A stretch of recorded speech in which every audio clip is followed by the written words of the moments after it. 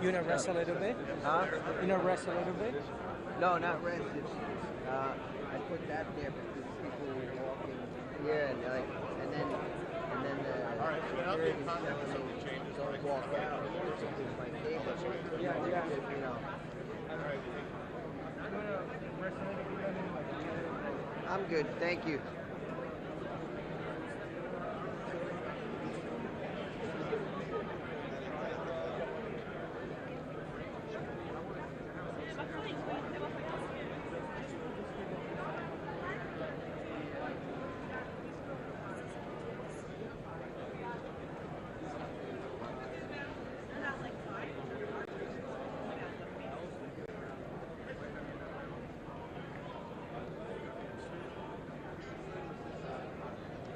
It's just for so people don't walk here. Yeah. But Pass på här så man inte spelar katt.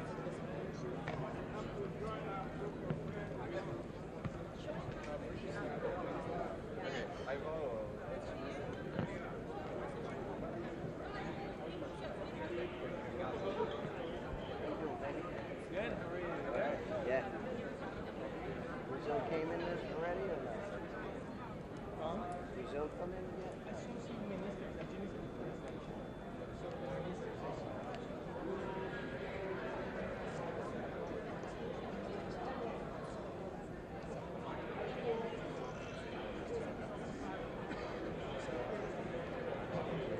You gotta get a shot of me through my thing.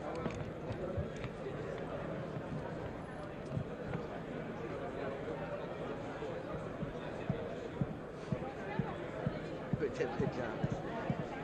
Copy that, pajamas.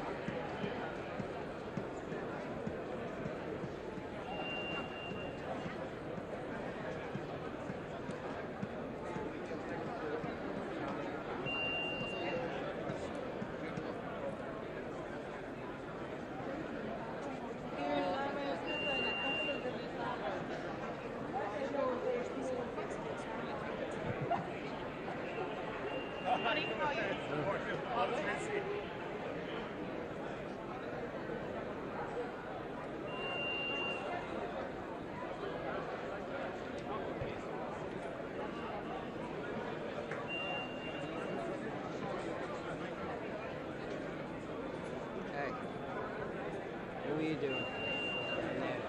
You alright? Yeah. Are you on TV? Yeah. Oh, okay. So I hope I'll get my... Yeah. You know, keep coming, keep passing back and forth. This is Pamela. We are always communicating. Yes. I'm always sending for the credentials, you know? Yep. Yeah. Okay. You just... Pamela.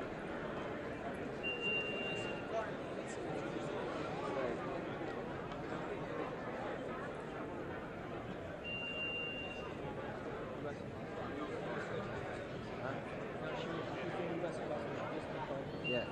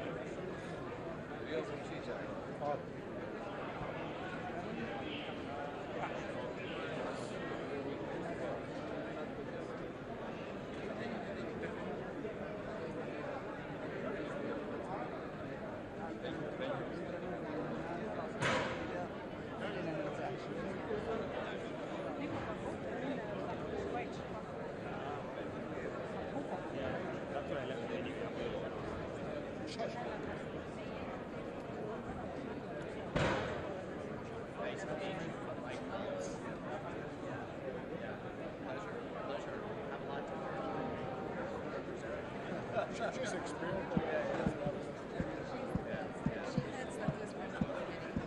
Oh, okay. Oh, great.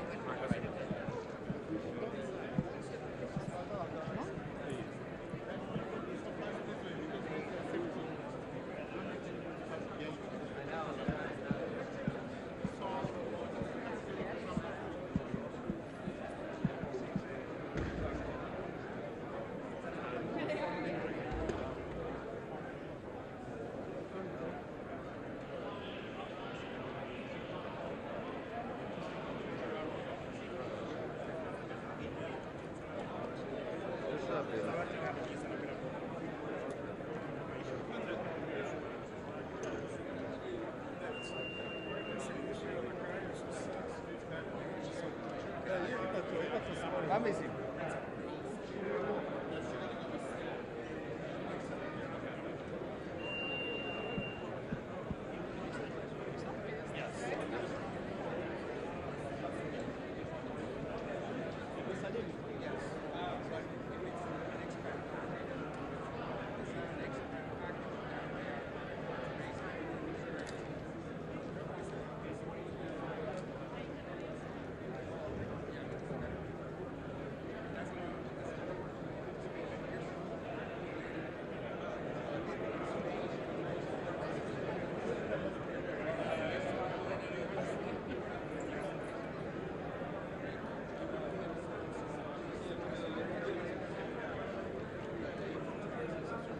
How are you? Good.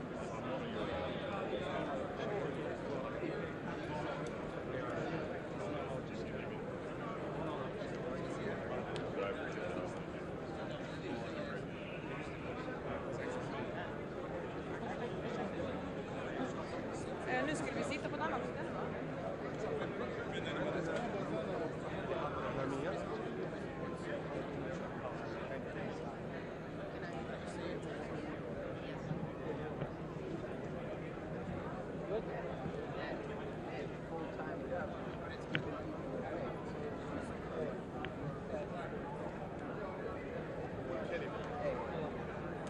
Doesn't last long.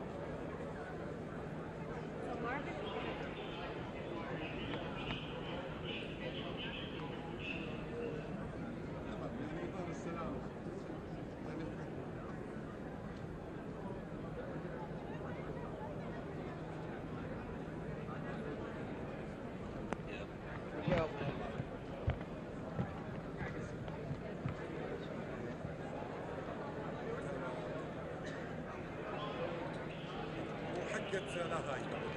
Excuse me.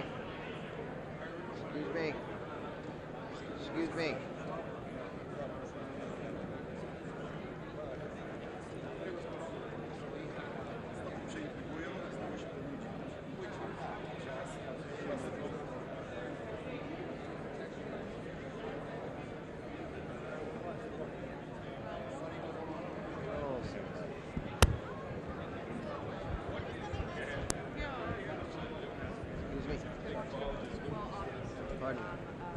About the United Nations, we're here, I'm here, the President will be here, the Secretary Rubio will be here.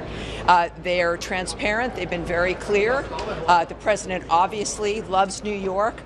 We recognize the importance of the UN, the importance of the world working together, but it must be functional, efficient, it must reach the people who really needs it. It must be rapid, as the Secretary of State has said, Marco Rubio, we must operate at the speed of relevancy. So it's because we care is why you're going to hear messages about reform and restoration, things that will take us into the future. Do you think the president will address the peace in the I'm not going to. I'm not going to get ahead of the president. He will address everything of importance to us. It's clear he's made a difference in the world. He'll continue to. It's going to be a very exciting day. The door is open to the future.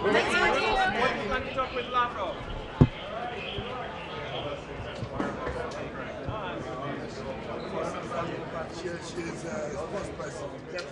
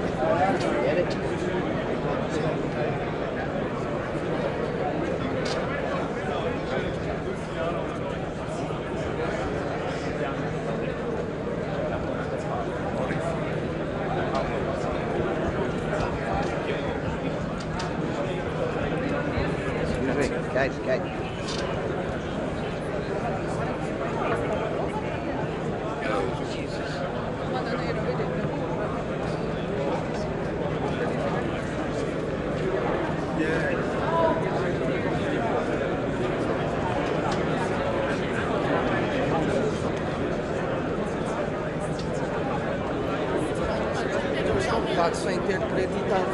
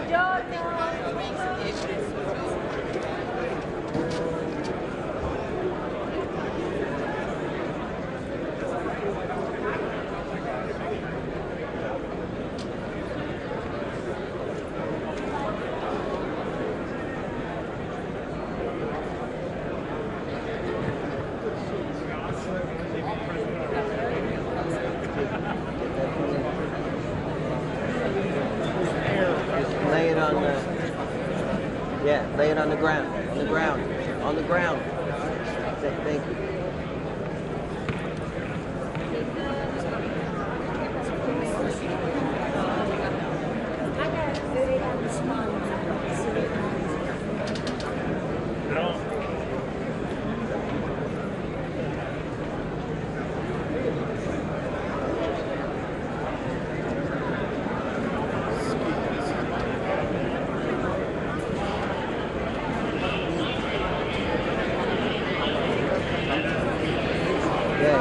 Disappeared before.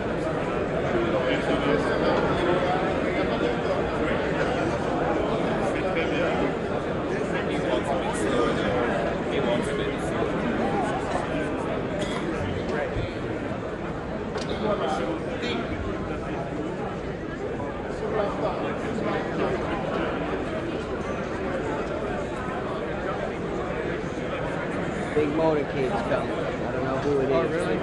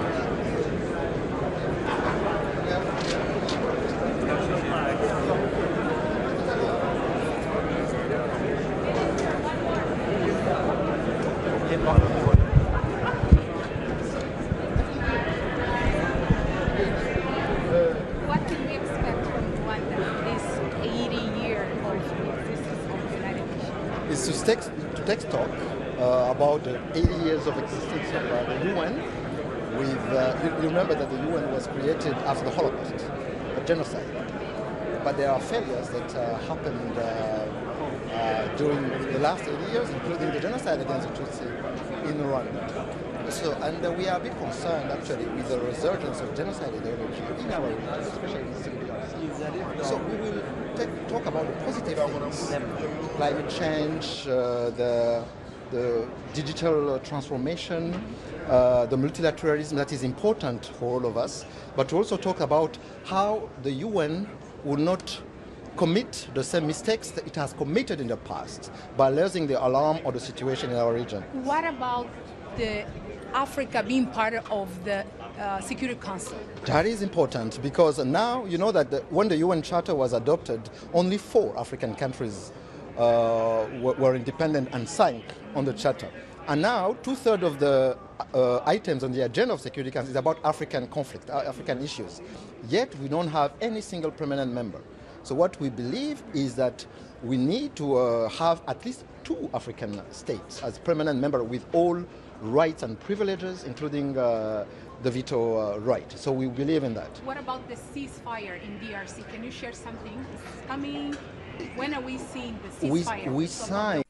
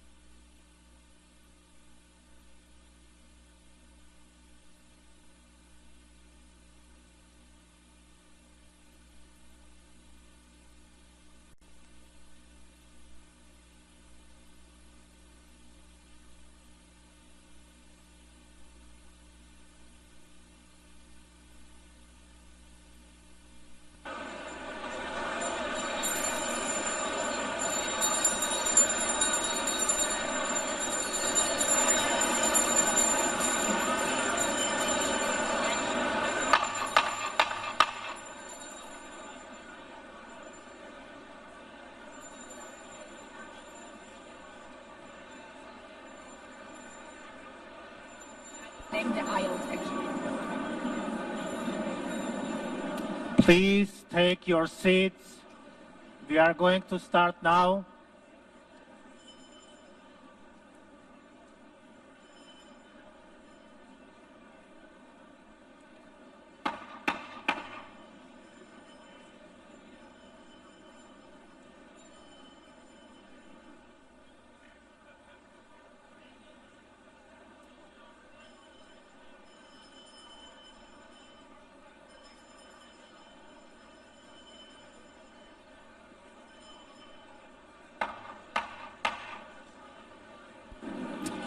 Good morning. Good morning, heads of states, excellencies, dear guests, people watching from home. The 4th plenary meeting of the General Assembly is called to order. After our intense Monday, today starts the general debate of the 80th session. Before proceeding to the general debate, the Assembly will hear an introduction by Secretary General of his annual report on the work of the organization. Under Agenda Item 110, in accordance with Resolution 51/241 of 31st July 1997. Please take your seat. I now give the floor to the Secretary General of the United Nations, His Excellency Antonio Guterres.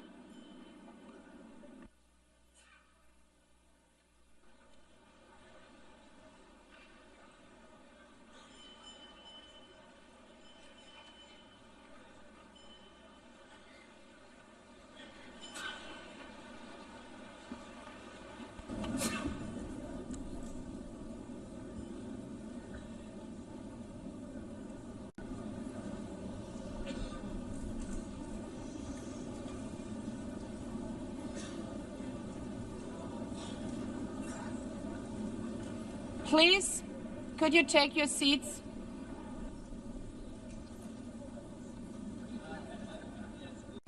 Let me begin with two words we have not been able to say often enough in this hall. Madam President.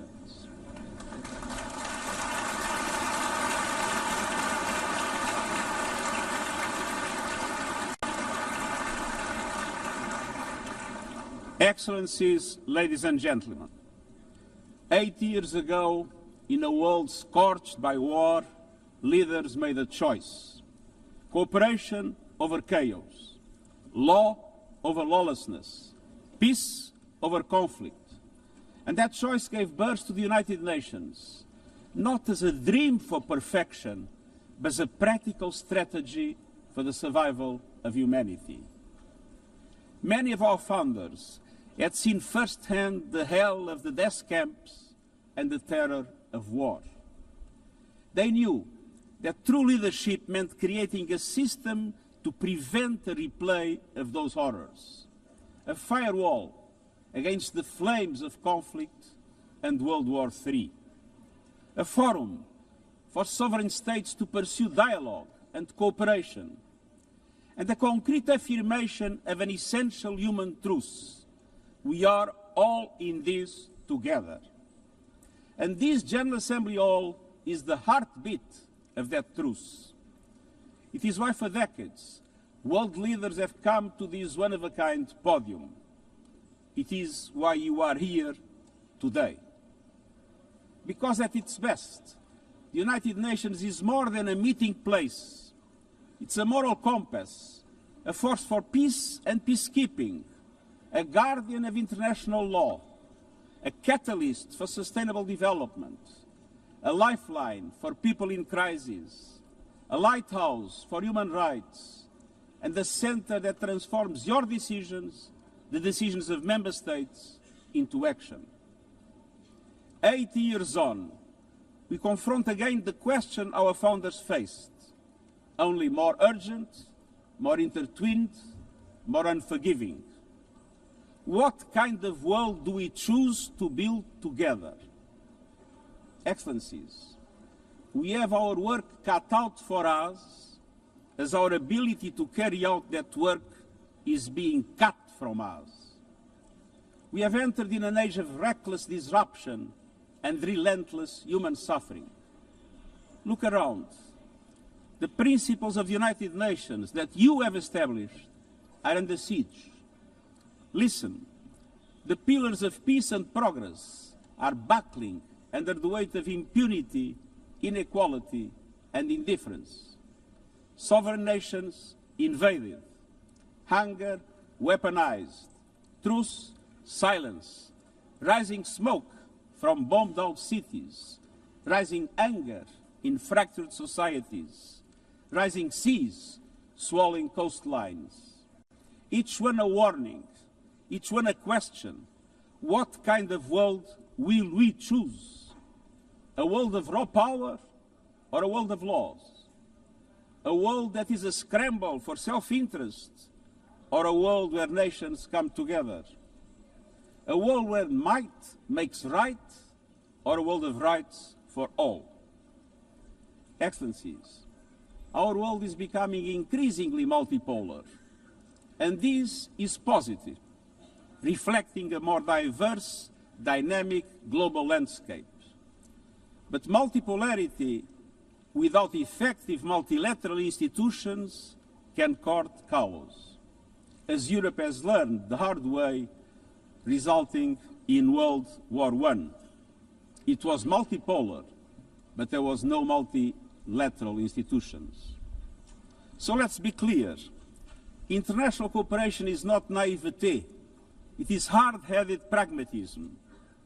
In a world where there's leap borders, isolation is an illusion. No country can stop a pandemic alone. No army can halt rising temperatures. No algorithm can rebuild trust once it is broken. These are global stress tests of our system, our solidarity, and our resolve. I'm convinced we can pass these tests, and we must. Because people everywhere are demanding something better, and we owe them a system worthy of their trust and a future worthy of their dreams. And so we must make the choice, an active choice, to reaffirm the imperative of international law, to reassert the centrality of multilateralism, to reinforce justice and human rights, and to recommit to the principles that gave rise to our organization, and to the promise contained in its first words, we, the peoples. Excellencies, the choices we face are not part of an ideological debate. They are a matter of life and death for millions. As I scan the global landscape, we must make 5 critical choices. First, we must choose peace rooted in international law. Peace is our first obligation. Yet today, wars rage with a barbarity we vowed never to allow. Too often, the Charter is brandished when convenient and trampled when not. But the Charter is not optional. It is our foundation. And when the foundation cracks, everything built upon fractures. Around the world, we see countries acting as if the rules don't apply to them. We see humans treated as less than human, and we must call it out. Impunity is the mother of chaos, and it has spawned some of the most atrocious conflicts of our times. In Sudan, civilians are being slaughtered, starved, and silenced. Women and girls face unspeakable violence. There is no military solution. I urge all parties, including those in this hall, end the external support that is fueling this bloodshed. Push to protect civilians, because the Sudanese people deserve peace, dignity, and hope. In Ukraine, relentless violence continues to kill civilians, destroy civilian infrastructure, and threaten global peace and security. I commend recent diplomatic efforts by the United States and others.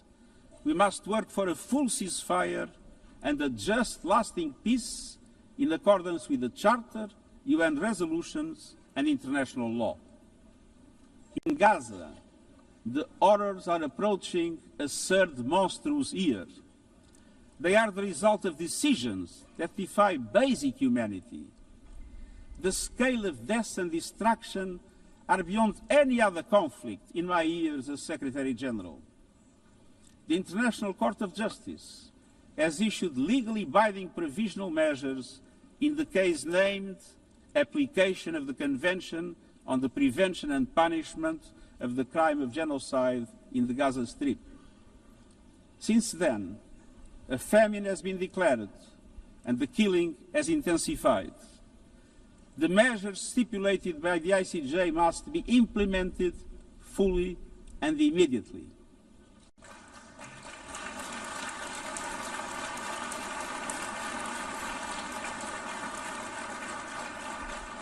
Nothing can justify the horrific Hamas terror attacks of October 7 and the taking of hostages, both of which I have repeatedly condemned. And nothing can justify the collective punishment of the Palestinian people and the systematic destruction of Gaza. We know what is needed. Permanent ceasefire now. All the hostages released now. Full humanitarian access now. And we must not relent in the only viable answer to sustainable Middle East peace, a two-state solution as so eloquently reaffirmed yesterday. We must urgently reverse dangerous trends on the ground. Relentless settler expansion and violence and the looming threat of annexation must stop. Everywhere, from Haiti to Yemen, to Myanmar and the Sahel and beyond, we must choose peace anchored in international law. The past year has brought glimmers of hope, including the ceasefire between Cambodia and Thailand, and the agreement between Azerbaijan and Armenia brokered by the United States. But far too many crises continue unchecked. Impunity prevails, lawlessness is a contagion, it invites mayhem, accelerates terror, and risks a nuclear free-for-all. When accountability shrinks, graveyards grow. When UN staff and facilities are attacked, violating legal obligations, so too is the core of our ability to serve and deliver. The Security Council must live up to its responsibilities. It must be more representative, more transparent, and more effective. And beyond crisis response, we must tackle the injustices that ignite conflict: exclusion, inequality, impunity, and corruption. The surest way to silence the guns is to raise the volume for justice. Real security is born of fairness and opportunity for all. Excellences, cela m'amène au deuxième point. This leads me to my second point. We must choose human dignity and human rights. Les droits humains ne sont pas Human un ornement rights de la are not paix. an ornament Ils en of sont le peace, socle. they're its bedrock. Les droits humains, sociaux, Human rights, économiques, economic, politiques, social, civiques cultural, et political, culturels and civil, sont are universels, universal, indivisibles indivisible, et and interdépendants. interdependent. Choisir les droits, Choosing c'est rights plus que des means paroles. more than C'est words. choisir la justice It plutôt que le means choosing silence. justice over C'est silence. préserver la It liberté means et l'espace protecting civique. freedom and civic space. Faire avancer l'égalité pour Advancing les femmes et equality les for filles. women and girls. Combattre le Confronting racisme et la racism discrimination and discrimination sous toutes leurs in formes. all its forms. Protéger les défenseurs des Protecting droits human humains, rights les defenders, journalistes journalists, et la liberté and freedom of d'expression, speech. et garantir les droits des And réfugiés et upholding des the rights migrants of refugees and afin que la migrants mobilité so soit that sûre mobility is et safe conforme and au in droit accordance with international. international law. Les droits humains sont un Human combat rights quotidien, are a daily battle, en ligne comme hors online ligne. and offline. Ils exigent de la They volonté require politique, political will. mais la dignité ne se But résume dignity pas à la is not only protection des droits. about the protection of Elle rights. exige pleinement concrétiser ces droits About grâce rights à un fulfilled développement through inclusif inclusive et and résilient. resilient development. Des droits qui mettent fin à la Rights that pauvreté put an end et à la to faim. poverty and hunger. Des droits qui ouvrent Rights de la that voie de open l'éducation, doors de la to santé education, et des health opportunités. and opportunity.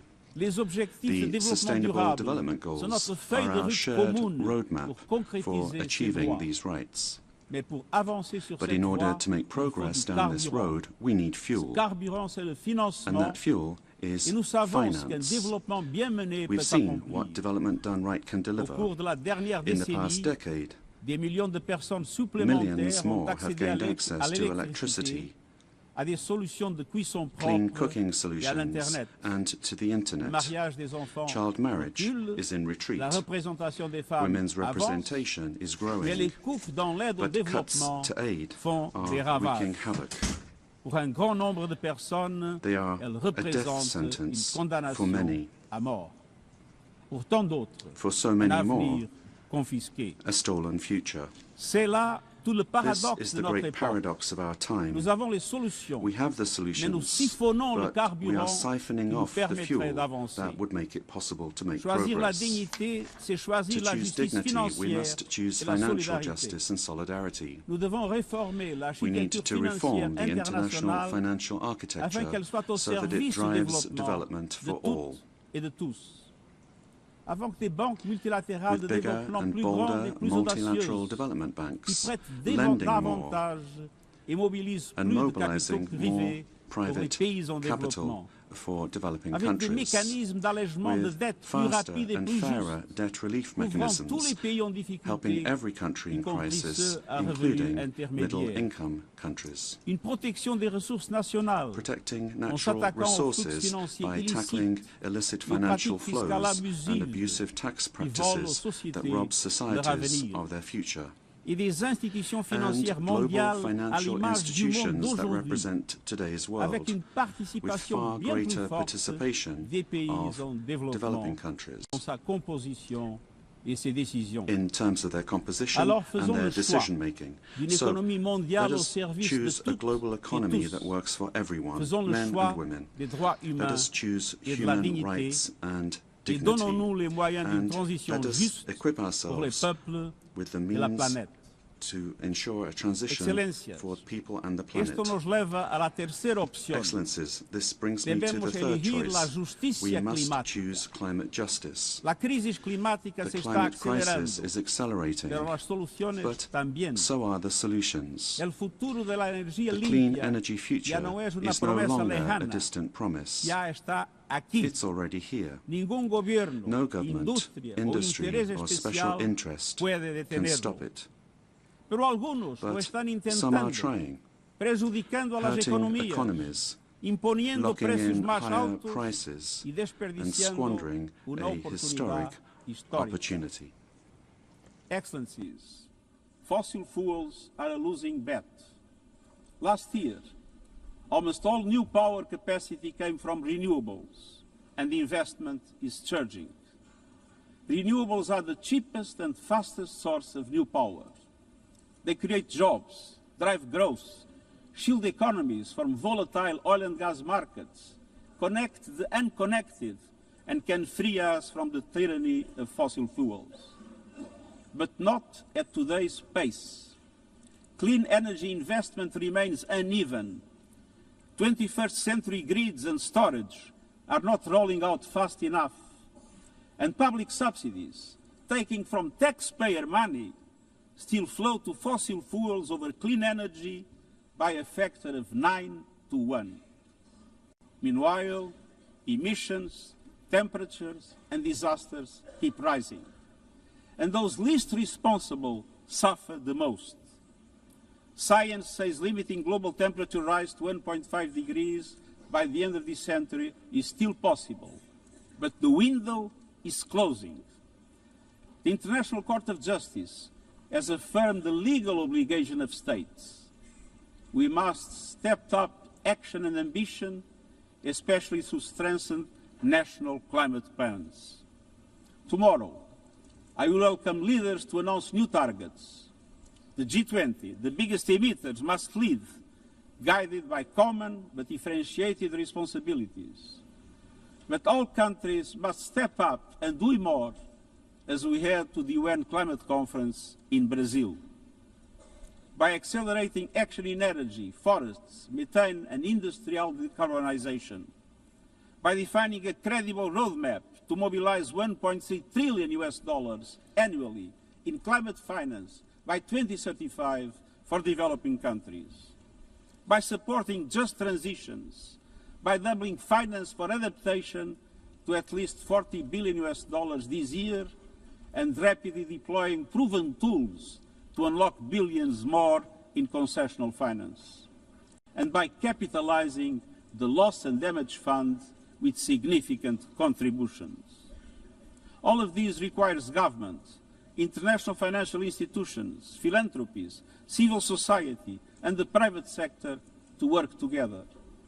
To provide fiscal space to developing countries and unlock new innovative sources of finance at scale, including solidarity levies on high-emitting sectors and debt swaps. We have the solutions and tools, but we must choose climate justice and climate action. First, we must choose to put technology at the service of humanity. Artificial intelligence is rewriting human existence in real time, transforming how we learn, work, communicate, and what we can trust. And the question is not how to stop it, but how to steer it for the greater good. Technology must be our servant, not our master. It must promote human rights, human dignity, and human agency. Yet today, AI's advancement in outpacing regulation and responsibility and is concentrated in a few hands. And the risks are expanding to new frontiers, from biotech to autonomous weapons. We are witnessing the rise of tools for mass surveillance, mass social control, mass disruption, and even mass destruction.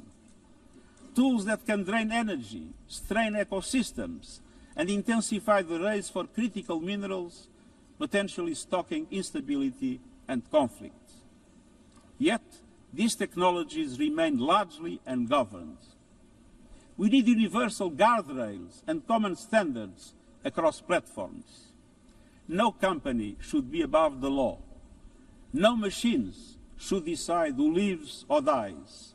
No system should be deployed without transparency, safety, and accountability. Last month, this Assembly took a historic step, establishing an independent international scientific panel on AI and an annual global dialogue on AI governance.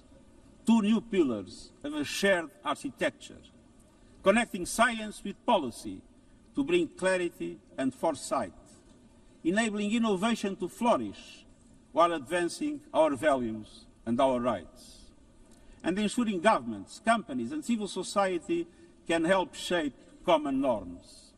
We must build on these mechanisms and close the capacity gap. All countries must be able to design and develop AI, not just to consume it. I have proposed voluntary financing options to build AI computing power, data, and skills in developing nations. No country should be locked out of the digital future or locked into systems it cannot shape or trust. And governments must lead with vision, and companies must act with responsibility. And we, the international community, must ensure that technology lifts up humanity. So let us choose cooperation over fragmentation, ethics over expediency, and transparency over opacity. Technology will not wait for us, but we can still choose what it serves. So let us choose wisely. Fifth and finally, to meet all these goals, we must choose to strengthen the United Nations for the 21st century. The forces shaking our world are also testing the foundations of the United Nations system. We are being hit by rising geopolitical tensions and divisions, chronic uncertainty, and mounting financial strain. But those who depend on the United Nations must not be made to bear the cost, especially now, when for every dollar invested to support our core work to build peace, the world spends $750 on weapons of war. This is not only unsustainable, it is indefensible. In this moment of crisis, the United Nations has never been more essential. The world needs our unique legitimacy, our convening power, our vision to unite nations, to bridge divides and confront the challenges before us. The Pact for the Future has shown your determination to build a United Nations that is stronger, more inclusive, and more effective. That is the logic and the urgency of our UN80 initiative. We are moving swiftly and decisively. I put forward concrete proposals, a revised budget for 2026 that strengthens accountability, improves delivery, and cuts costs. Practical reforms to implement mandates more effectively and efficiently with greater impact. And ideas to spark a paradigm shift in the structure of the UN and how its parts work together.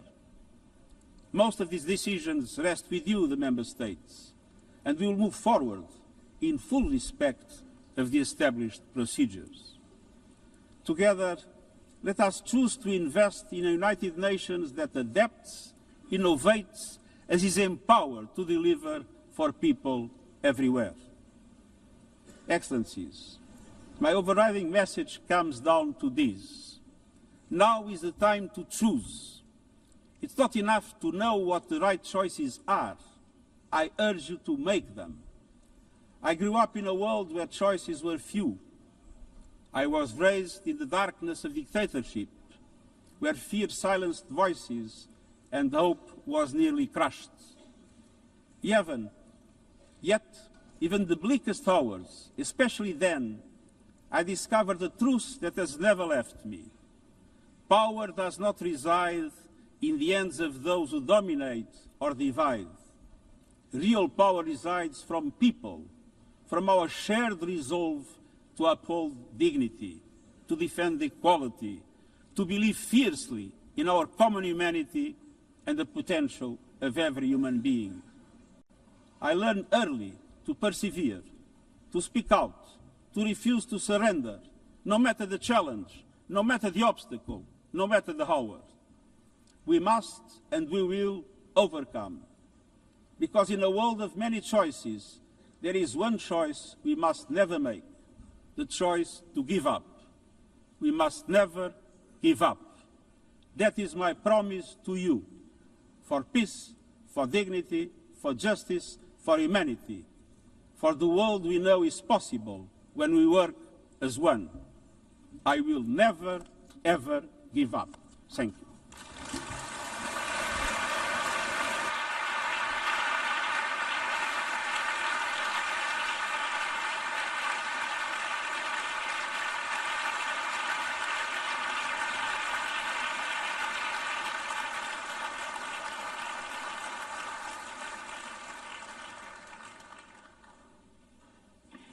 I thank the Secretary General.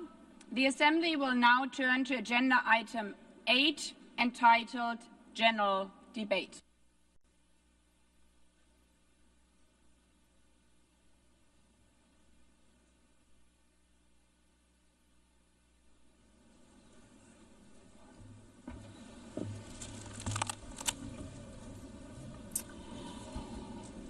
"80 years. Longer than the average human life. This anniversary of the United Nations should have been a moment of celebration.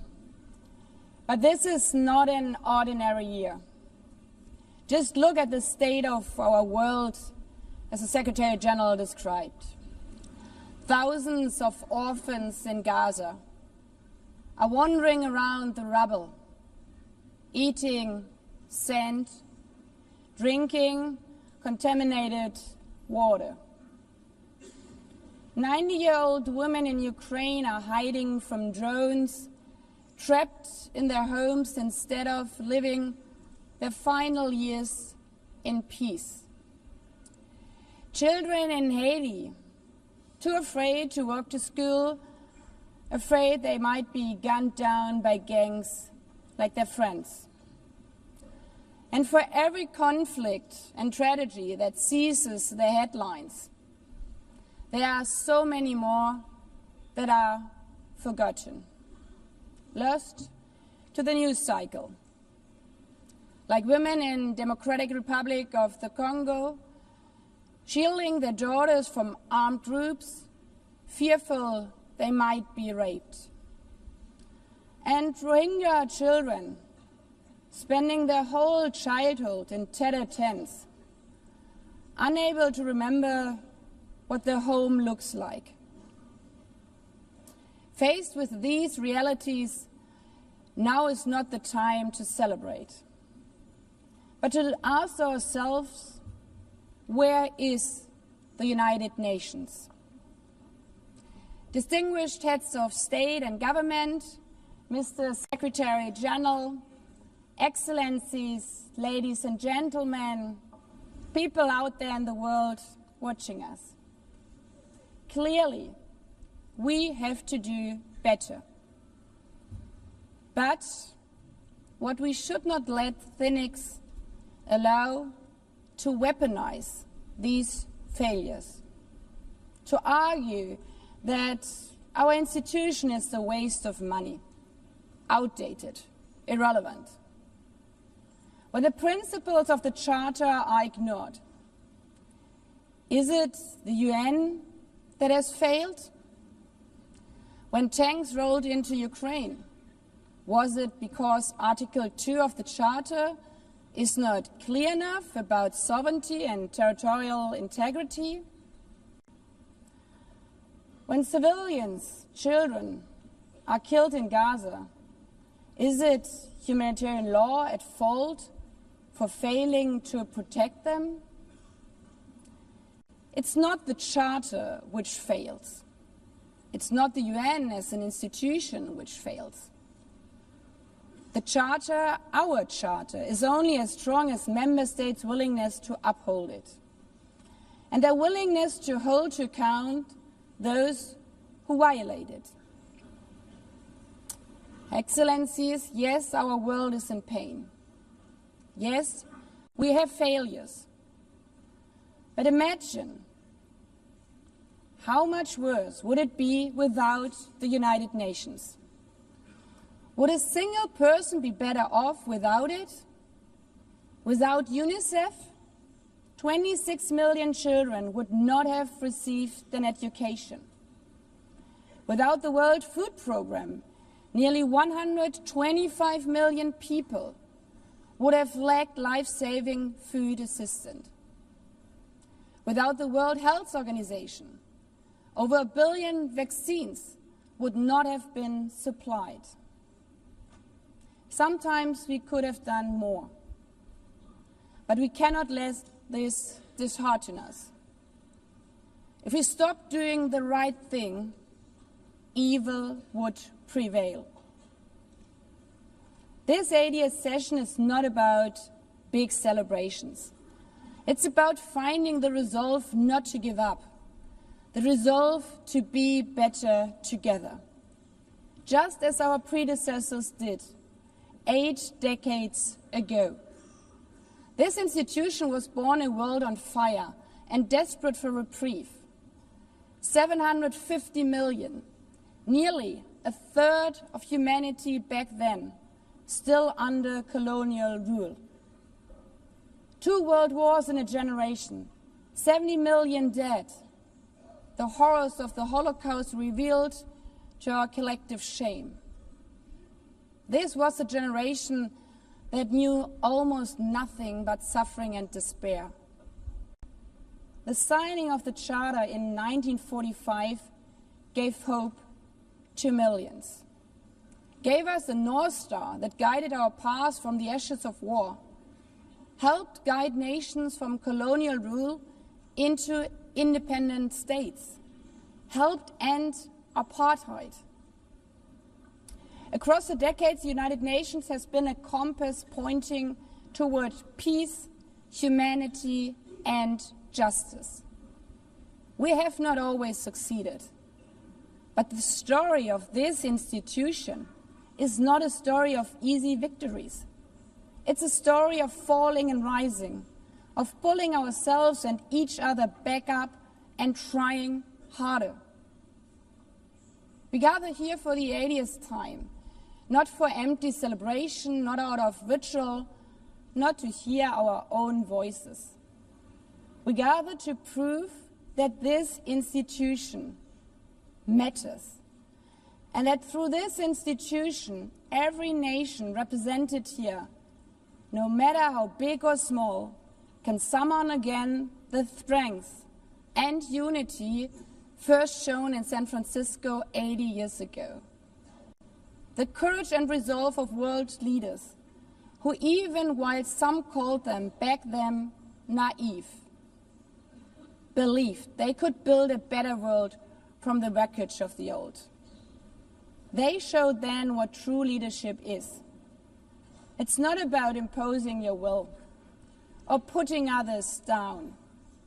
True leadership is about lifting others up, not out of altruism, but for our mutual benefit, and even out of our self-interest.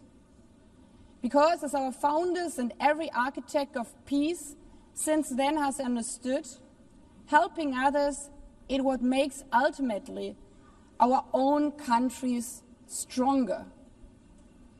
Could any state have faced the global pandemic alone? The virus did not have any passport. We were only able to solve it at the end with the support of the World Health Organization. The climate crisis does not stop at borders. CO2 emissions anywhere affect people everywhere. Even the wealthiest cities in the world cannot shield themselves from wildfires. And imagine coming here by plane. How safe would you feel to step into the next airplane if there were no International Civil Aviation Organization anymore, which is responsible for setting safety regulations for 5 billion passengers each year? How comfortable would you be with your children using the internet while AI is uncontrolled and unchecked? As the lines between what is real and fake start to blur. In this globalized, digitalized world, we work together or we suffer alone. Excellencies, the theme of this milestone session and the high-level week is therefore better together. 80 years and more for peace, development, and human rights. Will living up to that be easy? No. But this hall was not built for easy times. It was built to come together to confront the hardest topics. This session is a session where the high-level week is about resolving differences. We showed some of it yesterday already. But even the House of Dialogue and Diplomacy needs a renovation. That is why the UN80 initiative and the wider reform process are not luxuries, but necessities. We are literally now at a crossroads, a make it or break it moment, politically, financially. Therefore, we have to deliver a United Nations that is agile, cost-effective, and fit for purpose. Member States have to give the Secretary General and this process their full support, because reform cannot stop in New York. It must carry through to every capital. That includes delivering the Pact for the Future and accelerating progress on the Sustainable Development Goals. Again, this is not about charity. It's about addressing the core purposes of this institution, about strengthening our foundations across all 3 pillars: peace and security, human rights, and sustainable development. They are inseparable.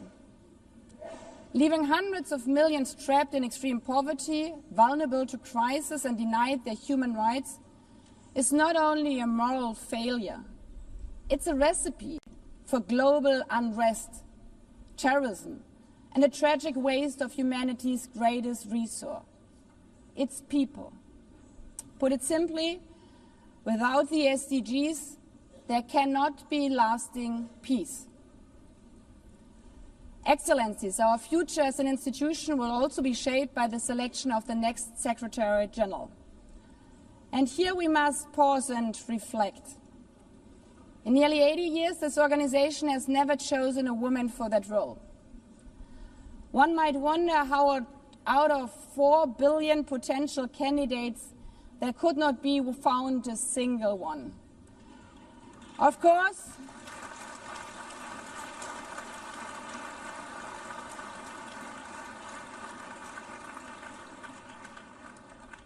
course, the choice rests with member states. But those of you having been there yesterday celebrating Beijing, one strong female leader after the other from all our continents. Like 80 years ago, we are standing at a crossroads. And it's up to us, to every single member state, to live up to the same leadership as your predecessors did, to act when action is needed, to uphold the principles of our Charter, to be better together, to show the people around the world that this United Nation is there. Today, tomorrow, and for the next 8 decades. Because, after all, it's the life insurance for every country. Thank you.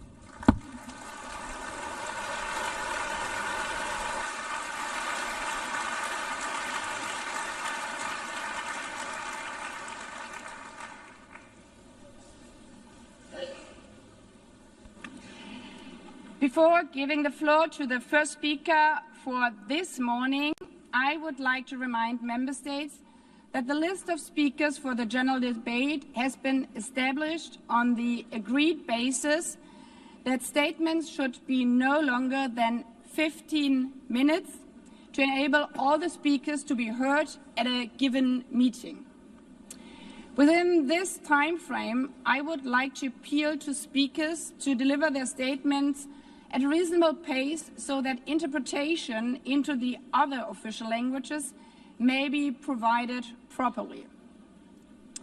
I would also like to draw your attention to the decision taken by the Assembly at previous sessions, namely that the practice of expressing congratulations inside the Assembly Hall after speech has been delivered is strongly discouraged. After delivering their statements from the rostrum, speakers are invited to exit the hall through room JA200, located behind the podium, before returning to their seats. May I take it that the Assembly agrees to proceed in this manner? It's so decided. Finally, I should like to draw the attention of Member States that during the general debate, official photographers are in the room and will take official photographs of all speakers by the Department of Global Communications. Members interested in obtaining these photographs are requested to contact the Photo Library of the United Nations. By this, the Assembly will hear an address by His Excellency Luiz Inácio Lula da Silva, President of the Federative Republic of Brazil. I request the protocol to escort His Excellency and invite him to address the Assembly.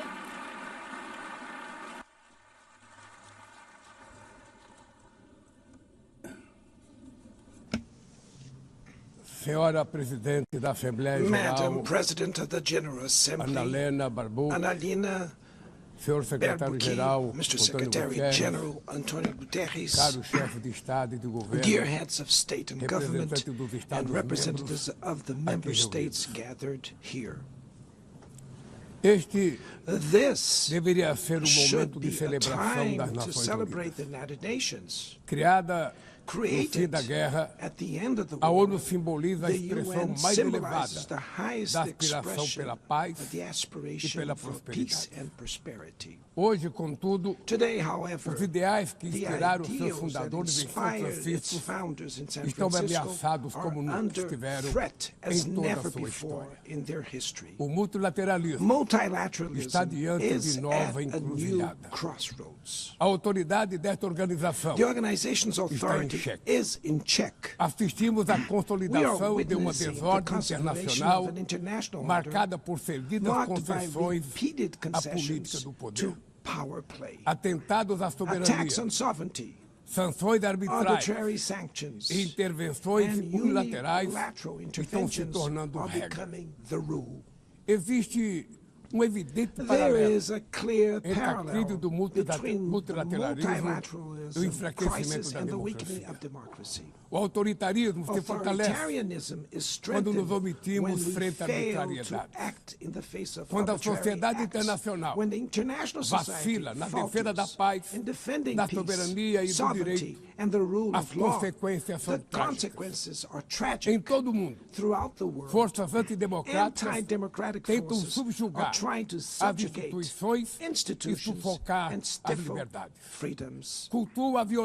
They worship violence, praise ignorance, act as physical and digital militias, and restrict the press. Mesmo sob ataque sem Even precedentes, under an o Brasil unprecedented optou attack, por Brazil resistir chose to e resist defender sua and defend its democracia democracy, reconquistada há 40 regained anos 40 pelo seu years povo ago by depois its de people 2 décadas de after governo 2 decades ditatoriais. of dictatorial government. Não há justificativa There para is as no medidas justification for unilaterais e unilateral arbitrárias and contra nossas arbitrary instituições measures e nossa against our economia. institutions and our A economy. agressão contra a independência do The poder aggression judiciário against the é independence of the inaceitável. judiciary branch of power Esta is ingerência unacceptable. em This assuntos internos interference in domestic conta com o affairs auxílio de uma is aided extrema-direita by a subserviente subservient e saudosa far-right de antigas who is hegemonias. nostalgic of past Falsos hegemonies. patriotas False arquitetam patriots e promovem plan and publicly publicamente promote ações contra o actions Brasil. against Brazil.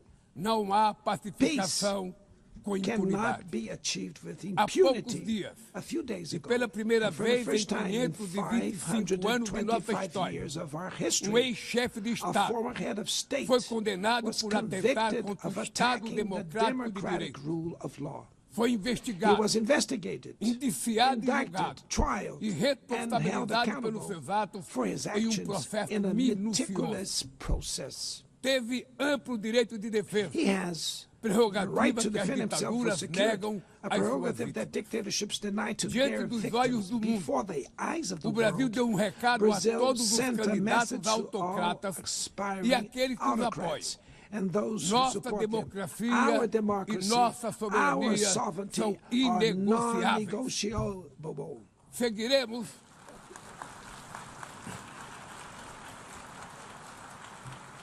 Seguiremos como We will nação continue independente as an e como independent povo nation livre and as de a people qualquer tipo de free tutela. from any type of guardianship. Democracias sólidas Sound vão além democracies do go ritual beyond eleitoral. the electoral ritual. Seu vigor Its strength pressupõe a redução da presupposes the desigualdade, reduction of a garantia inequalities, dos the direitos mais guarantee of the elementares, most basic a rights, alimentação, food, a segurança, safety, o trabalho, work, a moradia, housing, a educação education, e a and saúde. health.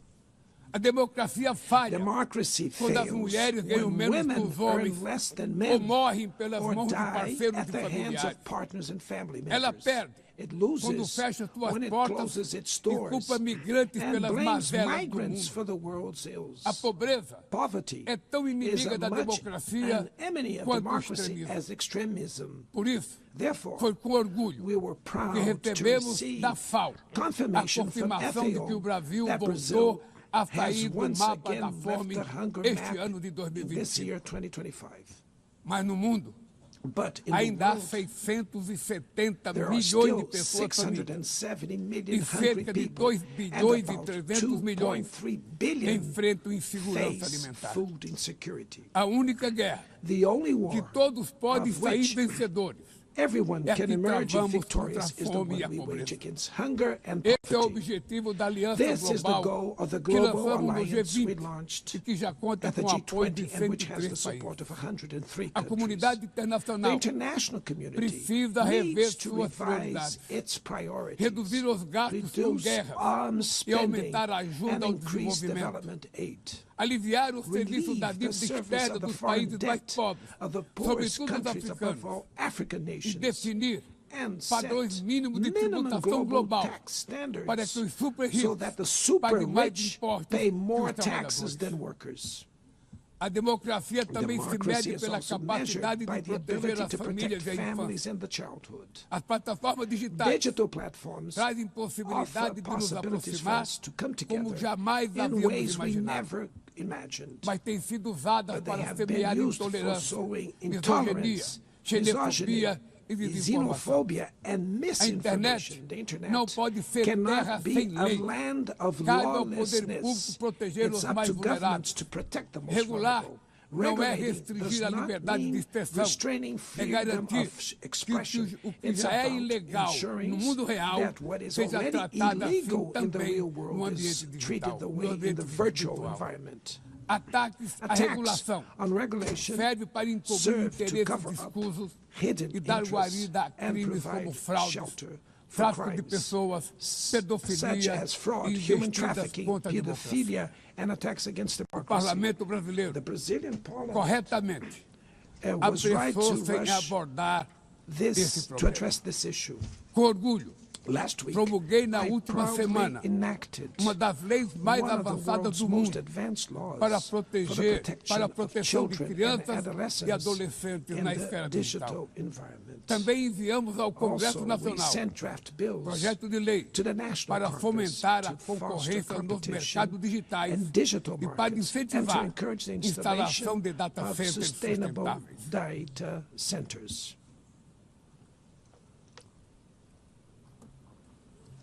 Para mitigar os riscos da inteligência artificial, apostamos na construção de uma governança multilateral em linha com o Pacto Digital Global aprovado neste plenário no ano passado.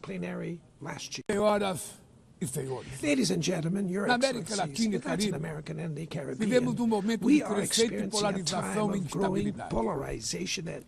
Manter a região como zona de paz sempre foi e é a nossa prioridade.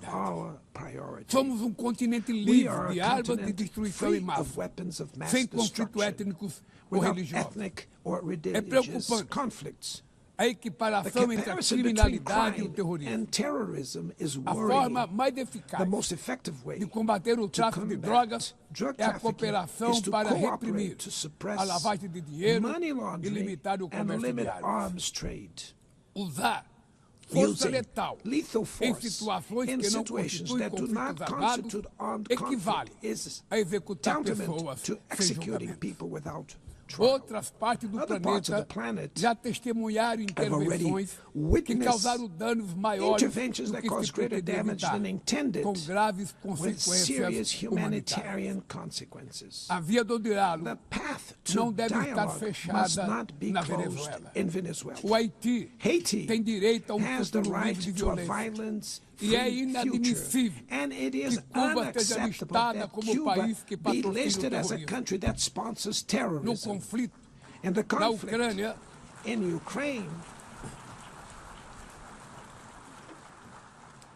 No conflito na Ucrânia, todos já sabemos que não haverá solução militar.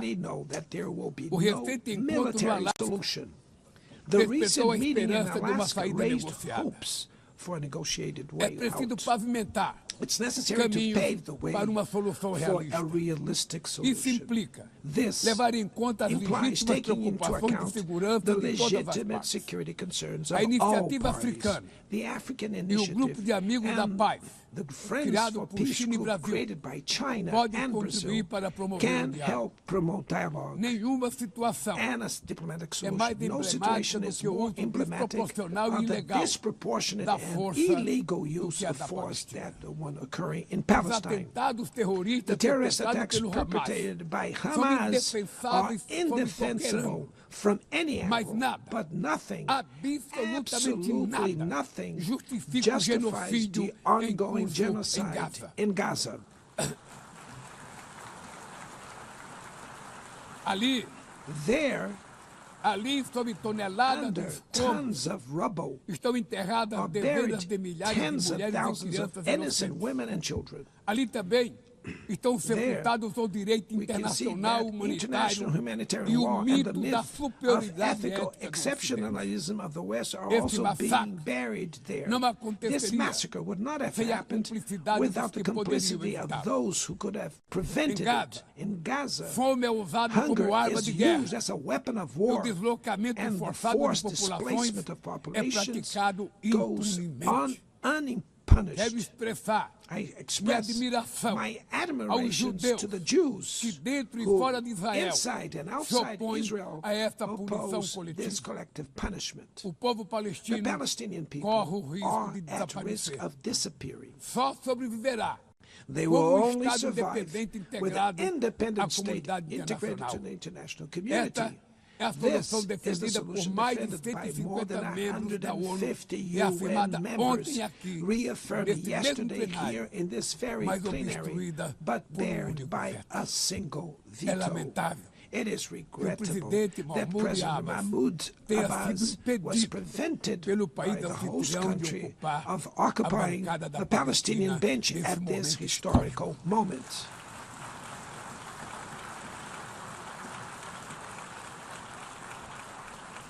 o alastramento desse spread conflito of this para o conflict to Lebanon, para a Síria, Syria, e o Irã Iran, e o Qatar, Qatar fomenta a is escalada fueling armamentista an sem unprecedented precedentes. arms build-up. Senhora Presidenta, Madam President, bombas e armas nucleares bombs não and vão nuclear nos weapons proteger da will crise not climática. protect us from the climate O ano de crisis. The year 2024 of 24 foi o mais was quente the já warmest registrado. already A registered. COP30 em COP30 Belém, no in Brasil, the city of Belém, será a Brazil, COP da will be verdade. the COP of truth. Será o momento It will dos be the líderes time mundiais for world leaders provarem to prove a the seriedade de seu seriousness of their compromisso com o commitment to planeta. the planet.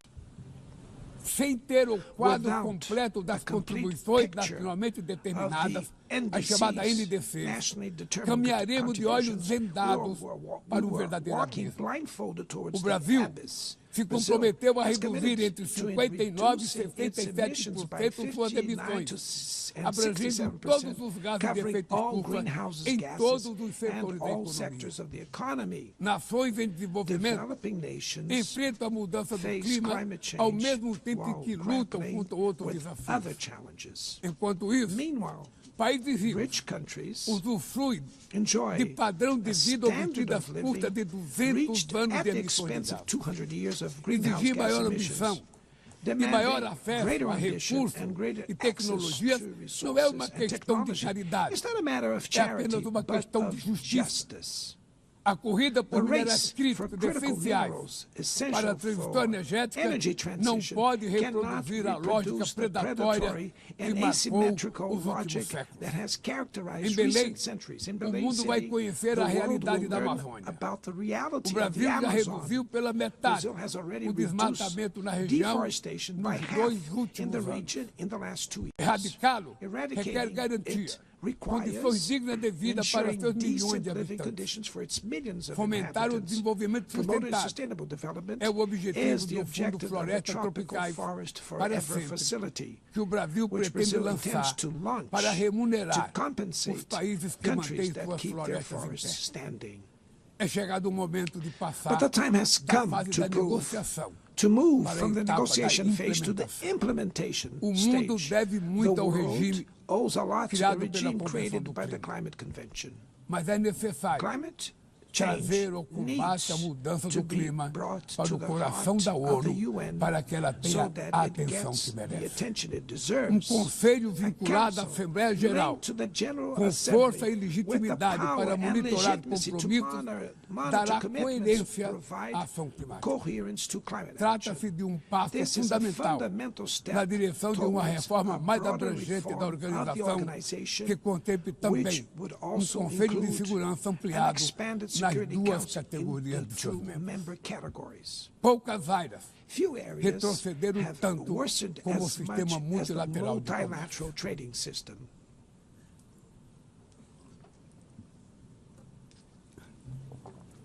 Medidas unilaterais transformam em letra morta princípios basilares como a cláusula de nação mais favorecida. Desorganizam cadeias de valor e lançam a economia mundial em uma espiral perniciosa de preços altos e estagnação.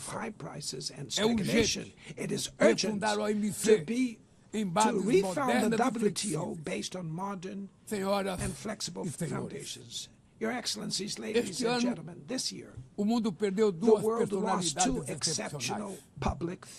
O ex-presidente do Uruguai, Pepe Mujica, e o nosso querido Papa Francisco. Ambos encarnaram como ninguém os melhores valores humanistas. Suas vidas se entrelaçaram com as 8 décadas de existência da ONU.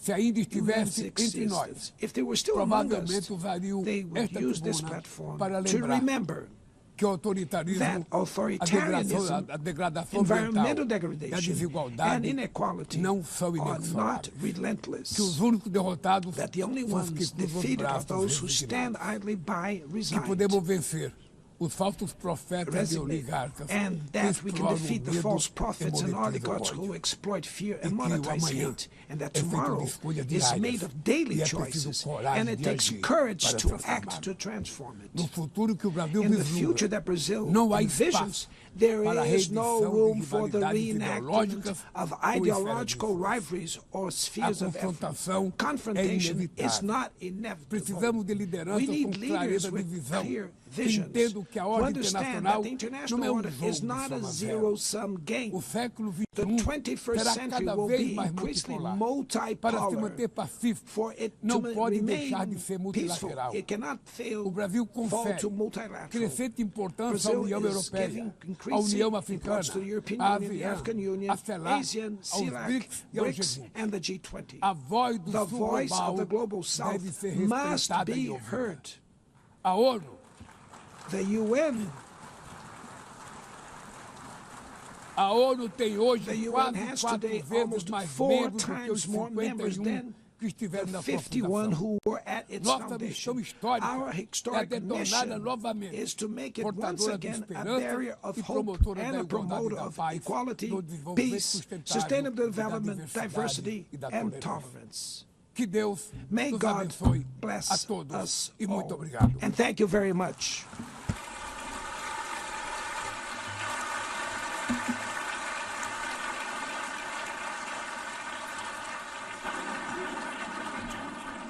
On behalf of the Assembly, I wish to thank the President of the Federative Republic of Brazil,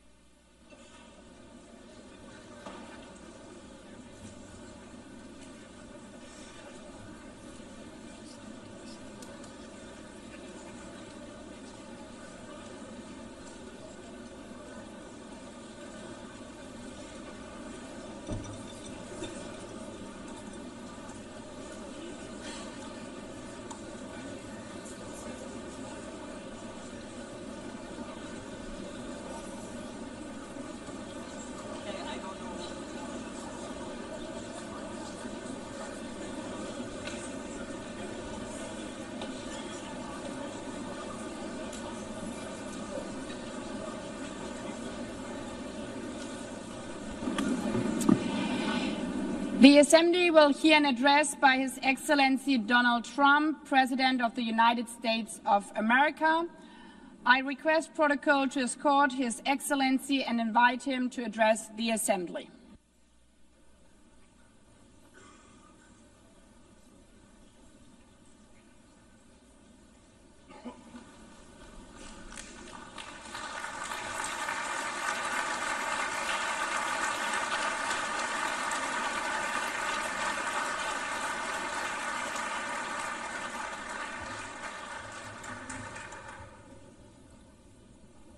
Thank you very much. Very much appreciated.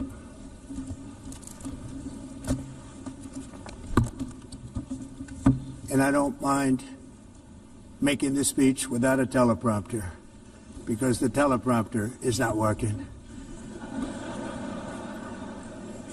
I feel very happy to be up here with you nevertheless, and that way you speak more from the heart. I can only say that whoever's operating this teleprompter is in big trouble.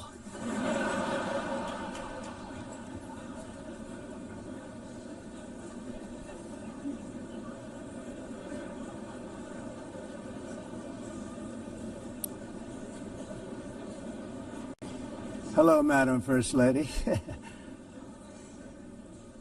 Thank you very much for being here. And Madam President, Mr. Secretary General, First Lady of the United States, distinguished delegates, ambassadors, and world leaders. 6 years have passed since I last stood in this grand hall and addressed a world that was prosperous and at peace in my first term. Since that day, the guns of war have shattered the peace I forged on 2 continents. An era of calm and stability gave way to one of the great crises of our time. And here in the United States, 4 years of weakness, lawlessness, and radicalism under the last administration delivered our nation into a repeated set of disasters. 1 year ago, our country was in deep trouble, but today, just 8 months into my administration, we are the hottest country anywhere in the world, and there is no other country even close. America is blessed with the strongest economy, the strongest borders, the strongest military, the strongest friendships, and the strongest spirit of any nation on the face of the earth. This is indeed the golden age of America.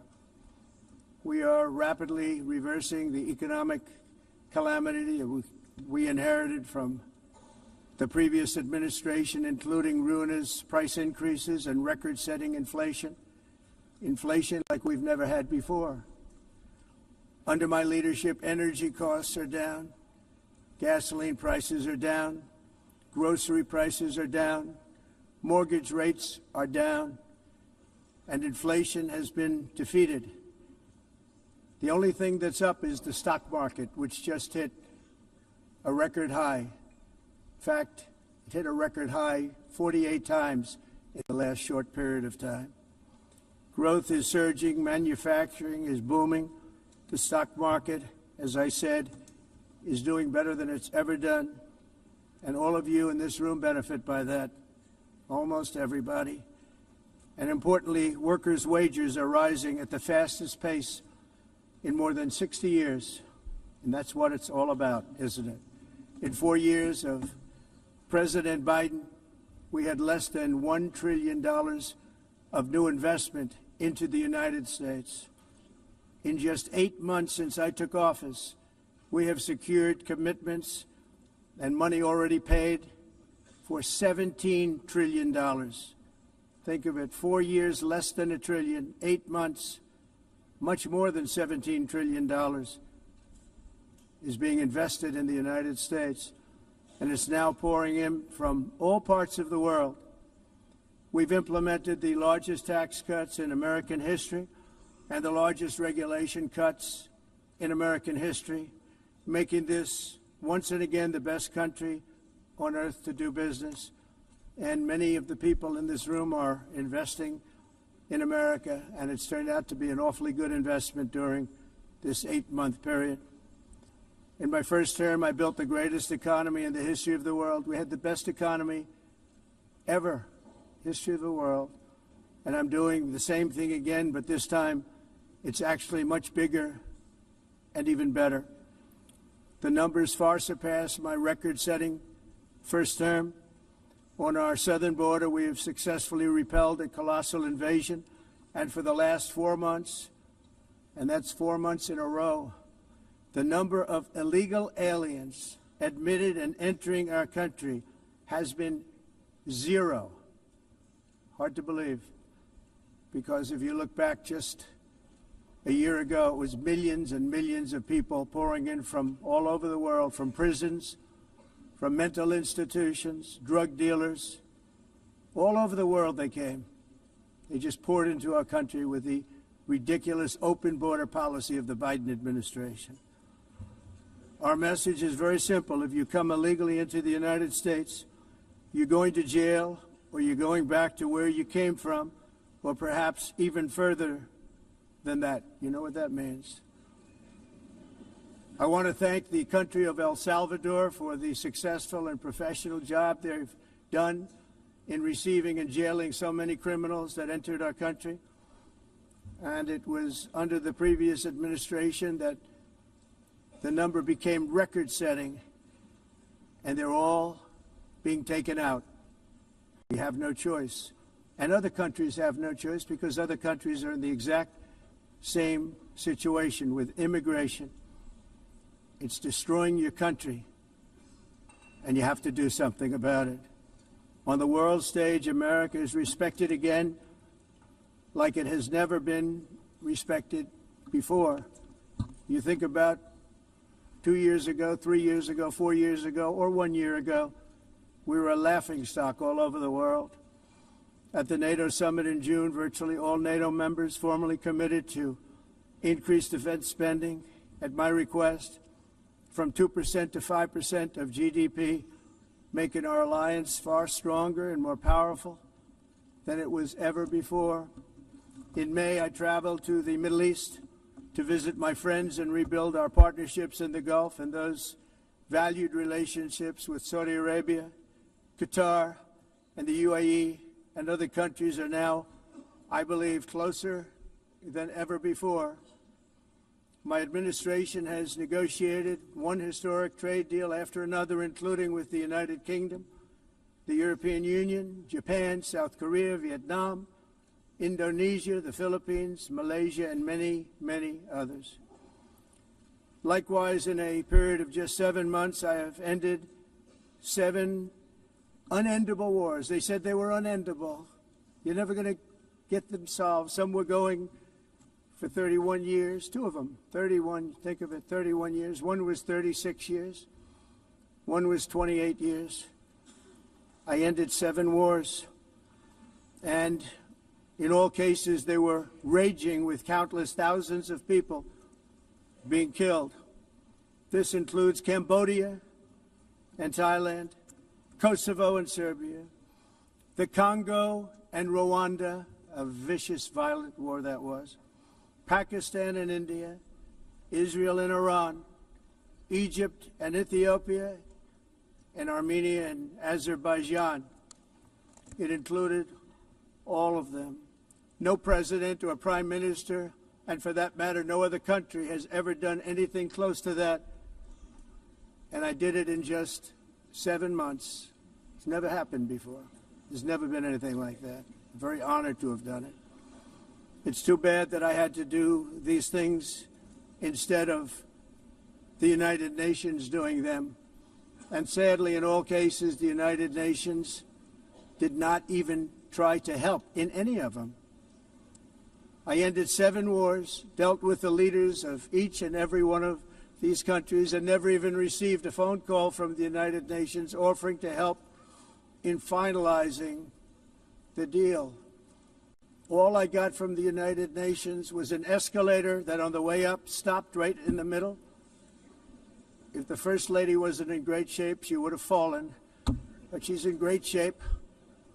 We're both in good shape. We both stood. And then a teleprompter that didn't work. These are the 2 things I got from the United Nations, a bad escalator and a bad teleprompter. Thank you very much. And by the way, it's working now. It just went on. Thank you. I think I should just do it the other way. It's easier. Thank you very much. I didn't think of it at the time because I was too busy working to save millions of lives. That is the saving and stopping of these wars. But later I realized that the United Nations wasn't there for us. They weren't there. I thought of it really after the fact, not during these negotiations, which were not easy. That being the case, what is the purpose of the United Nations? The UN has such tremendous potential. I've always said it. It has such tremendous, tremendous potential. But it's not even coming close to living up to that potential. For the most part, at least for now, all they seem to do is write a really strongly worded letter and then never follow that letter up. It's empty words, and empty words don't solve war. The only thing that solves war and wars is action. Now, after ending all of these wars and also earlier negotiating the Abraham Accords, which is a very big thing for which our country received no credit, never receives credit. Everyone says that I should get the Nobel Peace Prize for each one of these achievements. But for me, the real prize will be the sons and daughters who live to grow up with their mothers and fathers, because millions of people are no longer being killed in endless and unglorious wars. What I care about is not winning prizes, it's saving lives. We saved millions and millions of lives with the 7 wars. And we have others that we're working on, and you know that. Many years ago, a very successful real estate developer in New York, known as Donald J. Trump, I bid on the renovation and rebuilding of this very United Nations complex. I remember it so well. I said at the time that I would do it for $500 million, rebuilding everything. It would be beautiful. I used to talk about, I'm going to give you marble floors. They're going to give you terrazzo. I'm going to give you the best of everything. You're going to have mahogany walls. They're going to give you plastic. But they decided to go in another direction, which was much more expensive at the time, and which actually produced a far inferior product. And I realized that they did not know what they were doing when it came to construction, and that their building concepts were so wrong, and the product that they were proposing to build was so bad and so costly. It was going to cost them a fortune. And I said, and wait till you see the overruns. Well, I turned out to be right. They had massive cost overruns and spent between $2 and $4 billion on the building and did not even get the marble floors that I promised them. You walk on terrazzo. Do you notice that? As far as I'm concerned, frankly, looking at the building and getting stuck on the escalator, they still haven't finished the job. They still haven't finished. That was years ago. The project was so corrupt that Congress actually asked me to testify before them on the tremendous waste of money, because it turned out that they had no idea what it was, but they knew it was anywhere between $2 and $4 billion as opposed to $500 million with a guarantee. But they had no idea, and I said it cost much more than $5 billion. Unfortunately, many things in the United Nations are happening just like that, but on an even much bigger scale, much, much bigger. Very sad to see. Whether the UN can manage to play a productive role, I've come here today to offer the hand of American leadership and friendship to any nation in this assembly that is willing to join us in forging a safer, more prosperous world. And it's a world that we'll be much happier with. A dramatically better future is within our reach. But to get there, we must reject the failed approaches of the past and work together to confront some of the greatest threats in history. There is no more serious danger to our planet today than the most powerful and destructive weapons ever devised by man, of which the United States, as you know, has many. Just as I did in my first term, I've made containing these threats a top priority, starting with the nation of Iran. My position is very simple.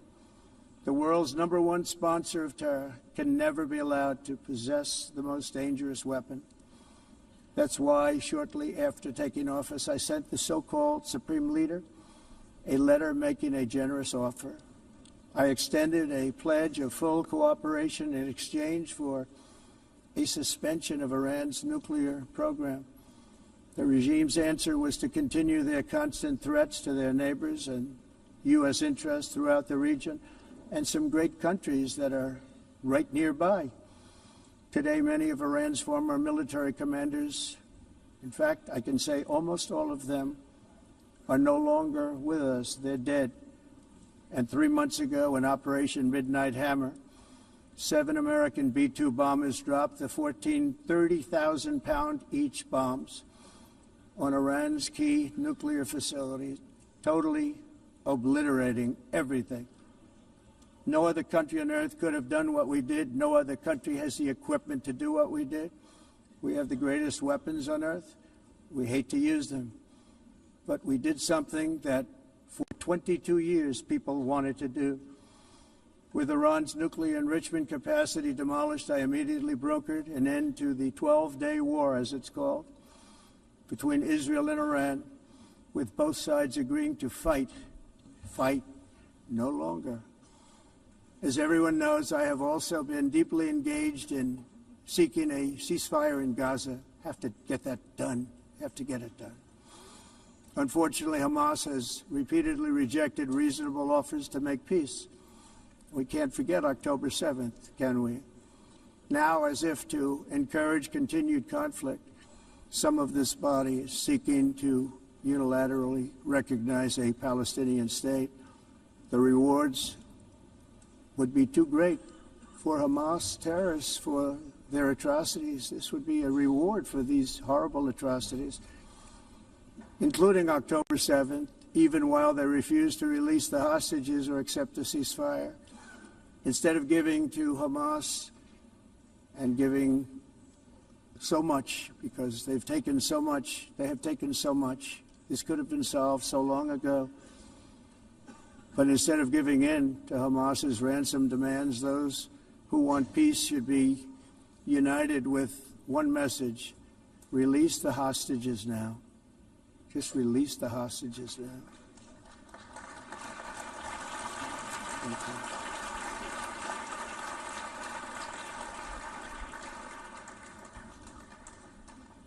Thank you. As we have got to come together, and we will come together, got to get it done. We have to stop the war in Gaza immediately. We have to stop it. We have to get it done. We have to negotiate. Immediately have to negotiate peace. We got to get the hostages back. We want all 20 back. We don't want 2 and 4. As you know, I got, along with Steve Witkoff and others that helped us, Marco Rubio, we got most of them back. We were involved in all of them. But I always said the last 20 are going to be the hardest, and that's exactly what happened. We have to get them back now. We don't want to get back 2, and then another 2, and then 1, and then 3. Have this process. No, we want them all back, and we want the actually 38 dead bodies back too. Those parents came to me, and they want them back, and they want them back very quickly and very badly, as though they were alive. They want them. They want them every bit as much as if their son or daughter were alive. I've also been working relentlessly, stopping the killing in Ukraine. I thought that would be, of the 7 wars that I stopped, I thought that would be the easiest because of my relationship with President Putin, which had always been a good one. I thought that was going to be the easiest one. But, you know, in war, you never know what's going to happen. There are always lots of surprises, both good and bad. Everyone thought Russia would win this war in 3 days, but it didn't work out that way. It was supposed to be just a quick little skirmish.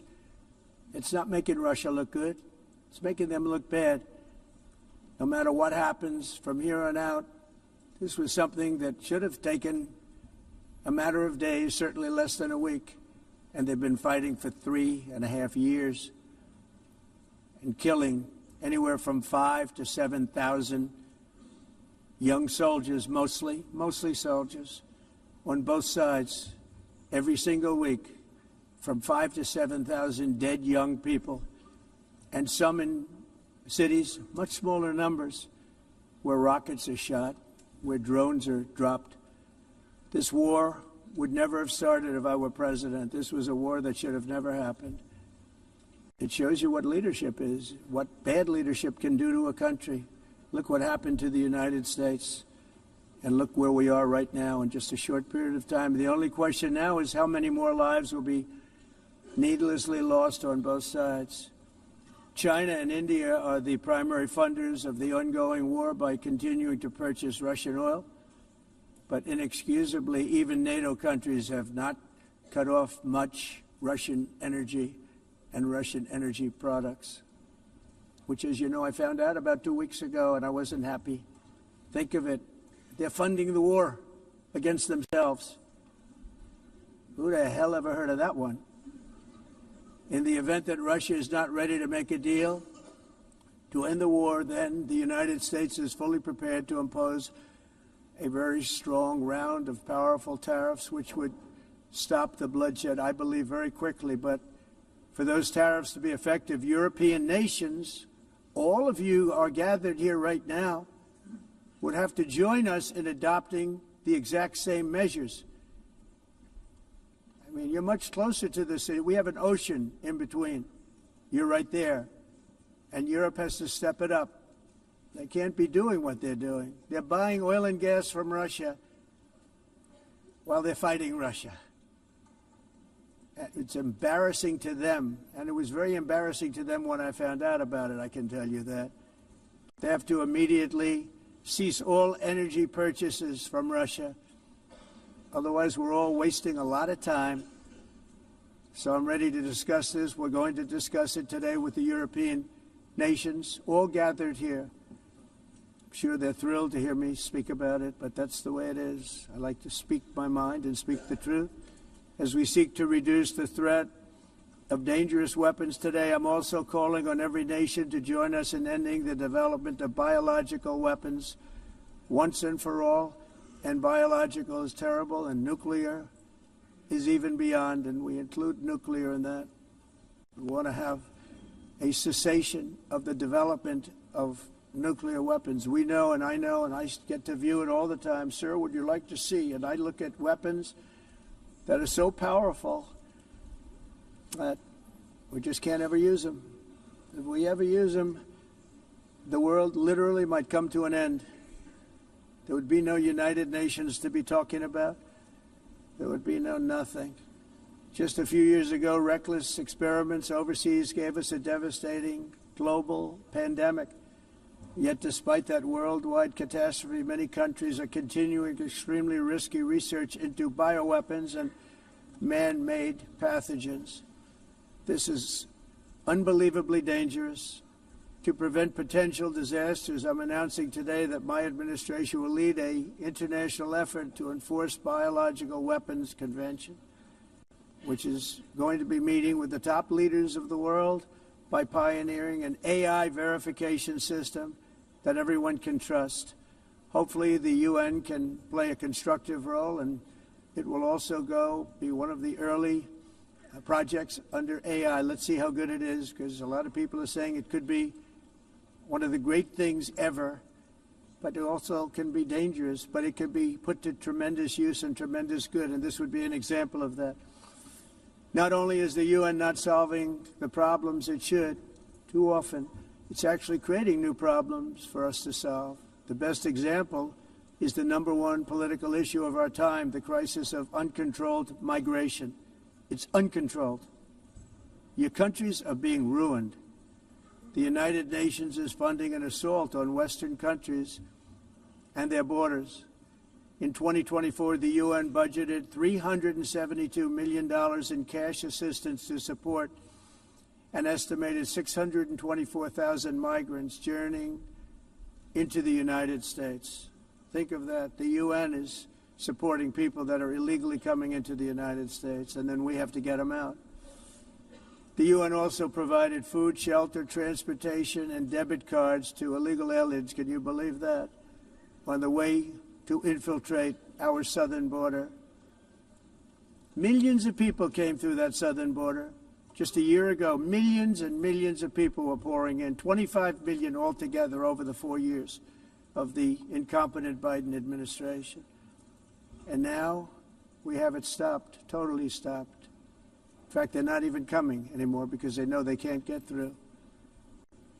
But what took place is totally unacceptable. The UN is supposed to stop invasions, not create them and not finance them. In the United States, we reject the idea that mass numbers of people from foreign lands can be permitted to travel halfway around the world, trample our borders, violate our sovereignty, cause unmitigated crime, and deplete our social safety net. We have reasserted that America belongs to the American people, and I encourage all countries to take their own stand in defense of their citizens as well. You have to do that because I see it. I'm not mentioning names. I see it, and I could call every single one of them out. You're destroying your countries. They're being destroyed. Europe is in serious trouble.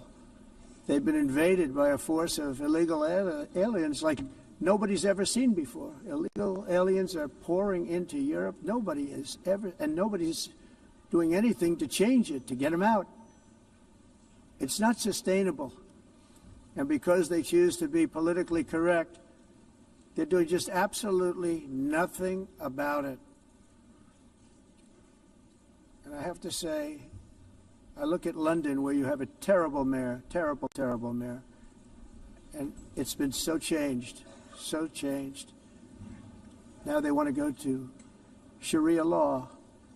But you're in a different country. You can't do that. Both the immigration and their suicidal energy ideas will be the death of Western Europe if something is not done immediately. They cannot This cannot be sustained. What makes the world so beautiful is that each country is unique. But to stay this way, every sovereign nation must have the right to control their own borders. You have the right to control your borders, as we do now, and to limit the sheer numbers of migrants entering their countries and paid for by the people of that nation that were there and that built that particular nation at the time. They put their blood, sweat, tears, money into that country, and now they're being ruined.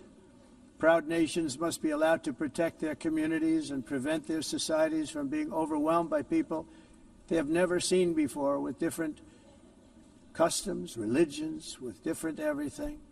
Where migrants have violated laws, lodged false asylum claims, or claimed refugee status for illegitimate reasons, they should, in many cases, be immediately sent home.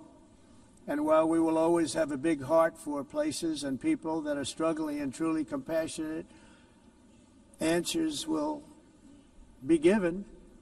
We have to solve the problem, and we have to solve it in their countries, not create new problems in our countries. And we are very helpful to a lot of countries that are just not able to send their people anymore. They used to send them to us in caravans of 25,000, 30,000 people each.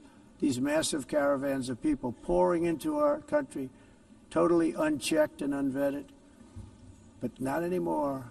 According to the Council of Europe in 2024, almost 50% of inmates in German prisons were foreign nationals or migrants. In Austria, the number was 53% of the people in prisons were from places that weren't from where they are now. In Greece, the number was 54%, and in Switzerland, beautiful Switzerland, 72% of the people in prisons are from outside of Switzerland. When your prisons are filled with so-called asylum seekers who repaid kindness, and that's what they did, they repaid kindness with crime, it's time to end the failed experiment of open borders. You have to end it now. See, I can tell you, I'm really good at this stuff. Your countries are going to hell. In America, we've taken bold action to swiftly shut down uncontrolled migration. Once we started detaining and deporting everyone who crossed the border and removing illegal aliens from the United States, they simply stopped coming. They're not coming anymore. We're getting a lot of credit, but they're not coming anymore. This was a humanitarian act for all involved, because on the trips up, thousands of people a week were dying. Women were being raped. Nobody's ever seen anything like it. Raped, horribly beaten, raped. On the trip up, the journey up, it was a long walk. It was a long, arduous journey, indeed. And it was also a historic victory against human trafficking throughout the region. What we did was a victory, and we saved so many lives of people that wouldn't make the journey. That journey was loaded up with death. Loaded up with death. Dead bodies all along the roads of jungles to get up. They go through jungles, they go through areas so hot you couldn't breathe. They were dying of suffocation, areas so hot that you couldn't breathe. Dead bodies all over. By them not coming, we're saving tremendous numbers of lives. My people have done a fantastic job in doing what they did, and the American public agrees with it. I mean, I was very proud to see this morning I have the highest poll numbers I've ever had. Part of it is because of what we've done on the border. I guess the other part is what we've done on the economy. Joe Biden's policies empowered murderous gangs, human smugglers, child traffickers, drug cartels, and prisoners from all over the world.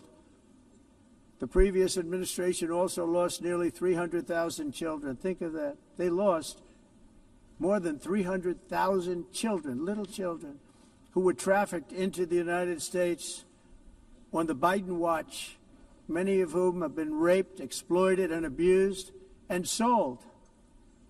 Sold. Nobody talks about that. The fake news doesn't write about it. With many others, young children who are missing or dead. And we found a lot of these children, and we're sending them back, and we've been sending them back to their parents. They said Nobody knows who they are. They said, where do you come from? And they'll give us a country, and we'll find out, and we'll figure it out, and we'll bring them back to their homes. And the mother and father rush to the door, and their tears in their eyes. They can't believe that they're seeing their son or daughter, their little son or daughter again. We've done almost 30,000 of them so far. Any system that results in the mass trafficking of children is inherently evil. Yet that is exactly what the globalist migration agenda has done, and it's what it's all about. In America, those days, as you know, are over. The Trump administration is working, and we are continuing to work to track down the villains that are causing this problem, and also, as I said, to get back the 30,000 we've already returned. Now I think we're going to have another. We're going to find a lot. You're not going to find all of them. 300, more than 300,000.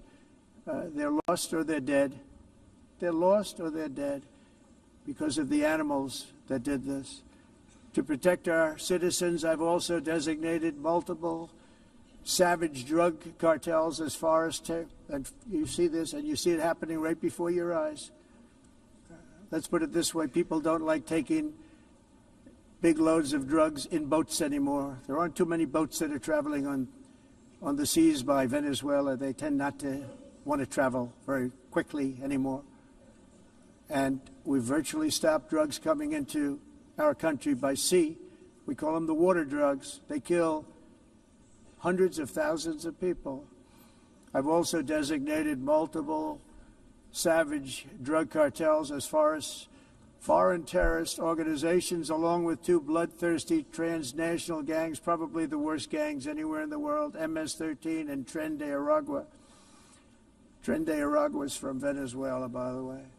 Such organizations torture, maim, mutilate, and murder with impunity. They're the enemies of all humanity. For this reason, we've recently begun using the supreme power of the United States military to destroy Venezuelan terrorists and trafficking networks led by Nicolas Maduro. To every terrorist thug smuggling poisonous drugs into the United States of America, please be warned that we will blow you out of existence. That's what we're doing. We have no choice. Can't let it happen. They're destroying. I believe we lost 300,000 people last year to drugs, 300,000. Fentanyl and other drugs. Each boat that we sink carries drugs that would kill more than 25,000 Americans. We will not let that happen. Energy is another area where the United States is now thriving like never before. We're getting rid of the falsely named renewables. By the way, they're a joke. They don't work. They're too expensive. They're not strong enough to fire up the plants that you need to make your country great.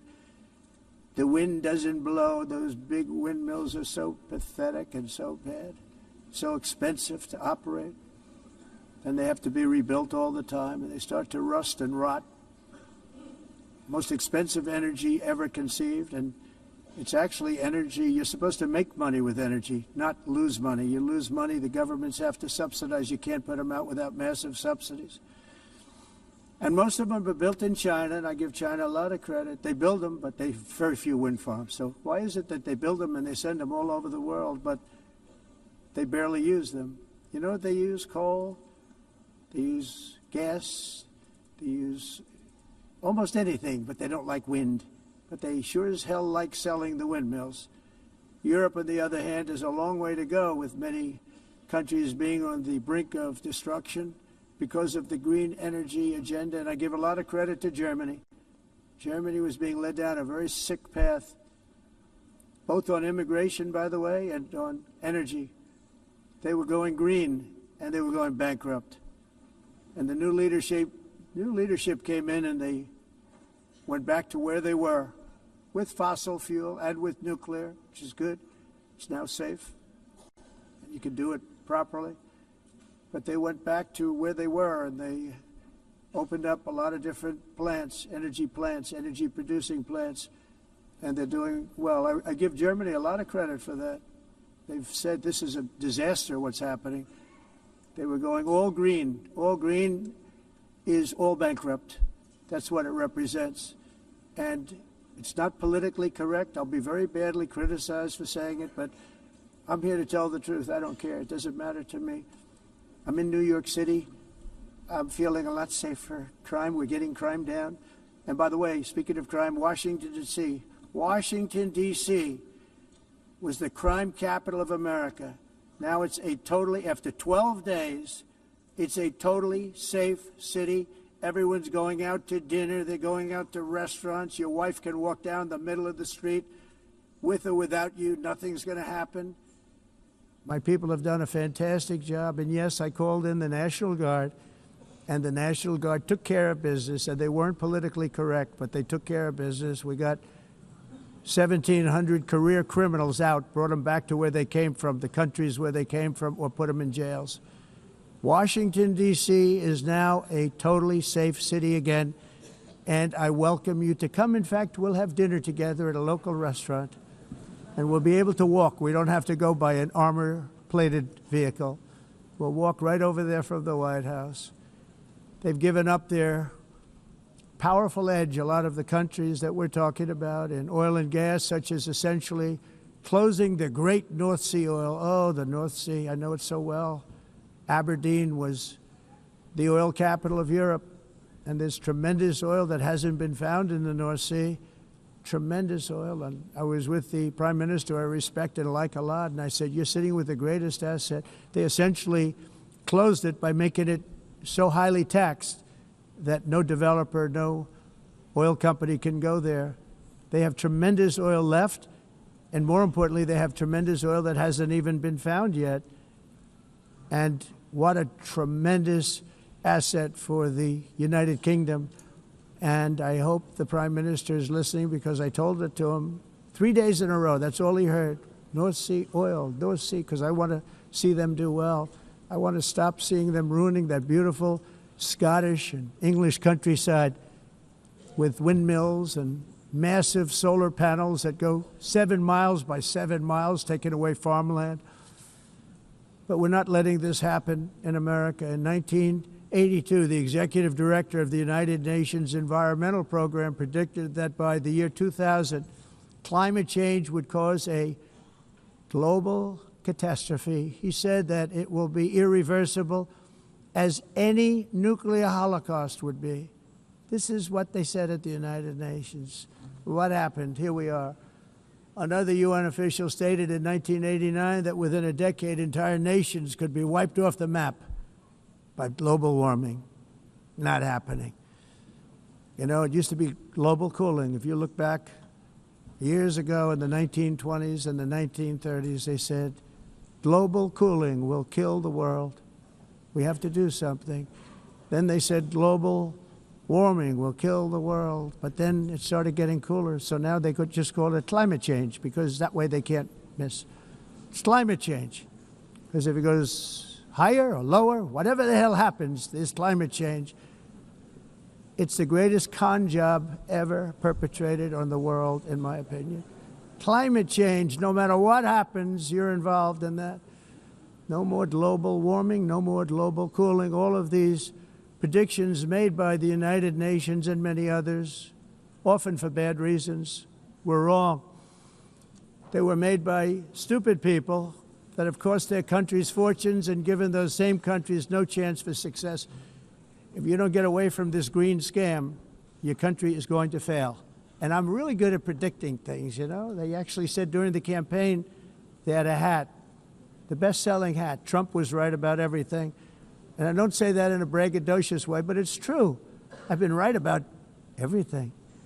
And I'm telling you that if you don't get away from the green energy scam, your country is going to fail.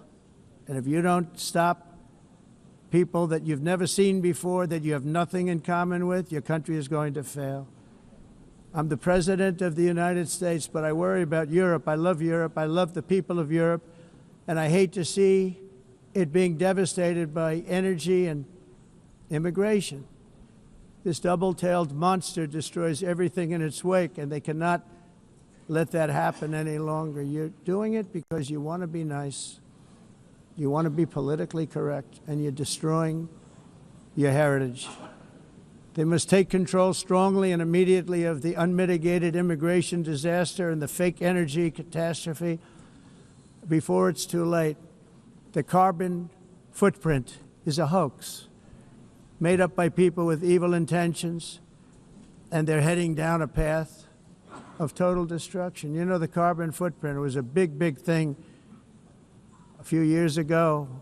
I remember hearing about the carbon footprint, and then President Obama would get into Air Force One, a massive Boeing 747, and not a new one, an old one with old engines that spew everything into the atmosphere. He'd talk about the carbon footprint, we must do so. Then he'd get in and he'd fly from Washington to Hawaii to play a round of golf. And then he'd get back onto that big, beautiful plane and he'd fly back and he'd talk about, again, global warming and the carbon footprint. It's a con job. At extreme cost and expense, Europe reduced its own carbon footprint by 37%. Think of that. Congratulations, Europe. Great job. You cost yourself a lot of jobs, a lot of factories closed, but you reduced the carbon footprint by 37%. However, for all of that sacrifice and much more, it's been totally wiped out and then some by a global increase of 54%. Much of it coming from China and other countries that are thriving around China, which now produces more CO2 than all the other developed nations in the world. So all of these countries are working so hard on the carbon footprint, which is nonsense, by the way. It's nonsense. You know, it's interesting. In the United States, we have still radicalized environmentalists, and they want the factories to stop. Everything should stop. No more cows. We don't want cows anymore. I guess they want to kill all the cows. They want to do things that are just unbelievable, and you have it too. But you know, we have a border, strong, and we have a shape, and that shape doesn't just go straight up. That shape is amorphous when it comes to the atmosphere. And if we had the most clean air, and I think we do, we have very clean air. We have the cleanest air we've had in many, many years. But the problem is that other countries, like China, which has air that's a little bit rough, it blows. And no matter what you're doing down here, the air up here tends to get very dirty because it comes in from other countries where their air isn't so clean. And the environmentalists refuse to acknowledge that. Same thing with garbage. In Asia, they dump much of their garbage right into the ocean. And over about a 1 week and 2 week journey, it flows right past Los Angeles. You've seen it. Massive amounts of garbage, almost too much to do anything about, flowing past Los Angeles, past San Francisco, and then somebody will get in trouble because he dropped a cigarette on the beach. The whole thing is crazy. The primary effect of these brutal green energy policies has not been to help the environment, but to redistribute manufacturing and industrial activity from developed countries that follow the insane rules that are put down to polluting countries that break the rules and are making a fortune. They're making a fortune.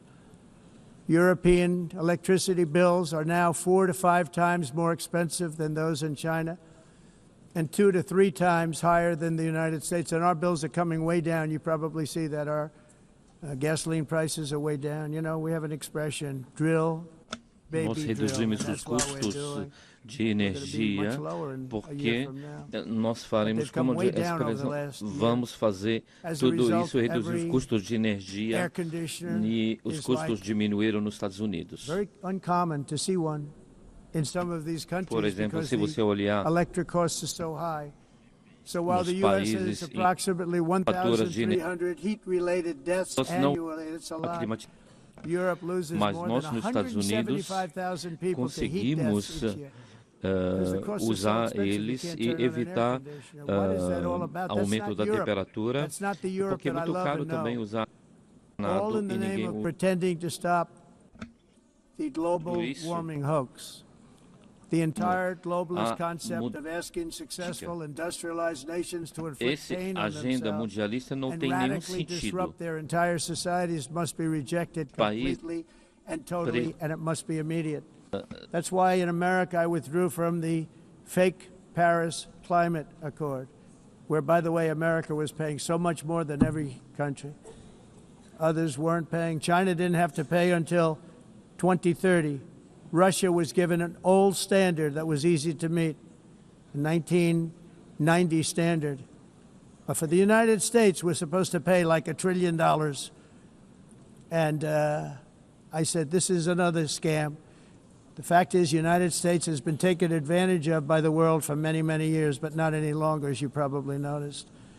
I unleashed massive energy production and signed historic executive orders to hunt for oil, but we don't have to do much hunting because we have the most oil of any nation anywhere, oil and gas in the world. And if you add coal, we have the most of any nation in the world. Clean, I call it clean, beautiful coal. You can do things today with coal that you couldn't have done 10 years ago, 15 years.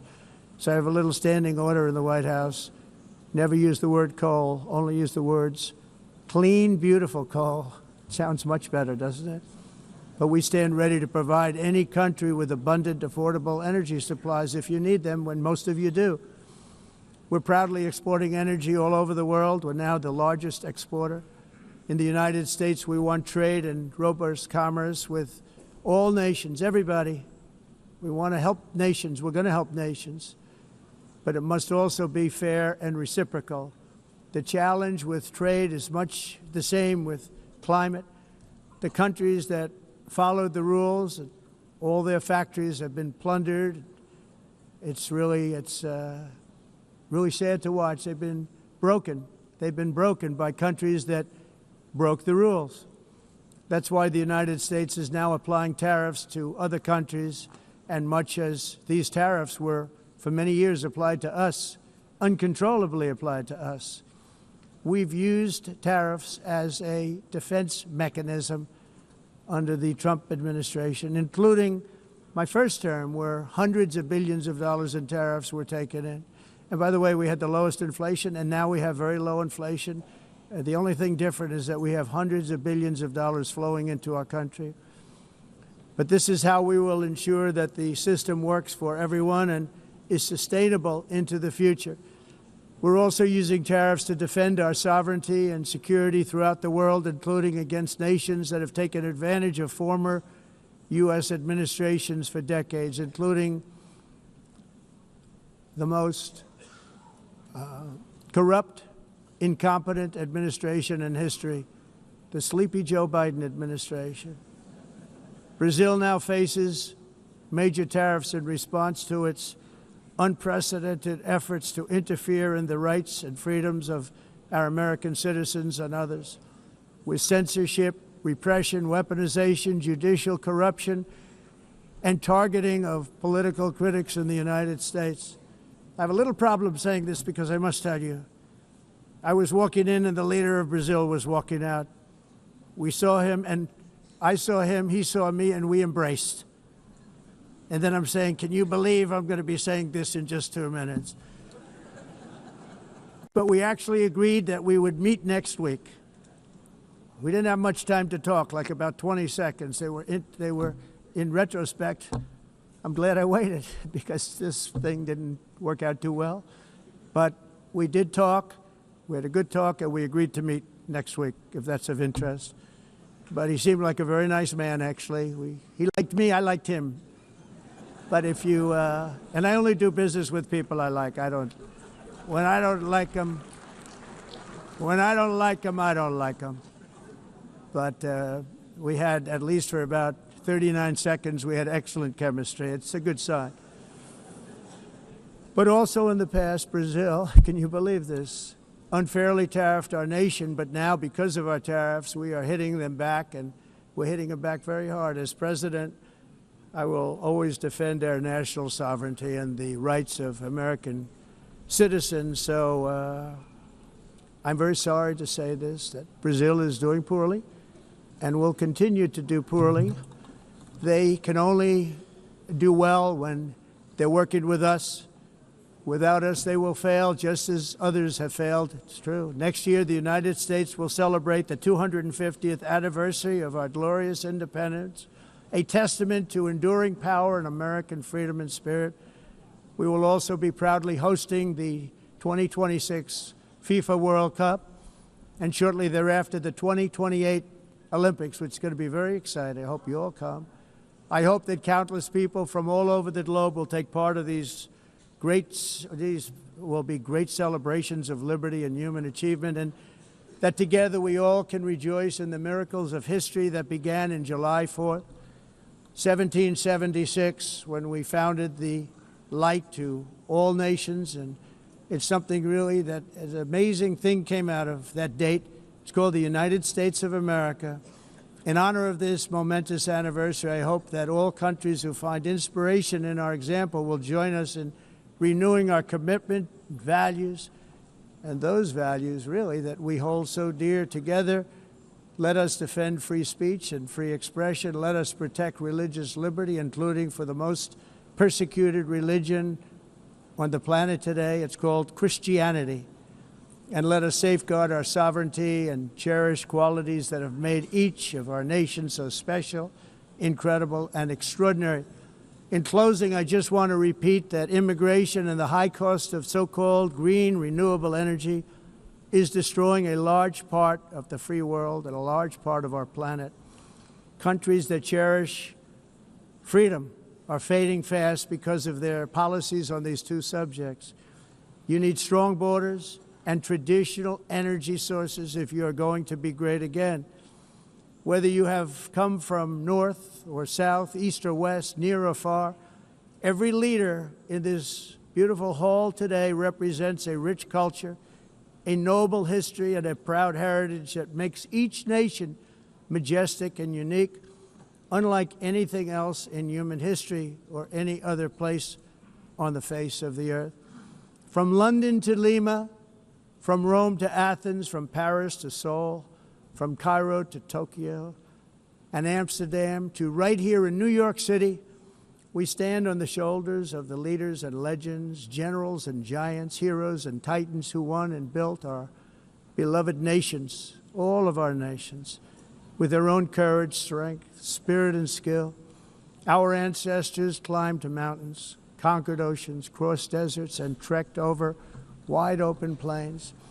They charged into thunderous battles, plunged into grave dangers, and they were soldiers and farmers and workers and warriors and explorers and patriots. They built towns into cities, tribes into kingdoms, ideas into industries, and small islands into mighty empires. You're a part of all of that. They were champions for their people who never gave up and who never, ever gave in. Their values defined our national identities. Their visions forged our magnificent destiny. Everybody in this room is a part of it in your own way. Each of us inherits the deeds and the myths, the triumphs, the legacies of our own heroes and founders who so bravely showed us the way. Our ancestors gave everything for homelands that they defended with pride, with sweat, with blood, with life, and with death. Now the righteous task of protecting the nations that they built belongs to each and every one of us. So together let us uphold our sacred duty to our people and to our citizens. Let us protect their borders, ensure their safety, preserve their cultures, treasure, and traditions, and fight, fight, fight for their precious dreams and their cherished freedoms. And in friendship and really a beautiful vision, let us all work together to build a bright, beautiful planet, a planet that we all share, a planet of peace and a world that is richer, better, and more beautiful than ever before. That can happen. It will happen. It will happen, and I hope it can happen and start right now, right at this moment. We'll turn it around. We're going to make our countries better, safer, more beautiful. We're going to take care of our people. Thank you very much. It's been an honor. God bless the nations of the world. Thank you very much. Bye.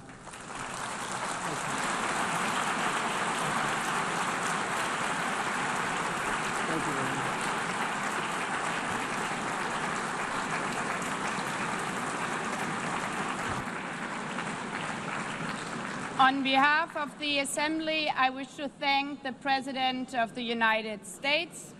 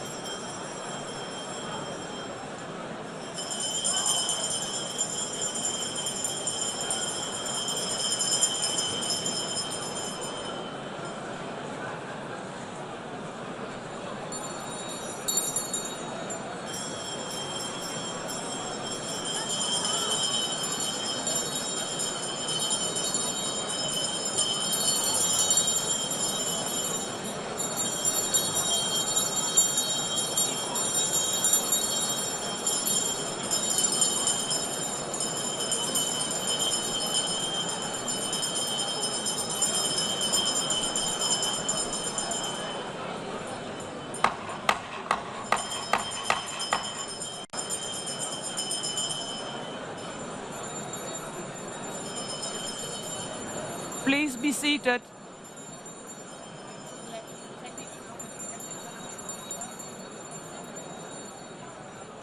Please be seated.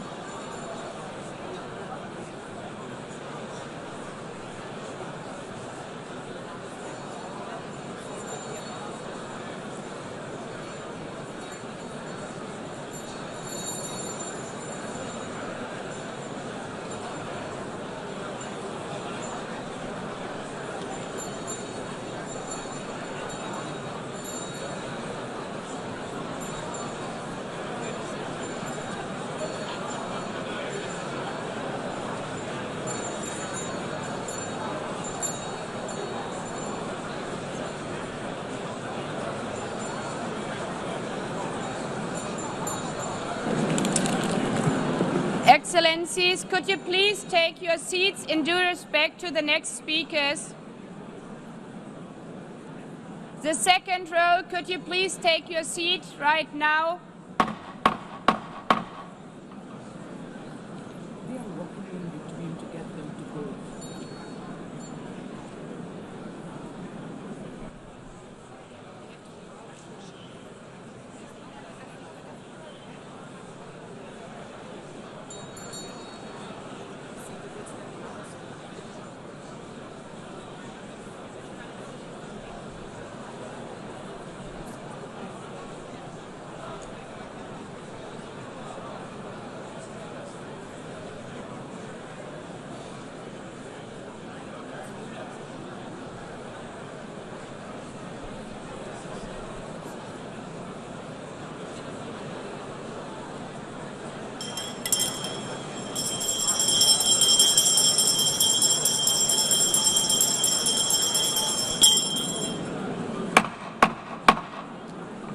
Please take a seat now.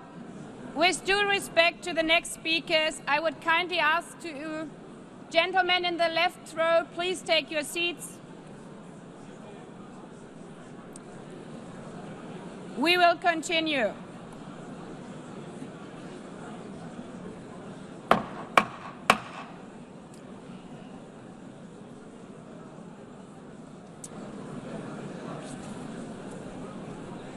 Excellencies, as we are receiving queries, I would like to assure you that don't worry, the UN teleprompters are working perfectly.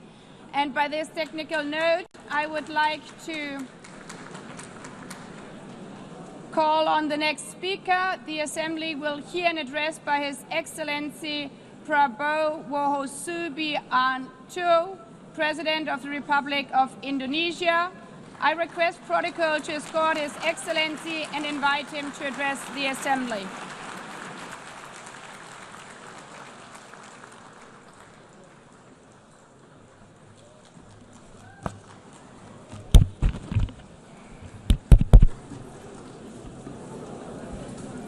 His Excellency Mr. Antonio Guterres, Secretary General of the United Nations, Her Excellency Madame Annalena Baerbock, President of the United Nations General Assembly, His Excellency Mr.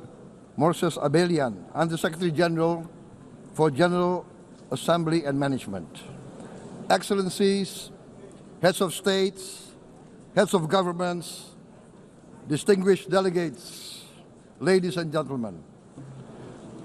It is indeed a great honor for me to stand in this August General Assembly Hall among leaders and representatives who represent almost all of humanity. We differ in race, religion, and nationality, yet we gather together today as one human family.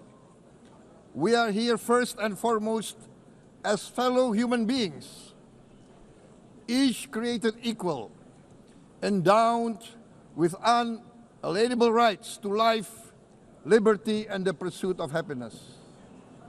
The words of the United Nations Declaration of Independence have inspired democratic movements across continents, including the French Revolution, the Russian Revolution, the Mexican Revolution, the Chinese Revolution, and Indonesia's own struggle and journey to freedom.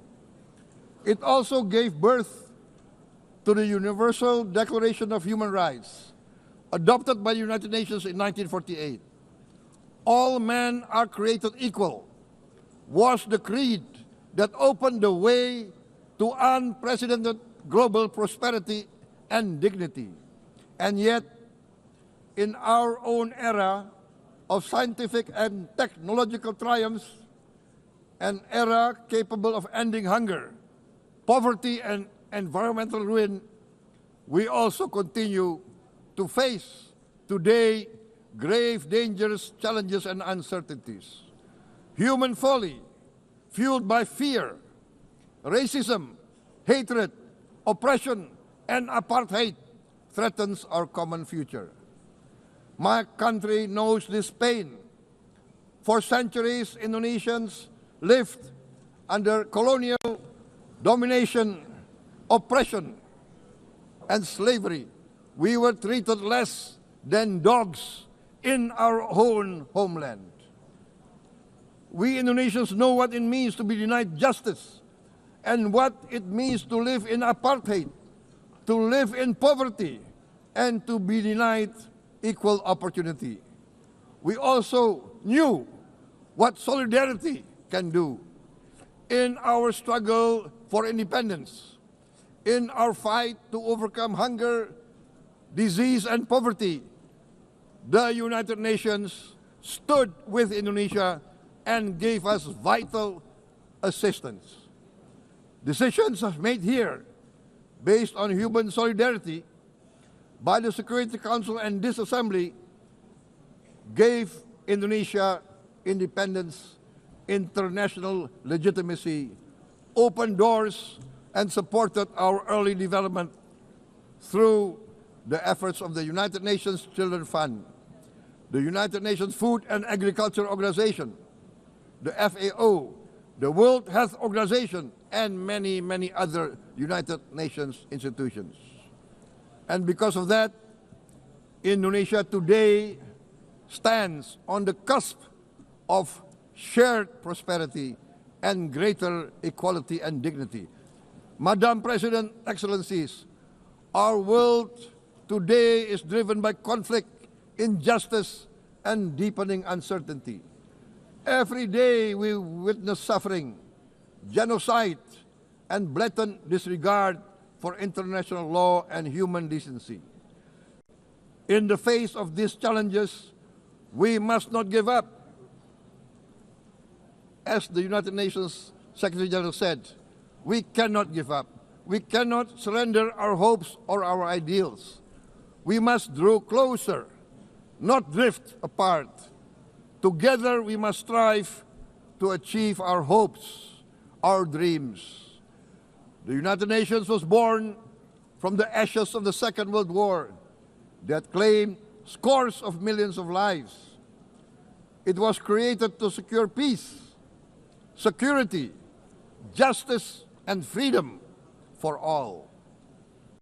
We remain committed to internationalism, to multilateralism, and to every effort that strengthens this great institution. Today, Indonesia is nearer than ever before to meeting the sustainable development goals of ending extreme poverty and hunger.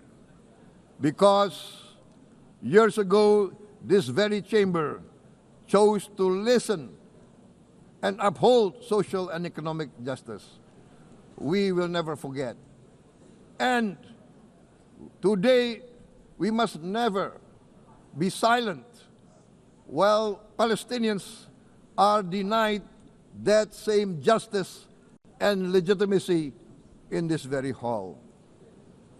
Excellencies, Thucydides warned, the strong do what they can, the weak suffer what they must.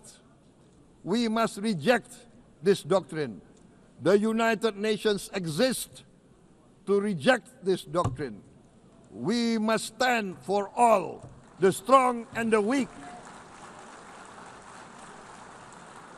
Might cannot be right. Right must be right. Indonesia today is one of the largest contributors to United Peacekeeping Forces. We believe in the United Nations. We will continue to serve where peace needs guardians, not with just words, but with boots on the ground.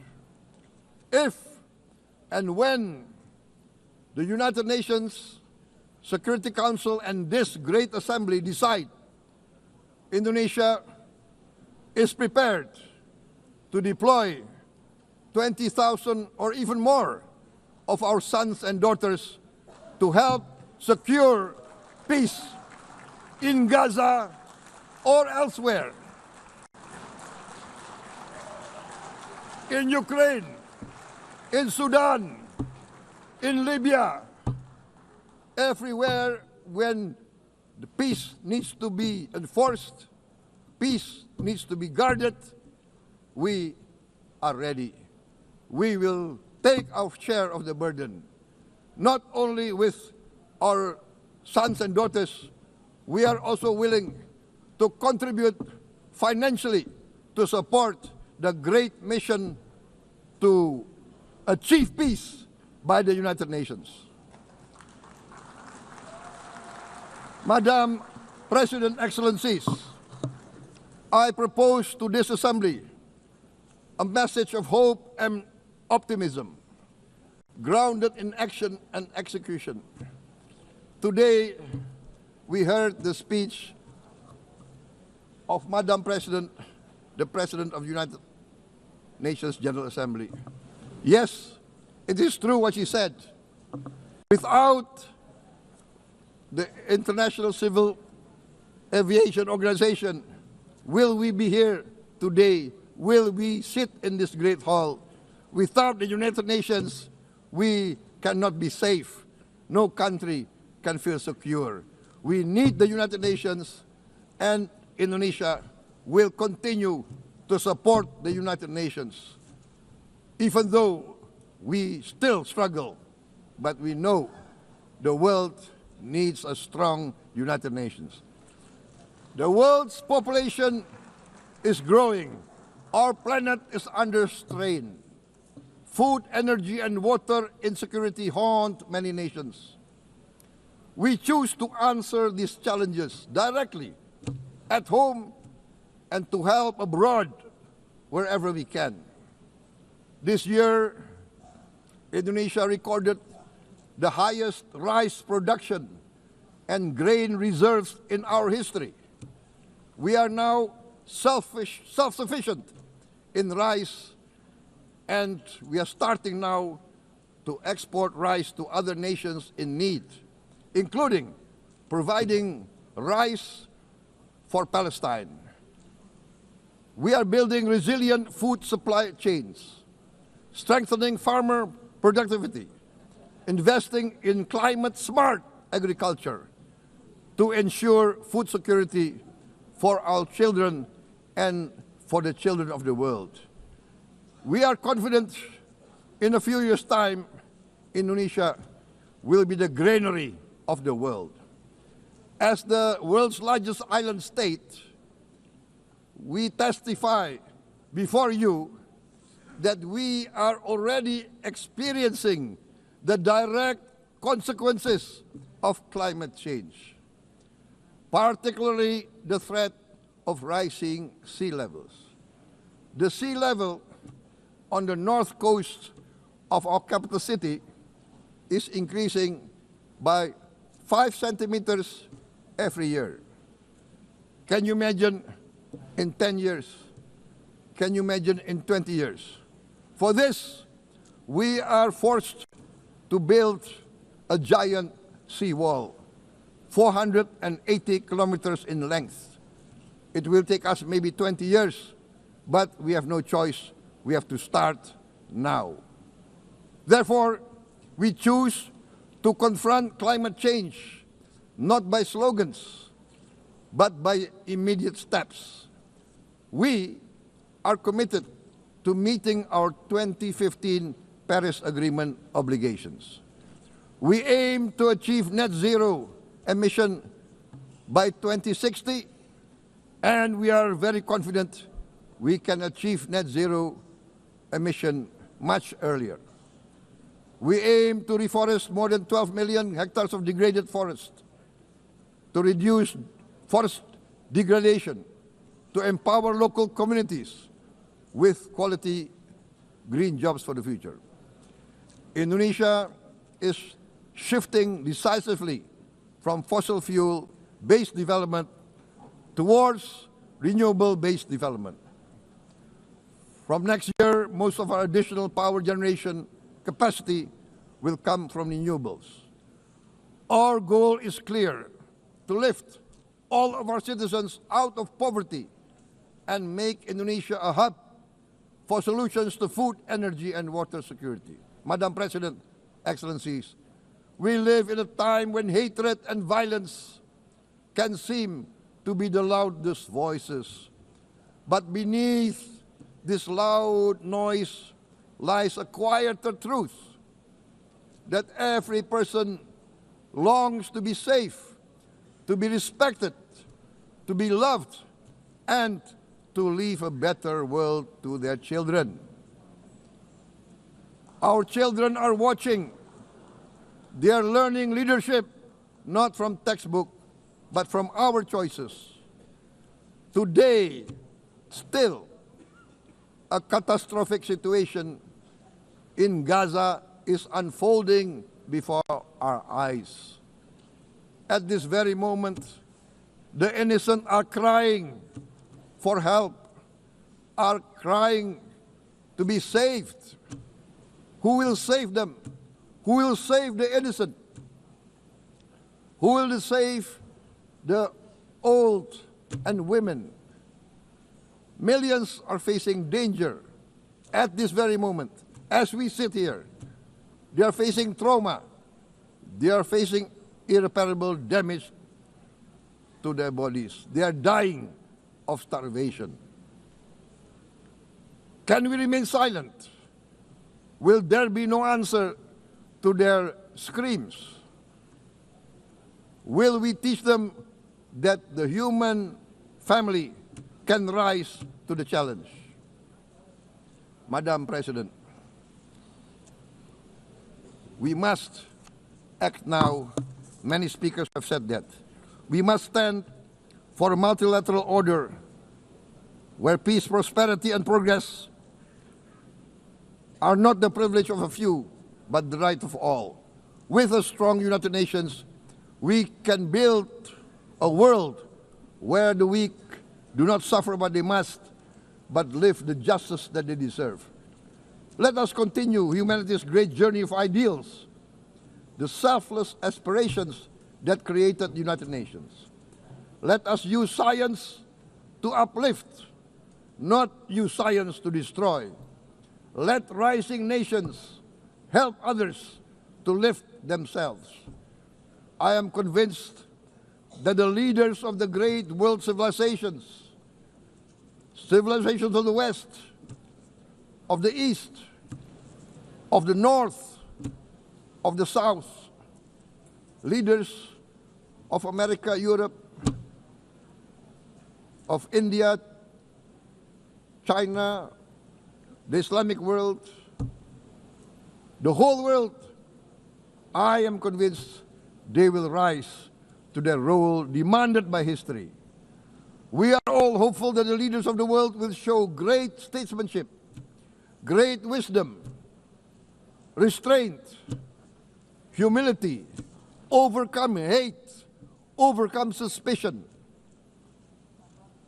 Madam President, distinguished delegates, we are greatly heartened by the events of the last few days, where significant leading countries of the world have chosen to side with history, to choose the right side of history, the path of the moral high ground, the path of rectitude, the path of justice, the path of humanity, to shun hatred, to overcome suspicion, and to avoid the use of violence. The use of violence will beget violence. No one country can bully the whole community of the human family.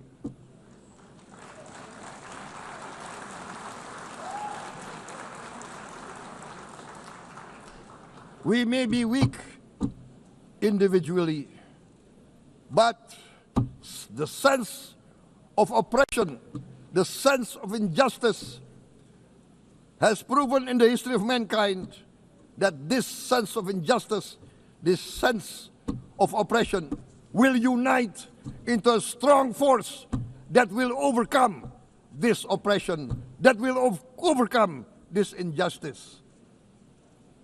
To close, I would like to reiterate again Indonesia's complete support for the two-state solution in Palestine.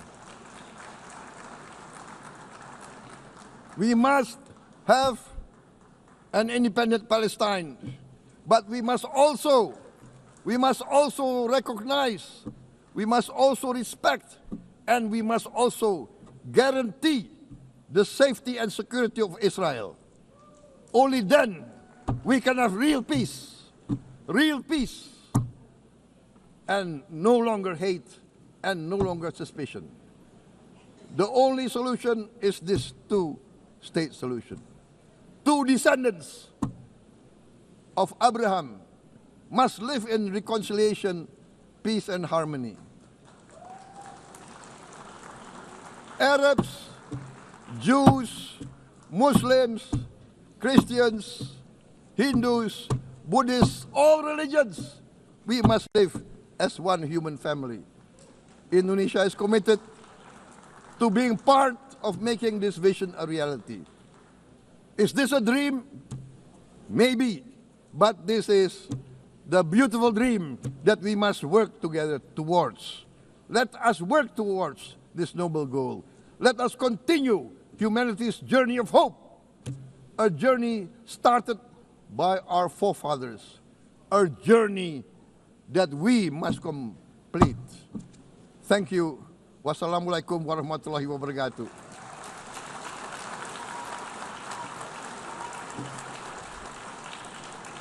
Shalom. Om Santi, Santi, Santi Om. Namo Buddhaya. Thank you very much. May God bless us all. May peace be upon us. Thank you very much. Thank you. On behalf of the Assembly, I wish to thank the President of the Republic of Indonesia.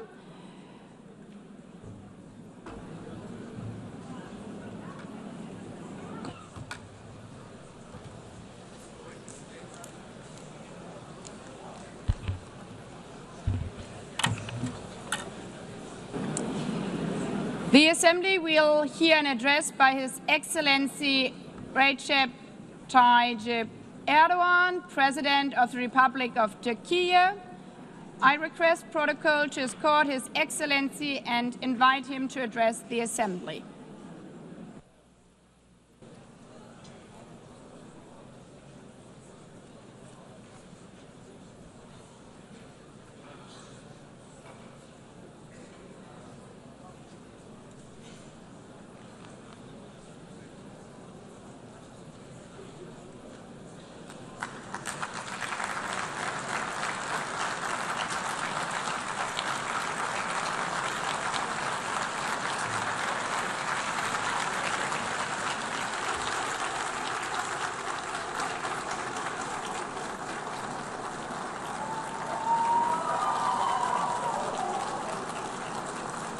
Sayın Başkan, Excellency değerli President of UNGA, devlet ve hükümet başkanları, Excellencies, Heads of State and Government, Sayın Genel Sekreter, Distinguished Secretary kıymetli General, delegeler, Distinguished sizleri Delegation Members, şahsım ve milletim on behalf adına of myself and en my kalbi nation, I duygularımla greet you all with selamlıyorum. most heartfelt feelings. Birleşmiş Milletler I wish 80. for the Genel 80th Kurulu'nun United tüm Nations insanlık General için Assembly to hayırlara bring vesile blessings to olmasını all humanity. temenni ediyorum. İnsanlığın ortak vicdanını temsil eden deeply honored bu to kürsüden address you once again from this sizlere bir podium, kez daha hitap which etmekten represents the collective büyük conscience bir bahtiyarlık of duyuyorum. humanity. Genel Kurul Başkanlığını tamamlayan I congratulate Sayın Mr. Young, Young'ı tebrik who ediyor. has completed Bu his görevi term as devralan President of the General Sayın Assembly, Berbok'a and I wish başarılar success to diliyorum. Ms. Baerbock, who has Konuşmamın hemen taken başında over this position. Filistin'in giderek artan sayıda ülke At the outset tarafından of my tanındığı speech, bir I would like to dönemde first express my Filistin regret Devlet at the Başkanı absence today Sayın of the Mahmud President Abbas'ın of the State bugün of Palestine, bizzat Mahmud aramızda Abbas, at a olamayışından time duyduğum üzüntüyü Palestine is being ifade etmek istiyorum. recognized by an increasing number of Biz countries. bugün bu kürsüde Today, kendi we stand here vatandaşlarımızla on this birlikte podium. I sesi stand here on kısılmak this istenen podium Filistin alongside halkına my tercüman olmak 86 için million de citizens, bulunuyoruz. also for our Filistin Palestinian devletini brothers and tanıyacağını sisters açıklayan whose voices are tüm being silenced. ülkelere teşekkür ediyor.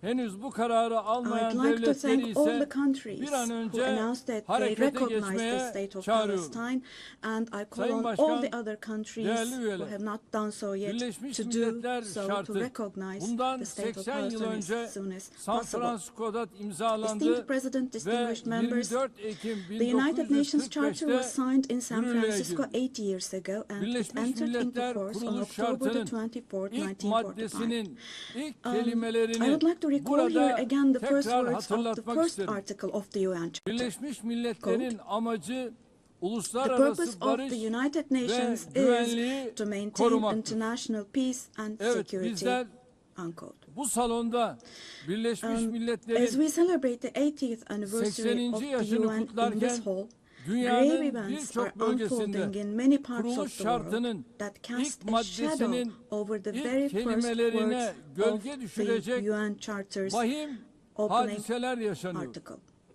Özellikle Gazze'de gözlerimizin önünde Particularly in Gaza, 700 günü right aşkın bir before our very süredir eyes, soykırım genocide has been going devam on ediyor. for over Biz 700 days toplantı now. halindeyken dahi Even as we gather Gazze'de here, as we şu speak anda now, siviller Israel is currently katlediliyor. massacring civilians in Gazze'de Gaza. ölen sivillerin sayısı The number of civilian 65 casualties bini in geçti. Gaza has surpassed Enkaz altında 65,000. kaç cenazenin olduğu Unfortunately, henüz the number of bilinmiyor. people who are still trapped under the Ölenlerin rubble 20 is binden not yet fazlası known. çocuk. And more than 20,000 İsrail of those who tarafından died Gazze'de were children. son 23 aydır For the last her saat 23 months, evet a her child saat has been bir murdered çocuk by Israel in acımasızca Gaza every hour. hayattan Yes, kopartılıyor. every hour. Bunlar sayı değil dostlar. These are not just figures, Hepsi birer dear can, friends. All birer of these, each one masum of insan. these is a Şu anda person, a sadece human being, silahlarla innocent değil, people. People are now being açlık killed not with silahıyla da weapons, insanlar but with the öldürülüyor. weapon of starvation. 21. yüzyılda medeni In the dünyanın 21st bakışları century, altında under the gaze of the 146 civilized çocuk, world, 428 428 people kişi died of starvation. açlıktan Out of hayatını those kaybetti 428, ve sayı her geçen gün 146 artıyor. were children. Şimdi And size this number is increasing Gazze'deki every day. günlük hayatı anlatan Now, bir fotoğraf I will show you a göstereceğim. photo which is a picture from daily life in Birinci Gaza. fotoğraf The first photo, gördüğünüz gibi as you see, ellerinde these are leğenli people. kadınlar. These are women Lütfen with hepimiz these cups that they are elimizi holding in their vicdanımıza koyup hands, cups cevap and verelim. buckets. Just 2025 feel your yılında conscience and answer böyle the bir following gaddallığın question. makul bir sebebi Can we possibly have olabilir a mi? reasonable reason Fakat for this insanlık brutality adına in bu utanç 2025? manzarası Gazze'de This 23 aydır shameful her gün picture in Gaza tekrar has been ediyor. unfolding and is being repeated 365 every day kilometre for kare içinde 23 yaşayan months now. 2,5 milyon And Gazze'li there are her 2.5 gün million yerinden Gazans ediliyor. who live Her in gün bir başka 365 bölgeye square göçe kilometers, and every day zorlanıyor. what happens Gazze'nin is sağlık they are altyapısı being tamamen dragged from one çökmüş place durumda. to another. The Doktorlar healthcare öldürüldü infrastructure ya of da Gaza gözaltına is alındı. completely collapsed. Doctors Ambulanslar have been killed vuruldu. or they have Hastaneler disappeared bombalandı. while under custody. Yıkıldı. Ambulances have been hit. Tedavi Hospitals mümkün değil. targeted and destroyed. Operasyon Treatment mümkün is değil. not possible. Surgery İlaç is bulmak not possible. It's mümkün not değil. possible to find Dostlar, medications. bakın Now, Tayyip dear Erdoğan olarak Now, as içim Tayyip yanarak, Erdoğan, with içim a kan heavy ağlayarak heart, söylüyorum. with my heart Henüz bleeding here, 2-3 I'm telling you, yaşındaki elleri, innocent kolları, little ones, bacakları just olmayan 2 or 3 years masum old, yavrucuklar without hands, bugün arms maalesef or legs, Gazze'nin have olağan become, fotoğrafı haline unfortunately, gelmiştir. a common sight to see in Gaza.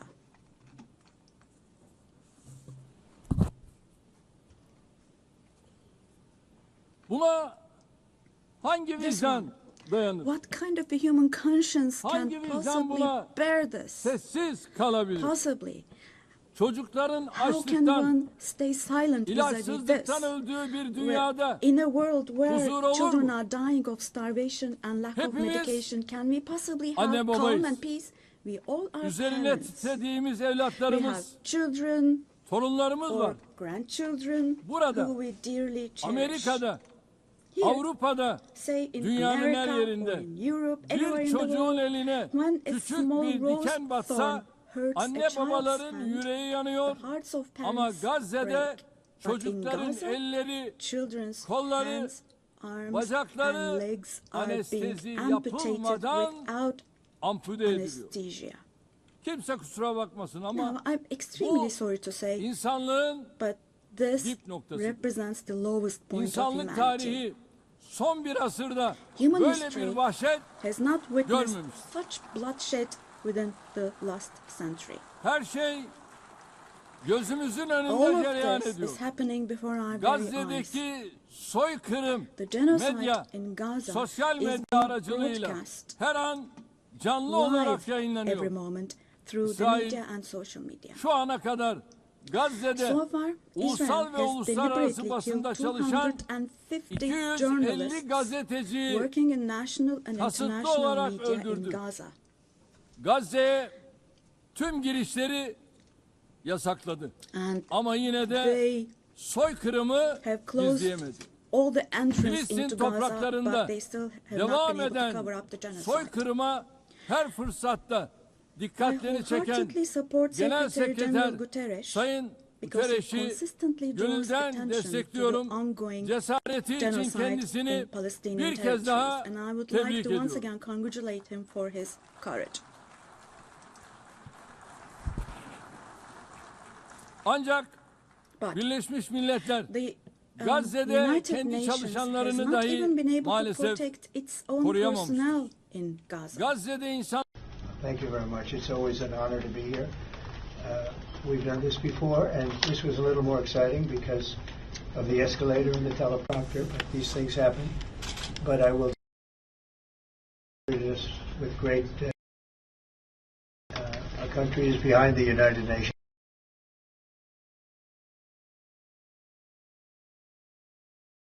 So much. So I'm behind. Disagree with it. Sometimes I'm so behind it because I think that the potential for peace for this institution is so great. So I just want to thank you for treating us so warmly. We very much appreciate being.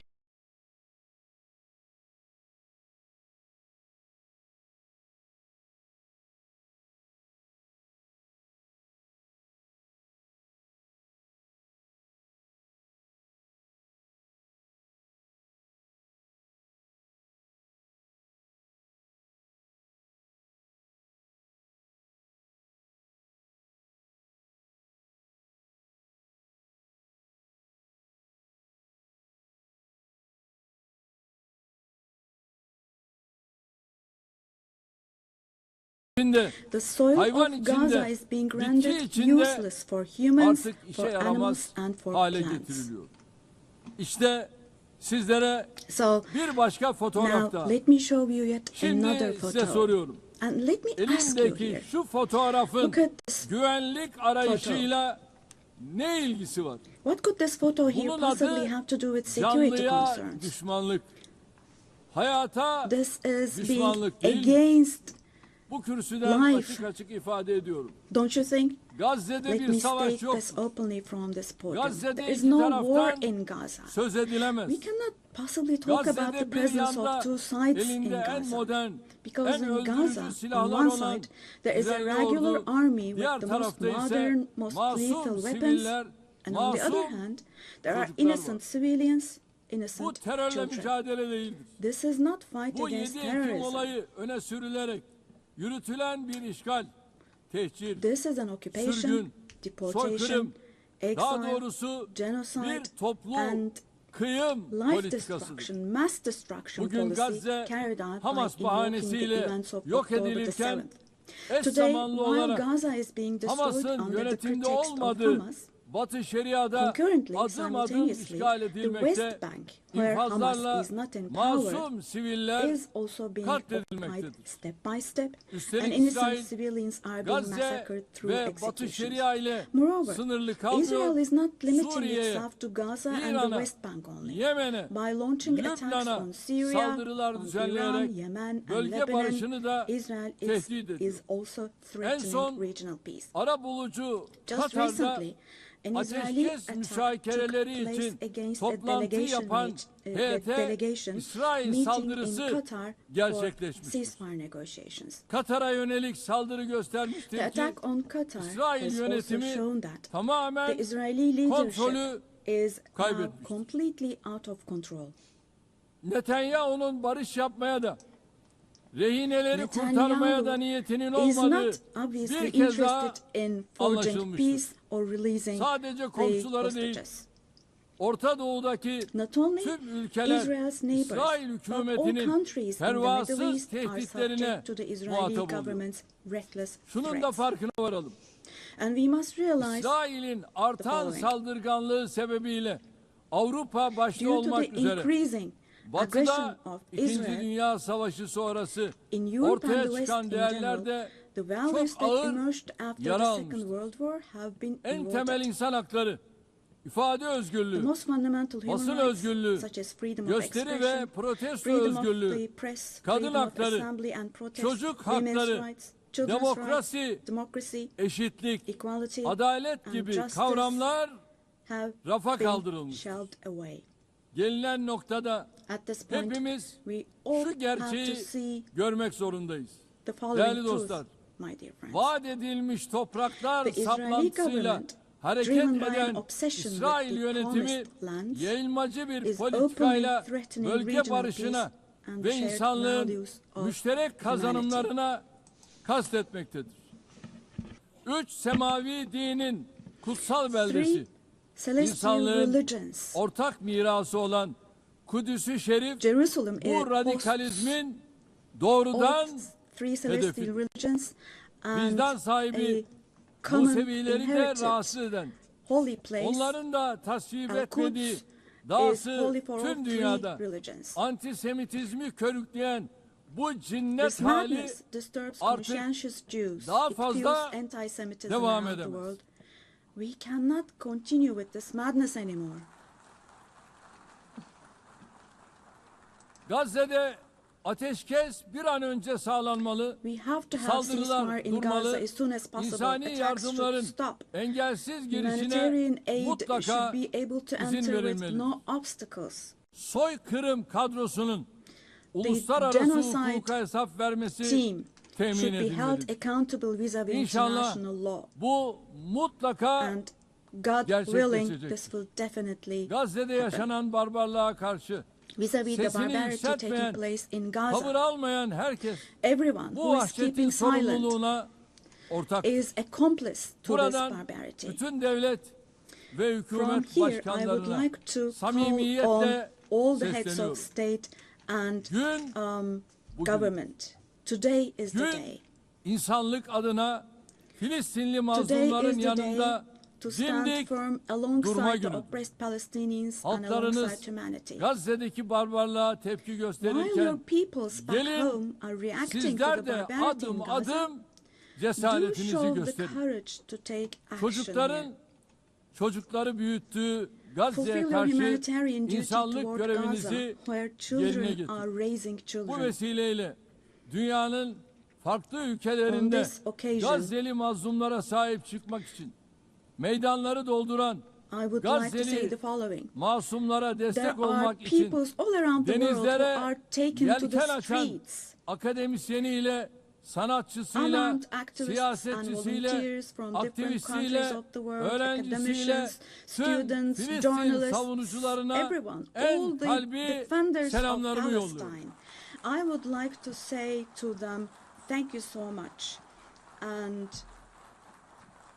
clear bows Kıymetli and delegeler, favorable winds 13 for yıl their boyunca actions. sizlere Esteemed bu delegation kürsüden members, komşumuz 13 Suriye'de years, yaşanan I zulümden have spoken to you ve from this çatışmalardan platform about the oppression bahsettim. and conflicts in our Nasıl neighbor bugün Syria. Gazze'li mazlumlar için Just as I sesimizi raised my voice yükseltiyorsak, today for the 13 oppressed yıl people of süresince Gaza, de Suriyelilerin likely for feryatlarına 13 years, dikkat I çek. have also drawn attention to the Burada onların cries da of the Syrians, sesi, and nefesi here oldu. I became their voice 1 milyon and insanın breath as well. hayatına, milyonlarcasının The da persecution vatanlarını that caused the terk deaths etmesine of 1 sebep olan million zulüm, people 8 and that Aralık caused millions devrimiyle more to birlikte flee their hamdolsun homeland has, artık thankfully, tarihe become a karıştı. thing of the past. Suriyeli With the kardeşlerimiz December 8th 8 revolution. Aralık Our tarihi Syrian itibariyle brothers and sisters yeni bir dönemin opened the doors to a new kapılarını period açtılar. as of December the 8th.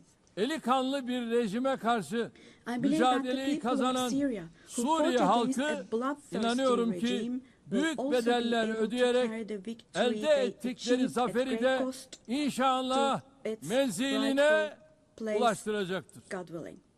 DAEŞ başta olmak üzere terörün We'll hiçbir support çeşidinin with all our olmadığı, means the vision of a güvenliğin one tesis and unified edildiği Syria bir with ve no bütün forms of Suriye terrorism, vizyonunu especially tüm ISIS, imkanlarımızla being present. destekleyeceğiz.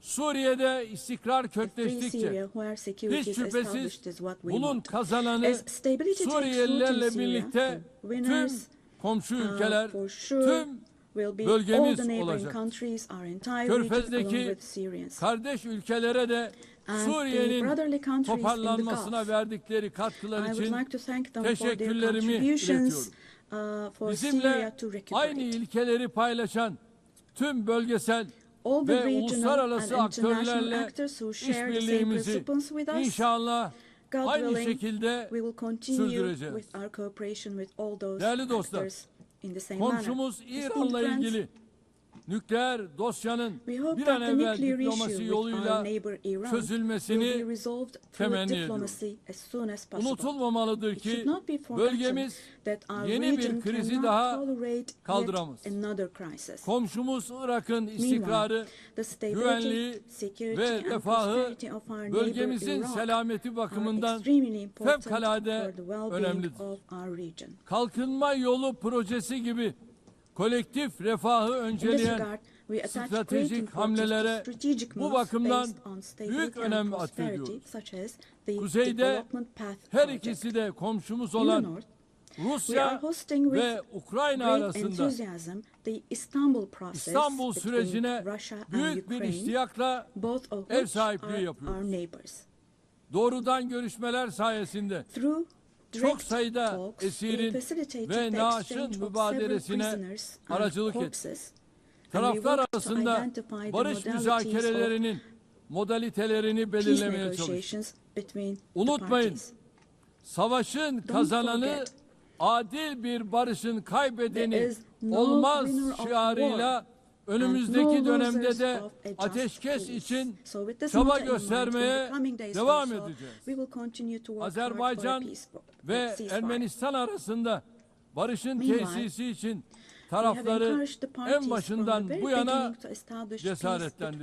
between Azerbaijan 8 and Ağustos Armenia. tarihinde iki ülke arasında kalıcı We are barışa barışa pleased giden that steps were adımların taken on atılmasından August 8th, memnuniyet duyuyoruz. steps that will enable the Azerbaycan establishment Cumhurbaşkanı of lasting peace Sayın between the two Aliyev countries. ile Ermenistan I would like to Başbakanı once again Sayın congratulate the President Paşinyan of başta Azerbaijan, olmak üzere İlham Aliyev, the sürece Prime Minister katkıda of bulunan Armenia, Nikol Amerikan Pashinyan, Başkanı and Sayın the American Trump'ı President Donald burada Trump, who bir kez daha contributed tebrik to ediyorum. this process, and I would like to Bu congratulate them. vesileyle ülkemizle Ermenistan On arasındaki this occasion, I would normalleşme also like to state sürecinin that the kendi normalization rayında process ilerlediğini between de our country and ifade Armenia etmek is isterim. progressing Diğer as bir planned. arabuluculuk faaliyetimiz olan Ankara süreci kapsamında Within the scope of the Somali Ankara ile process, Etiyopya which is another arasındaki of our ihtilafın mediation halline activities, yönelik we continue our gayretlerimizi efforts to resolve sürdürüyoruz. the conflict between Tarafların Somalia and Ethiopia. bu girişimi hızla that the parties başarıyla will successfully neticelendirmelerini conclude this genuine temenni initiative ediyorum. as soon as possible. Değerli delegeler,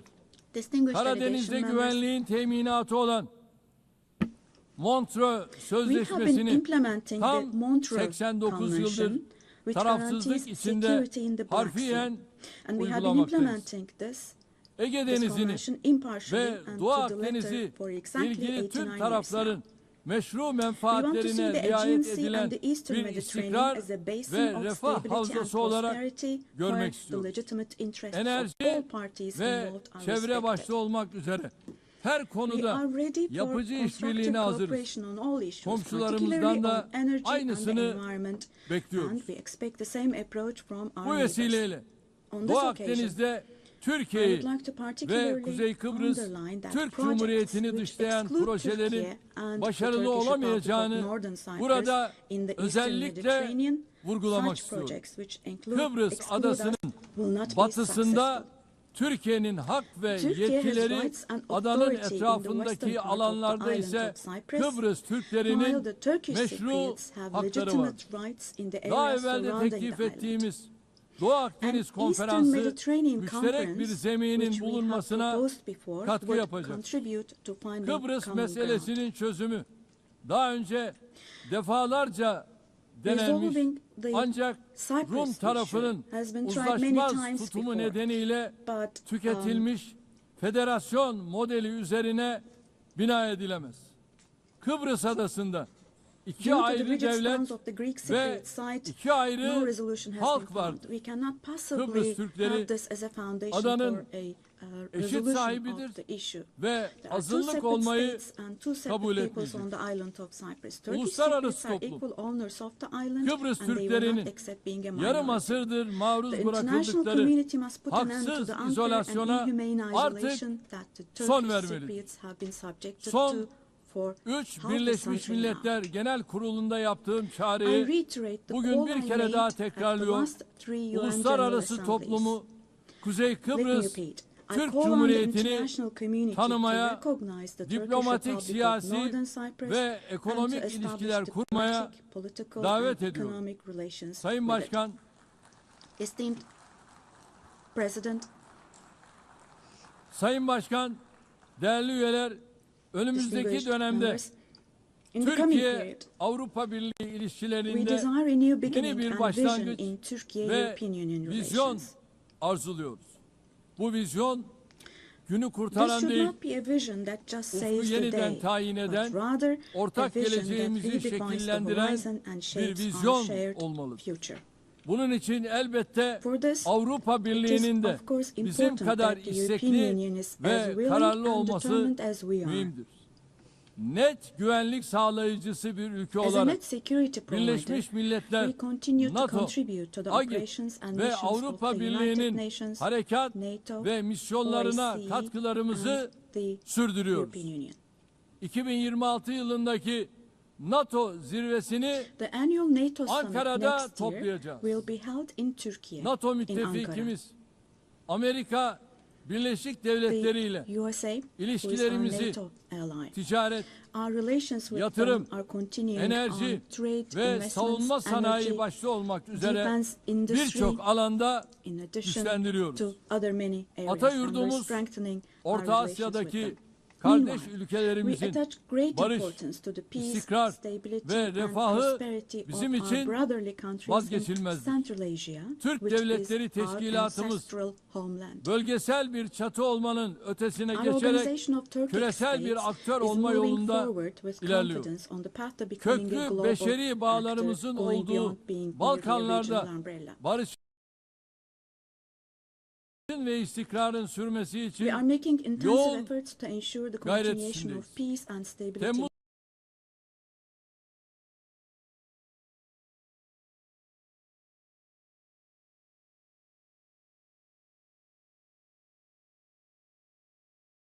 ayında Balkans, ihdas where we have ettiğimiz strong historical, Balkan cultural and people ties. Barış The Platformu Balkan bu Peace yöndeki Platform, which we çabalarımızın established in en July, yeni is örneği. the newest and most KFOR concrete komutanlığı manifestation of our görevini efforts de in this direction. bu yıl And Ekim ayında bir kez daha this October, üstleneceğiz. we'll once again assume the Afganistan'daki command of yönetimin KFOR forces. toplumu kuşatıcı, In Afghanistan, dikkate alan our bir fundamental anlayış desire is that sergilemesi the current administration temel demonstrates arzumuzdur. an approach that embraces Yeniden the society toparlanma and sürecinde that takes human uluslararası values into toplumun consideration. Afgan In halkını this process, it is yalnız essential that the international bırakmaması, community does not leave Türkiye Afghan people alone ve Türk milleti olarak and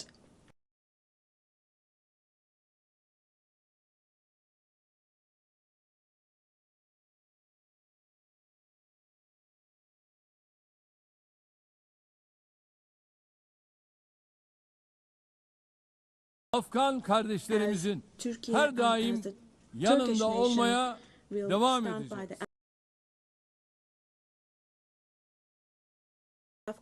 Değerli dostlar, Güney Asya'da barış ve istikrarın muhafazasını son derece önemli görüyoruz. Nisan ayında Pakistan ve Hindistan arasındaki çatışmaya varan bu gerilimde varılan ateşkesten memnuniyet duyuyoruz. İki ülke arasında terörle mücadelede işbirliğini önemsiyoruz. Keşmir meselesinin Birleşmiş Milletler Güvenlik Konseyi kararları temelinde Keşmirli kardeşlerimizin beklentileri ekseninde diyalogla çözülmesini destekliyoruz. Afrika kıtasıyla eğitimden sağlığa, altyapıdan ticarete kadar geniş bir yelpazede ilişkilerimiz yıldan yıla güçleniyor. Somali'nin terörle mücadelesine gereken her türlü desteği verirken insani yardım faaliyetlerimizi de sürdürüyor. Sudan'da 2 yılı aşkın süredir devam eden çatışma ortamı bizleri ziyadesiyle üzmektedir. Sudan'da akan kanın durması ve sürdürülebilir barışın tesis edilmesi uluslararası toplumun ortak sorumluluğu. Bizim bu yöndeki çabalarımız devam edecek. Büyük Göller Bölgesi yıllardır süren istikrarsızlık ve çatışmalardan ziyadesiyle müzdarip olmuştur. Kongo Demokratik Cumhuriyeti'nin doğusunda yaşanan çatışmalar bir an önce çözülmelidir. Amerika'nın arabuluculuğu ve Katar'ın kolaylaştırıcılığında yürütülen gayretleri samimiyetle destekliyoruz. Batı Afrika'da bilhassa sahil havzasında artan terör faaliyetlerini de endişeyle takip ediyoruz. Tarihi bağlarımızın bulunduğu bu bölge halklarının huzura ve istikrara kavuşmaları için çabalarımız devam edecek. İlhamını çift başlı Selçuklu Kartalı'ndan alan, bizim de 360 derecelik yaklaşımla yürüttüğümüz Türk dış politikasında Asya ülkeleriyle ilişkilerimiz büyük stratejik öneme sahip. Yeniden Asya girişimimiz çerçevesinde ASEAN başta olmak üzere bölgesel kuruluşlarla angajmanımız giderek derinleşiyor. Latin Amerika ve Karayipler bölgesiyle münasebetlerimizi ortaklık ruhuyla ve kazan yaklaşımıyla geliştirmeye büyük önem atfediyoruz. Bölgedeki tüm ülkelerle kurmuş olduğumuz dostane bağları daha ileriye taşıma irademiz bakidir. Kıymetli delegeler, uluslararası ticarette artan korumacılık eğilimleri ve tedarik zincirlerinde yaşanan kırılmalar dünya ekonomisinde esaslı değişimlere yol açıyor. Mevcut sınamalarla başarılı mücadele için Dünya Ticaret Örgütü'nün yer aldığı kurallara dayalı uluslararası ticaretin reforme edilmesini destekliyoruz. Ucuz, güvenli ve sürdürülebilir enerjiye erişimi özellikle gelişmekte olan ülkelerin kalkınma hedeflerinin gerçekleştirilmesi için vazgeçilmez buluyorum. Çin'den Avrupa'ya uzanan ve stratejik önemi haiz pazar geçişli Doğu-Batı Ortak Koridoru projesini ilerletiyoruz. Modern ulaştırma altyapımız ve Bakü-Tiflis-Kars hattıyla dünya ticaretinin gelişimine katkı sunuyoruz. Tabiata saygılı bir gelecek inşa etme hedefiyle çıktığımız yolda 2053 net sıfır emisyon hedefine doğru kararlılıkla ilerliyoruz. Eşim Emine Erdoğan'ın himayesinde yürüyen sıfır atık hareketinin tüm dünyada her yıl dalga dalga büyüyen, daha fazla insana ve kalbe ulaşan bir farkındalık halkasına dönüştüğünü görmek bizim için ayrı bir bahtiyarlıktır. Bu süreçte gelişmiş ülkelerin sorumluluklarını yerine getirmesi artık bir tercihten öte yükümlülük haline gelmiştir. Dünyada en fazla kalkınma yardımı yapan ülkelerden biri olarak Birleşmiş Milletler'in sürdürülebilir kalkınma hedeflerine ulaşılması için çaba harcıyoruz. 2030 hedeflerine erişmek ve dünyanın dört bir yanındaki yüz milyonlarca insanı onurlu yaşama kavuşturmak için küresel finansman mimarisinin kimseyi geride bırakmama anlayışıyla uyumlu hale getirilmesini savunuyor.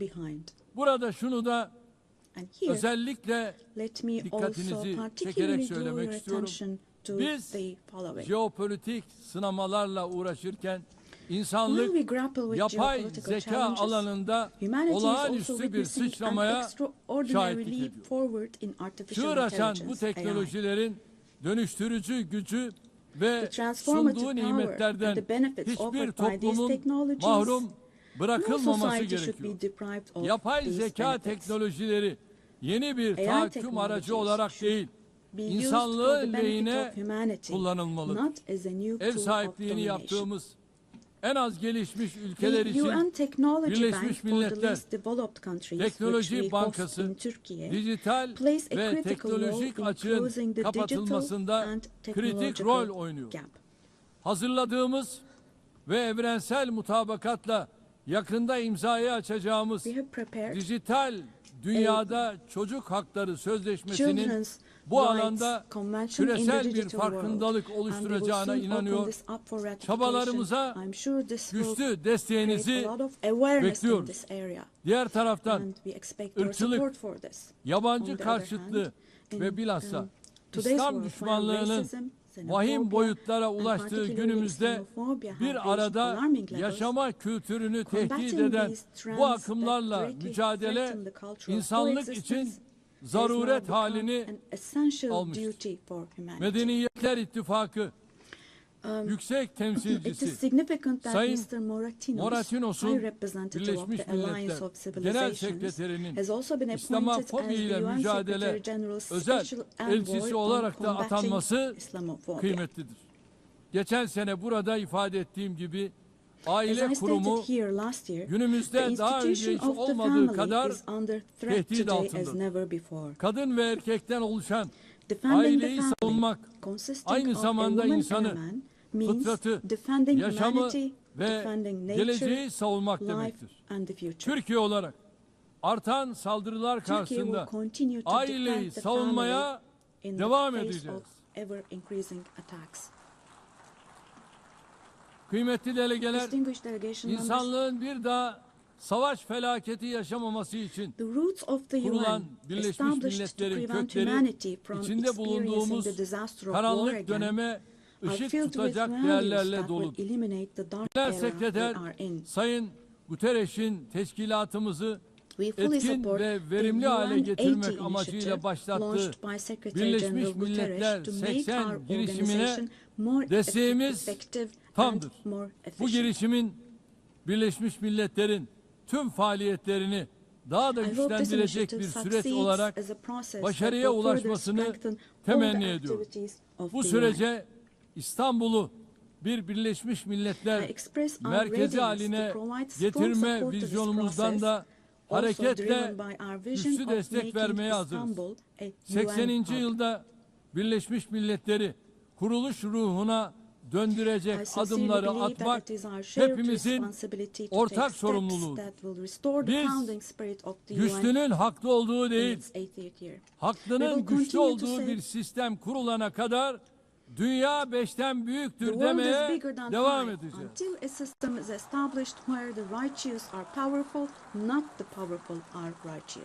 Görevimiz sistemi terk etmek değil, onarmak, yeniden işler hale and to make getirmektir. it work again. Hiç şüphesiz Without a doubt, daha adil a bir more dünya just, a mümkündür. fairer world is Türkiye possible. daha adil bir Turkey dünyanın will inşası patiently için continue its fight for mücadelesini the construction sabırla of a more just devam world. ettirecektir. Rabbim yar ve yardımcımız may God olsun help diyorum. and aid Hepinizi us all.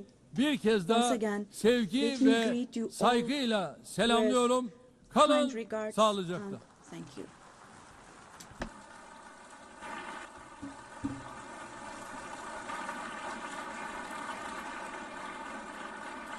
On behalf of the Assembly, I wish to thank the President of the Republic of Turkey.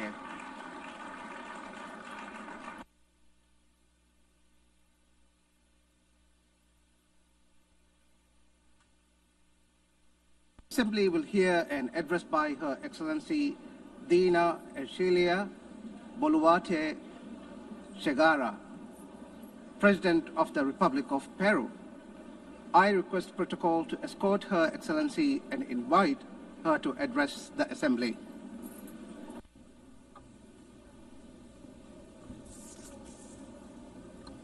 Señora Presidenta de la Asamblea Madam General, President of the Annalena General Baerbock. Assembly, Annalena Baerbock, Señor Secretario General de las Secretary Naciones General of the Unidas, United Nations, Antonio Guterres. Guterres, Señoras ladies y señores, and gentlemen, jefes de Estado heads of state, y señoras presentes en esta magna ladies asamblea. and gentlemen present El here Perú in this August forum. Es el centro y cuna de Peru is grandes the center and civilizaciones cradle milenarias, of great millennial siendo la civilizations, última the last el of which imperio de was los the Incas, Inca Empire, que dejó which un left legado us de a grandeza. legacy of greatness. Somos herederos We are asimismo also heirs del of virreinato the del Perú, que Viceroyalty abarcó of las Peru, 2/3 which partes encompassed de 2/3 América of del South Sur. America. Somos un país mestizo, We are a mestizo mezcla nation, fundamental a entre fundamental hispanos mix y between andinos, Hispanic and Andean orgulloso peoples. de ser heredero Proud to de be los the más heirs grandes of the two imperios de greatest Europa y empires América of Europe del and siglo America XVI. of the 16th century. El pueblo peruano The es Peruvian hoy people today resiliente, are resilient, emprendedor, solidario, entrepreneurial, amante supportive, de la paz, and lovers of la peace, libertad y la freedom, democracia. and democracy. Nuestros grandes Our great writers, escritores, Mario Vargas Mario Llosa Vargas Llosa y José and María José María Arguedas, Arguedas, compartieron la idea shared the idea de que el Perú that es Peru país is a de country todas of las sangres. all bloods. Nuestra identidad expresa Our creativamente identity que somos creatively la unidad expresses that we are de los the diversos, unity of the diverse, unidos bajo la misma united roja y under the blanca same bandera red and peruana. white Peruvian flag. En nuestro país In our country, viven los pueblos native originarios y los peoples pueblos and del peoples mundo of the en world paz live together y unidad in peace and como unity una gran síntesis del as a Perú, great synthesis país en el que vivió y trabajó Peru, durante the 40 country años in el Papa which León Pope Leo XIV, XIV lived nacionalizado and worked in peruano, for 40 por su years, profundo a amor a naturalized nuestra Peruvian gente, because of his deep love tanto for por our su people, carácter both solidario y for his pacífico, supportive como as well por as su fe his católica peaceful y disposition cristiana. and his Catholic and Christian faith. Todos los estudios señalan All studies que somos el indicate país más that we are the emprendedor most del mundo, entrepreneurial razón country in the world, por la cual después de la which is pandemia del why, after the COVID-19, que por COVID-19 una pandemic, pésima that due administración to gubernamental poor government alcanzó administration, más de 2 claimed millones more de than 2 fallecidos. million lives. Nos hemos empezado a But we have recuperar begun logrando to hoy recover, más de 17 meses and de today crecimiento we look back on more consecutivo than 17 de months nuestra of economía. consecutive Hemos economic growth. derrotado la We recesión have y la overcome the inflación recession and originada por la inflation violencia caused by política political violence y por la and by corrupción. corruption, Un golpe de a Estado failed fallido coup d'etat, y la fuga de más de and the 20 flight mil of more millones than de $20 dólares billion entre los años that was 2021 between y 2021 and 2023. 2023. Hemos recuperado la We confianza have de la inversión nacional, regained pero the trust of también national but also del extranjero, of foreign y investment, abrazado and a la we libertad. have embraced freedom. Somos un país solvente We y are a estable solvent and a stable por el country. golpe de Estado de diciembre del Because of the coup 2022 attempt que of December pretendía 2022, instaurar una which sought to dictadura establish a sometiendo dictatorship a todos los by poderes del forcing all Estado, branches of the state tuve que asumir into submission, I had constitucionalmente to la constitutionally presidencia de la assume the República. presidency of the Republic. Desde ese entonces Since that se date, estableció una narrativa narrative por la cual was el established golpista by which se the coup convirtió en plotter víctima y la became a presidenta victim, que and the asumió president, who constitucional y constitutionally legalmente and la legally presidencia, assumed the presidency, fue acusada was por algunas accused voces by de some golpista quarters y of being a usurpadora. coup plotter and La usurper. mentira trastocada en verdad Lies turned into y truth, la verdad en and truth mentira. turned into lies. Este es uno de los temas This is que one nuestro, of the de nuestro issues tiempo. of our time. La construcción The de building antidemocráticos. anti-democratic La political reflexión projects. es que las The ideologías thinking de goes odio, that ideologies of con sus hatred, proyectos de with their estados projects of fallidos failed states que crecen that como grow estados into all-powerful todopoderosos, states, requieren para require, imponerse una in order narrativa to impose falsa their will, para a lograr su false narrative objetivo por medio in order to de la achieve their violencia que objectives en el through poder violence, and aplasta who, las once in libertades, power, crush freedoms, aplasta los medios de comunicación silence a la the press oposición and democrática, democratic opposition, viola los derechos humanos violate y da human inicio rights, al and control, begin to control, confiscación to y confiscate, expropiación and de to las empresas expropriate privadas, private companies, creando una burocracia creating corrupta a corrupt que bureaucracy destruye la that economía, destroys the economy, la sociedad y la society, moral pública. and public morality. El primer paso The para first todo step ello for achieving es all la of this construcción is to build de un a relato en el narrative que se in order miente, to se lie, engaña to y deceive, se and manipula. to manipulate. La ideología del odio de The clases ideology es of muy class hatred hábil is very en skillful trastocar la at realidad y distorting construir reality falsos and relatos, building false pues narratives, utiliza el método because it uses the totalitario de repetir totalitarian ad method of infinitum repeating a una lie mentira, ad infinitum, como se hiciera as en was el done mundo in the world antes de la Segunda before Guerra the Mundial Second y World como se War, viene haciendo and as is happening nuevamente again porque today, el because totalitarismo se totalitarianism renueva, se renews presenta con otros itself, presents rostros, itself with other porque faces, lo que sigue siendo una grave amenaza but it remains para a los serious países threat y to para el countries mundo. and to the world. El cínico relato se ve The cynical reforzado narrative is por el reinforced intervencionismo by en los interventionism asuntos in the internos de los internal affairs países, of countries, apoyando y supporting difundiendo and spreading falsedades falsehoods para to destruir destroy la democracy democracia y and eliminar eliminate la libertad. freedom. En el Perú In Peru, hemos superado we have overcome una fuerte, organizada y strong, persistente violencia organized and política que persistent political pretendía violence la that vuelta al sought the gobierno del return of the golpista, coup plotters y desde el government, año and since 2024 se ha 2024, logrado avanzar en el progress has been made restablecimiento de in la restoring estabilidad stability y and la confidence. confianza, razón por la cual And this la is why economía the peruana Peruvian logró crecer economy managed ese to año grow this year by 3,3% y en el 3.3%. presente año 2025 And está in the superando current un year, crecimiento del 2025, is exceeding 3,5%, 3.5% growth. previéndose que el With año forecasts that in 2026 se 2026, mantenga la tendencia the de la trend of expansión economic growth will económica. continue. El gobierno The garantiza government 3 guarantees años de 3 years crecimiento of económico economic growth, encabezando las being the las leader cifras en in Sudamérica. South America. La inflación que Inflation tenemos is es inferior al below 2% anual. 2% annually. Las reservas internacionales son International superiores reserves a los amount 88 to more mil than millones $88 de billion, dólares. Y nuestra moneda and our currency se mantiene remains estable y se stable, fortalece and it's cada día getting más. stronger every day. Nuestra deuda externa Our es menor external al debt is less than 32,2% del PBI, 32.2% of GDP, una de las más one of bajas the de lowest América in the y del Americas mundo. and in the world. Nuestro déficit And our fiscal fiscal este deficit año this será year de will be 2,2% 2.2% annually. anual. Señora Presidenta de esta magna asamblea, Madam President of this el 24 magnificent de General octubre se Assembly, creó on las October Naciones 24th, Unidas, the UN was después created de la after World Segunda Guerra War II, Mundial, cuando se logró when one derrotar a of uno the de los greatest mayores proyectos totalitarian políticos political totalitarios projects construido built bajo una on an ideología de ideology odio of hatred, que produjo el más grave genocidio leading en la to the most historia serious de la genocide in humanidad, human history, el the Holocausto, Holocaust, que was jamás, defeated. que And this is jamás something that we debemos must olvidar.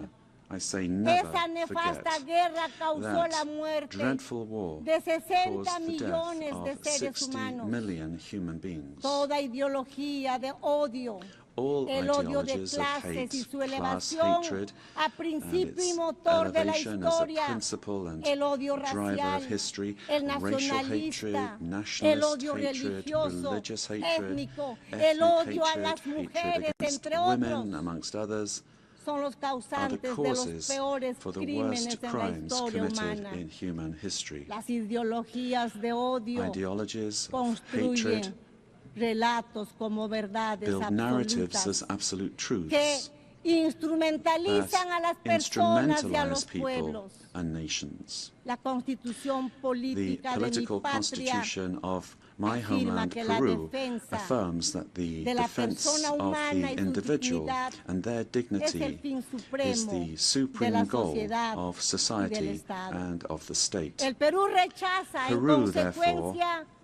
los dos Rejects principales the two relatos de odio principal en el hate mundo, narratives in the world, el odio de clases y el namely odio class hatred religioso, and religious origen hatred. de guerras These are the y origins violencia of humana. wars and En el inhumane Perú violence. hemos sufrido In Peru, más de 20 we años suffered de for un more than terrorismo 20 years mesiánico, from a dogmático, messianic, violento y dogmatic, genocida violent and que le genocidal costó la vida a terrorism más de that cost the 70,000 lives of more than peruanos. 70,000 El Peruvians. terrorista odia las The terrorist elecciones y el hates derecho elections ciudadano and the citizens' a right elegir y a to ser choose elegido. and to be Cuando participa, and to stand for lo election. hace para When they destruir la democracia participate, they do so desde to adentro. destroy democracy from Sin within. embargo, However, el relato que se ha querido the narrative imponer that es they una wanted mentira to flagrante. impose is a flagrant lie. Las Fuerzas Armadas The y armed forces policiales and the police que defendieron la who vida defended y the la life libertad de and los the freedom peruanos of Peruvians son are acusados now de violar accused los of derechos violating humanos, human rights. convirtiéndose así Thus, los the héroes, heroes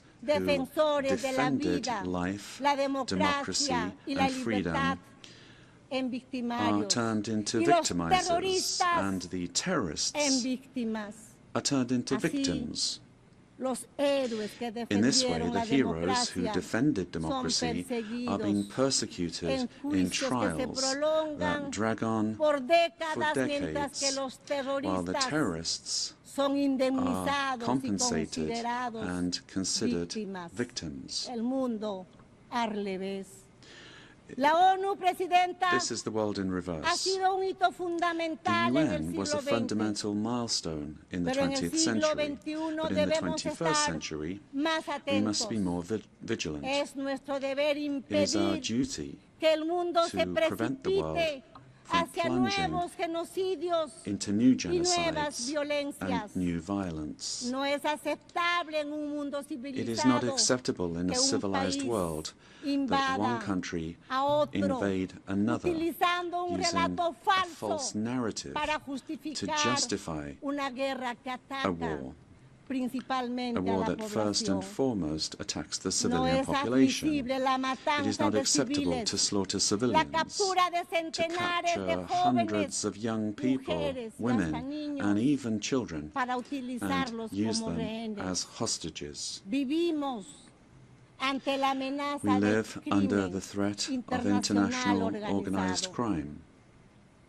En el Perú, In Peru, la delincuencia internacional international crime dedicada based a la extorsión recurre a métodos terroristas on extortion como los uses atentados terrorist con methods such as explosivos bomb attacks para someter to submit a los citizens ciudadanos. to its will. Estas organizaciones These criminal criminales organizations que utilizan armas de guerra that han use creado weapons of mecanismos war have financieros created para lavar financial el dinero mechanisms to manchado de launder sangre, blood-stained money, remitiendo grandes sending sumas large a sums sus países back de to their origen. countries of origin. Se pretende normalizar They esa seek violencia to que normalize this requiere violence, para su which derrota requires, in el order to be defeated, reconocimiento por la recognition ONU by the como UN organizaciones as terroristas terrorist y una organizations nueva legislación and nacional new national e and international internacional legislation que detenga su amenaza al to sistema stop them being a democrático threat y al to the desarrollo de democratic los system pueblos. and to the development Es of imperativo peoples. asimismo It is also actuar imperative contra el that we act narcotráfico y la against minería drug ilegal trafficking and illegal que mining destruye el medio that ambiente, destroys the environment, contaminan los ríos pollutes y rivers, condena and a los condemns pueblos peoples y a las and personas individuals a la to esclavitud. slavery. El crimen internacional International tiene crime sometidas has subjected a miles de thousands mujeres of women extraídas de sus taken from their hogares, de home sus países con countries violencia through y violence engaños and deception y explotadas y privadas de su being libertad. exploited and deprived of their Señoras freedom. y señores, Ladies and gentlemen, vivimos momentos que nos we are recuerdan los living through episodios times más that recall oscuros de the nuestra darkest historia chapters moderna. of our modern history, Y el Perú and está Peru convencido is que el mundo no convinced that necesita the menos world does ONU, not need less sino UN, más y mejor but ONU. more and a better Una UN, que esté acorde con one los that is in tiempos tune with the en los times, que las ideologías de in times odio in que which tanto daño ideologies of causaron y hatred that causan cause and a la cause humanidad so much damage to se han humanity refugiado en la have taken mentira, refuge in en las lies, informaciones in falsas y misinformation, en la and penetración which have de las penetrated sociedades democratic democráticas. societies. El Perú, como miembro fundador, Peru, está as a founding comprometido con member, un is sistema committed multilateral to an abierto, open multilateral basado system en el derecho based on international internacional y los law principios and de the la Carta de principles Naciones of the UN Unidas. Charter. El pilar, el modelo And we see in La the ONU, UN the pero el pillar of the momento model de hacer un that has alto brought peace and y prosperity. mirar lo que está pasando But we en el have to mundo a look nuestro at what's alrededor. happening around us En in este the world. momento estamos At this aquí, time, as we're meeting pero al otro here, lado del mundo in other parts of the están world, matando niños, they are killing niñas, personas children, inocentes. girls, boys, innocent people. La prosperidad al mundo debe ser Prosperity en ese trabajo responsable y unido. will only come if we Y que are hoy debe united and work ingresar a un together. proceso de adecuación And we have to frente a las adapt nuevas to amenazas. new threats. Cada uno de nuestros países Each of our countries tiene el deber de has the duty contribuir al desarrollo to make their de contribution soluciones a los towards finding problemas solutions to que the enfrentamos y en problems eso that we all se face esfuerza together. mi país. And my country is Pero la striving to do this. interconexión de nuestras But sociedades the y interconnection of economías our societies hacen que and solo a economies través de la means that it is cooperación only through international internacional cooperation podamos resolver las that we crisis can resolve que the enfrentamos. crises which we face. Si no reformamos las If we Naciones do not Unidas, reform the United nuestra Nations, casa our común, common home, para devolverle to restore representatividad y efectividad a su representativeness and acción, effectiveness to its corremos action, el grave then riesgo we de ver run the desaparecer very serious risk uno de los of seeing instrumentos one más of the most preciados precious que instruments tiene that la the international comunidad community internacional has for para la world estabilidad del stability mundo. Por disappearing. ello, el Perú apoya For los this reason, trabajos de la Peru iniciativa supports the ONU work of the 80, UN 80 initiative, iniciados por el secretario launched by the general, Secretary General, poniendo placing especial particular énfasis en la emphasis necesidad de on volver the a need to centrar refocus la the organización organization en sus on funciones its fundamentales, fundamental functions, acercándola bringing it a las closer to necesidades the de los needs pueblos, of peoples, a la vez que and volviéndola at the same más time eficiente. making it more efficient. La ONU 80 debe ser UN una 80 oportunidad must para be an fortalecer opportunity el to strengthen multilateralismo multilateralism y asegurar and que la ensure organización that the esté organization mejor is better preparada para prepared cumplir to achieve sus its objetivos essential esenciales. goals. Esta reforma solo podrá This rendir reform plenamente can only sus frutos truly become si es fully effective complementada if por it is una complemented transformación by de la a gobernanza transformation de la ONU, in UN que evite governance los that bloqueos prevents institutional institucionales en la stalemates toma de when it comes to decisiones a decision la vez making, que asegure while su ensuring idoneidad.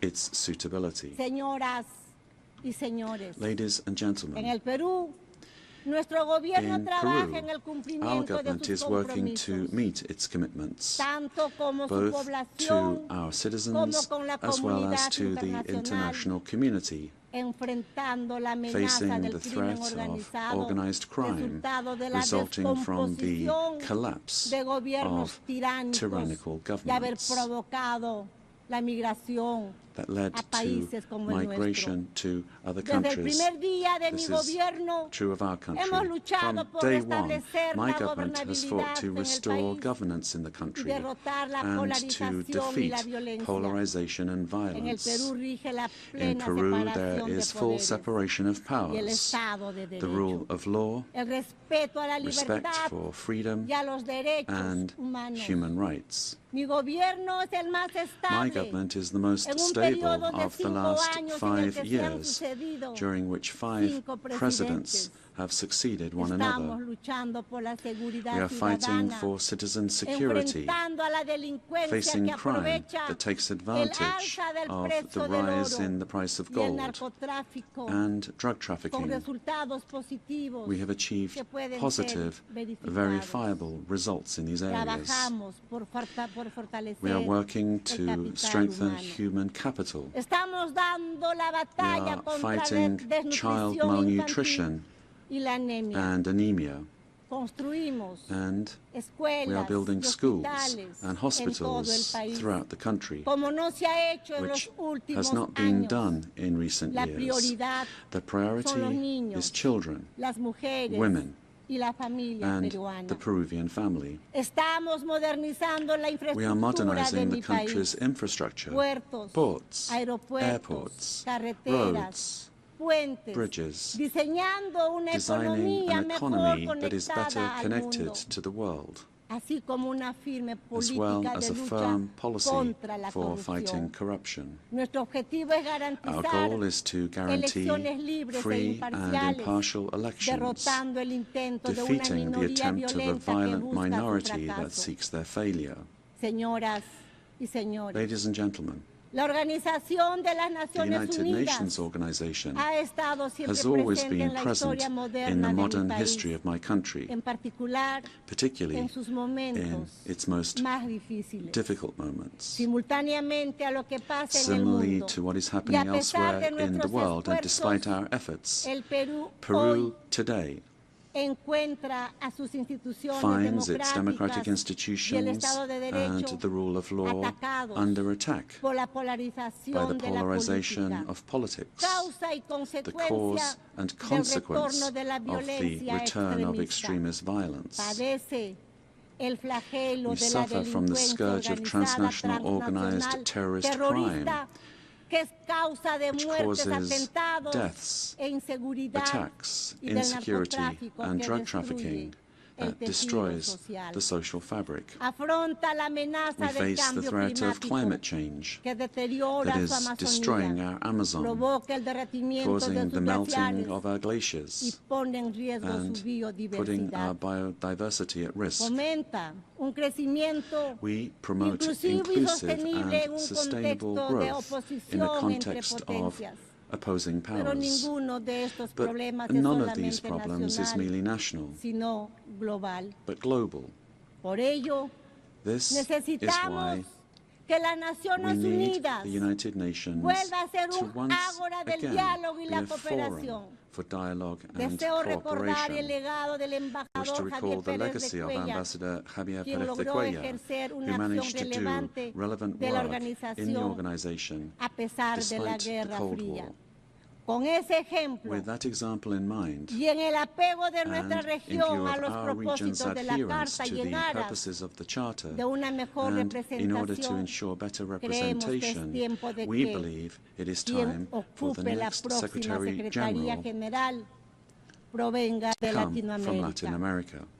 Señoras Ladies and y gentlemen, señores, el Perú está comprometido en Peru lograr is que esta committed to Asamblea ensuring General that this General no Assembly sea una simple this year is not efemérides, a mere commemoration, sino la reafirmación but de the nuestro reaffirmation compromiso of our commitment hacia una acción to colectiva collective action que revitalice will a las Naciones revitalize the Unidas United como Nations as a herramienta que tool apoye that la supports paz peace y la unidad and global, global así unity, como el as well desarrollo. as development. Tenemos que ser firmes We must en la stand verdad firm frente a los relatos in que the la truth, in the escamotean, face of narratives la that try to conceal pervierten it, o pervert mienten it, or abiertamente openly con el lie fin de in ocultar order to hide agendas agendas que no that do not corresponden a nuestro correspond tiempo to our y time, mucho menos much less al to the destino de la destiny humanidad. of humanity. Por ello, For this reason, es imperativo it is fortalecer essential la verdad that we frente a los strengthen relatos truth against basados narratives en that el are based odio, on la hatred, mentira the repetida que lie busca repeated imponerse that seeks to y que impose solo itself and engendra only destrucción. leads to destruction. Pese a todos los But despite obstáculos, all of these la obstacles, verdad truth se abre will paso find a y way, nos hace and libres. truth will set us free. Paz Peace y unidad and para el unity Perú y el for mundo. Peru and for the Buenas world, luchas del planeta. for all those on the planet. Kuskayan Yankasun, ama Chiknikuspa, ama Yuyakuspa, buscando el desarrollo de nuestro pueblo. Let us seek the Señoras, development of our presidentes y peoples, presidentes del mundo. presidents of the world. Juntos trabajemos, Together, let us work together sin odiarnos, without hating one queriéndonos, another. procurando el desarrollo Let us de work nuestros for the pueblos. development of our peoples. Sí a la vida, Yes to no a life, la violencia no to y no a la violence, guerra. and no Muchas to gracias. war. Thank you very much.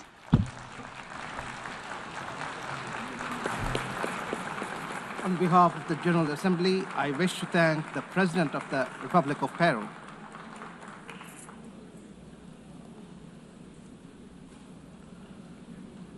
The Assembly will hear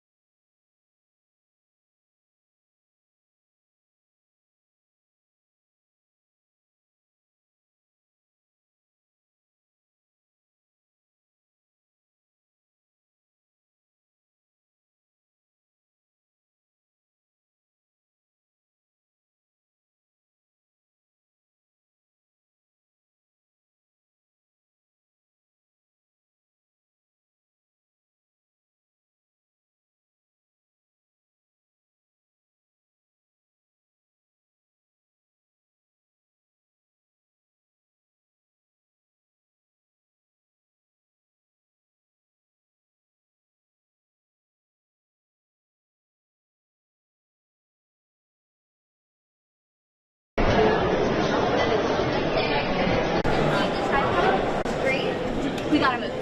Like, immediately need to move out of the room when we say thank you.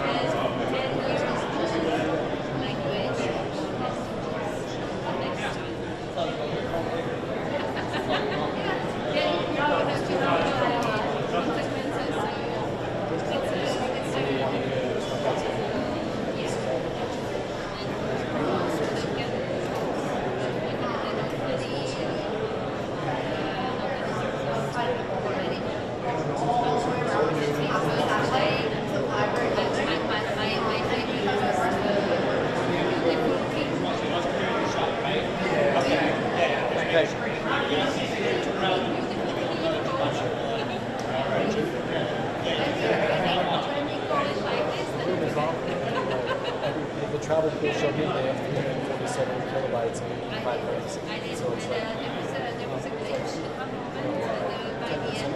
There was this Portuguese, and I think they just yeah, I'm also like this really taking all the organizations and try to kill Jeremiah the tradition and stuff. So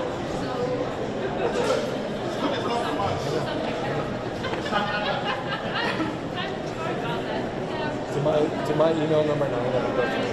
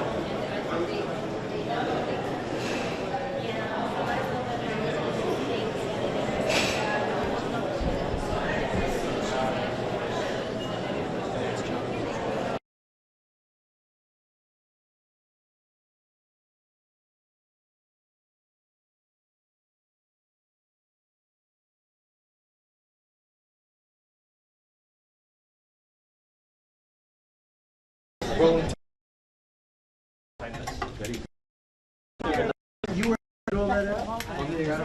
Which is No.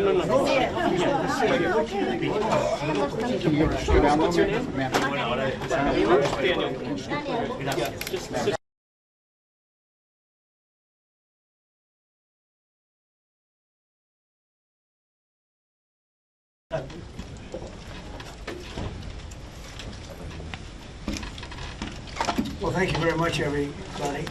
We have a lot of meetings scheduled, but I wanted to meet with the president of Argentina, and we both wanted to meet with friends. He's done a fantastic job, and I'm doing something that I don't often do. I'm giving a full endorsement to him. We just endorsed him for president. As you know, he has a race coming up, and I'm sure he's going to do well, but now I think this hopefully assures it.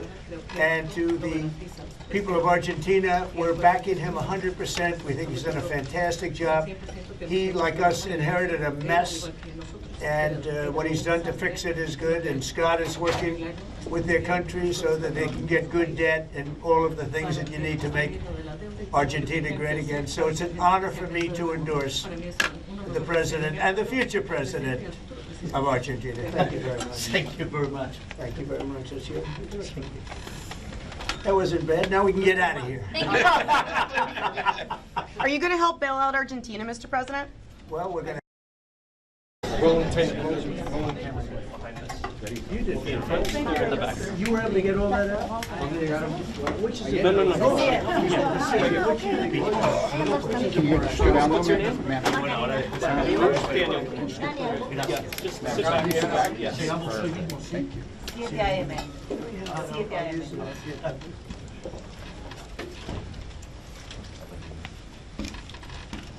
Well, thank you very much, everybody. We have a lot of meetings scheduled, but I wanted to meet with the president of Argentina, and we both wanted to meet with friends. He's done a fantastic job, and I'm doing something that I don't often do. I'm giving a full endorsement to him. We just endorsed him for president. As you know, he has a race coming up, and I'm sure he's going to do well, but now I think this hopefully assures it. And to the people of Argentina, we're backing him 100%. We think he's done a fantastic job. He, like us, inherited a mess, and what he's done to fix it is good, and Scott is working with their country so that they can get good debt and all of the things that you need to make Argentina great again. So it's an honor for me to endorse the president and the future president of Argentina. Thank you very much. Thank you very much. Thank you very much. Thank you. That wasn't bad. Now we can get out of here. Thank you. Are you going to help bail out Argentina, Mr. President? Well, we're going to help them. I don't think they need a bailout. He's done a fantastic job. If you look at where they were when he first ran for office and where they are now, Scott, I would say that it's pretty amazing the job he's done. So the transformation's unbelievable. He inherited the same kind of mess you did, and he's doing the same kind of job. He's doing a really good job, and we've watched it very closely. We've worked with him and the people of Argentina. It's a great place. It's a truly, it's a really, as you know, I've been there. It's a truly beautiful country, and he's going to be very successful, and he's going to be very successful in the election. I think to complete the job, the great job that he's doing, he needs the next term. And he's going to get it based on everything I can say. Secretary Bessent, you said it would be a large and forceful response from the United States. Could you provide any more details on what that intervention would look like? You know what it is. He has our backing. And having our backing, we're doing incredibly well as a country. We've never done this well, actually, as a country, including the stock market, which is setting new records virtually every day. And we are very much a fan of the job that he's done. So we are giving the president of Argentina our full backing and endorsement, and we think he's going to continue to do if he can continue to do the job that he's doing, it's going to be really something very special. So thank you very much. Thank you, press. Thank you, press. Thank you. Thank you, press. Thank you very much. Thank you, press. Thank you, press. Thank you.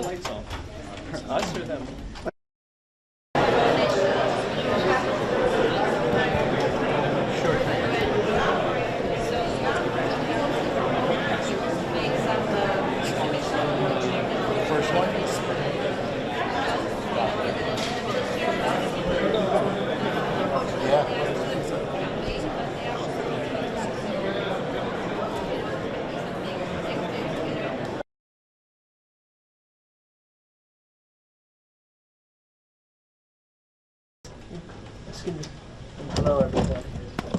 You treated him very well. Hello. Pulitzer Prize. Anything for you?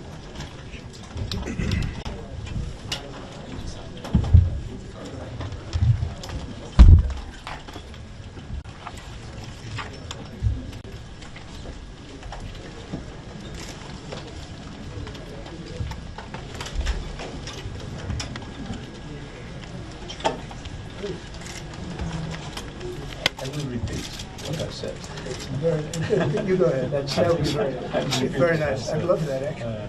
Now I want to say that you are very much welcome, Mr. President.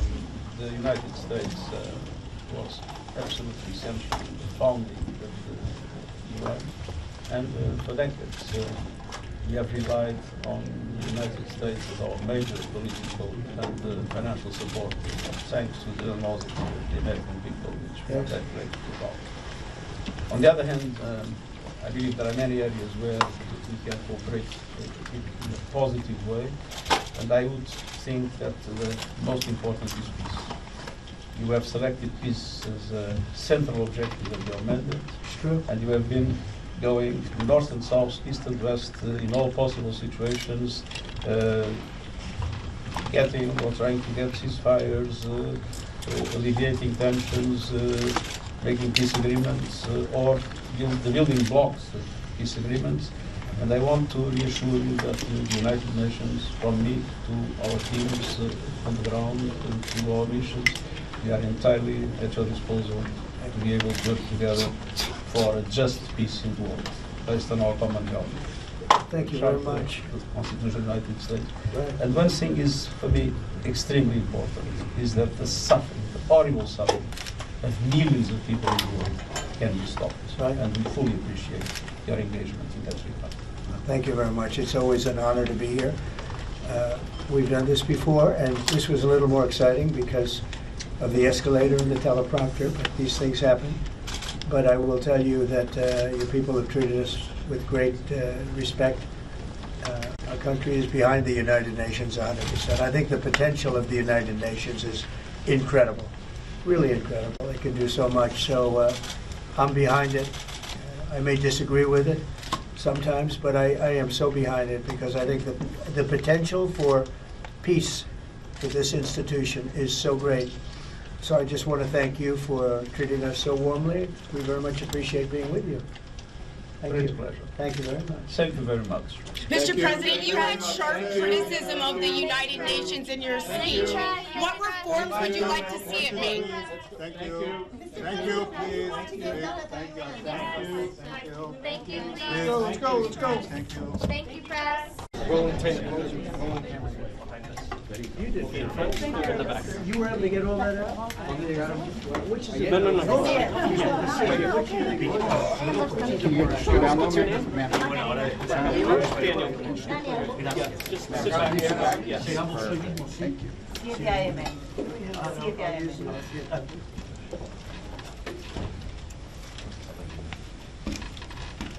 Well, thank you very much, everybody. We have a lot of meetings scheduled, but I wanted to meet with the president of Argentina, and we both wanted to meet with friends. He's done a fantastic job, and I'm doing something that I don't often do. I'm giving a full endorsement to him. We just endorsed him for president. As you know, he has a race coming up, and I'm sure he's going to do well, but now I think this hopefully assures it. And to the people of Argentina, we're backing him 100%. We think he's done a fantastic job. He, like us, inherited a mess, and what he's done to fix it is good. And Scott is working with their country so that they can get good debt and all of the things that you need to make Argentina great again. So it's an honor, the president.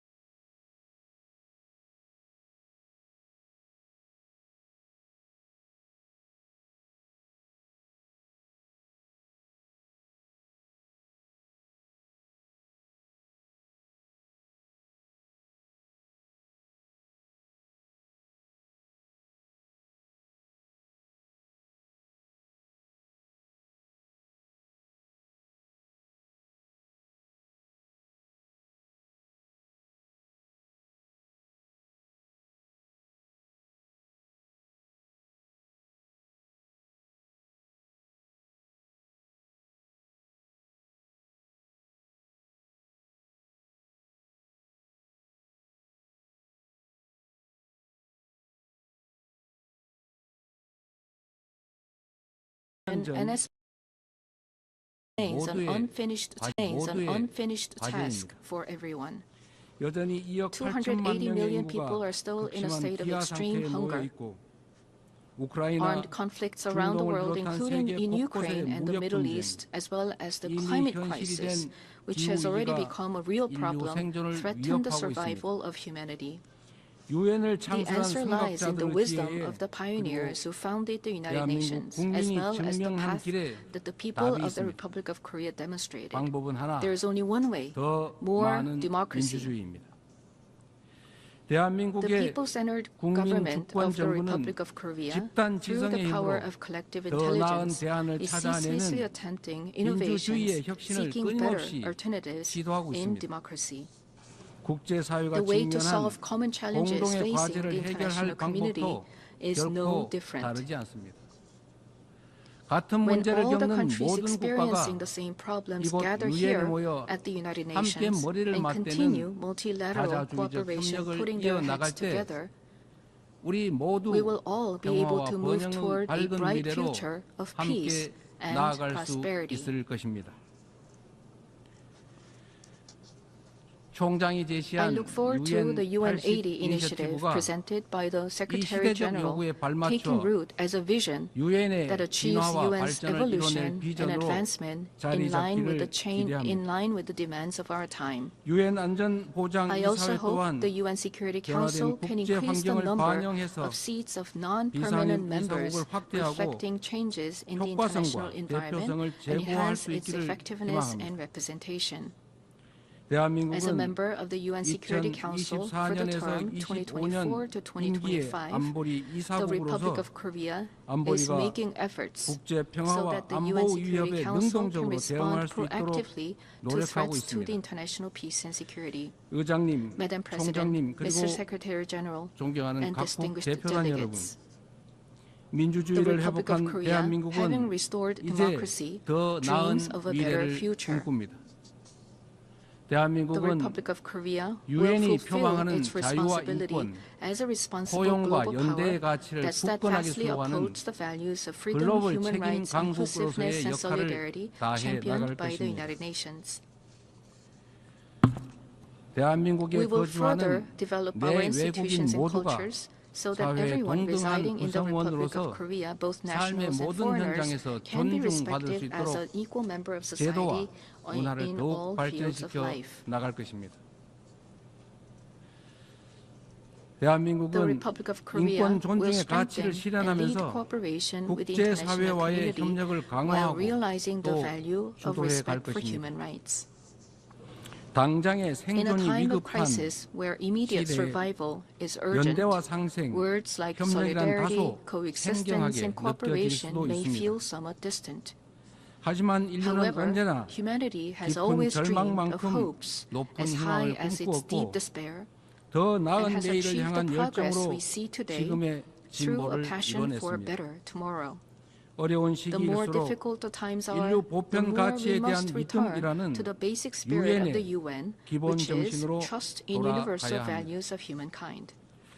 전쟁의 Just 참화를 as the 물려주지 determination 않겠다는 to not 일념이 pass down the 유엔 devastation of 창립으로 wars 이어져 led to the founding of the 분쟁을 UN 예방하고 and has 평화를 prevented 지켜냈던 conflicts and 것처럼 preserved peace. 미래의 We 인류가 today must 살아갈 더 cooperate 나은 more, 세계를 위해 trust more, 오늘의 and join 우리는 hands more 더 firmly in 협력하고 order to build a better 더 future, 신뢰하고 a better 더 world 굳게 for future 손잡아야 합니다. generations. 지속 가능한 미래를 Democratic 향한 Korea will lead the way 다자주의적 in 협력의 길, multilateral 우리 cooperation toward 민주 a sustainable 대한민국이 future. 앞서가겠습니다.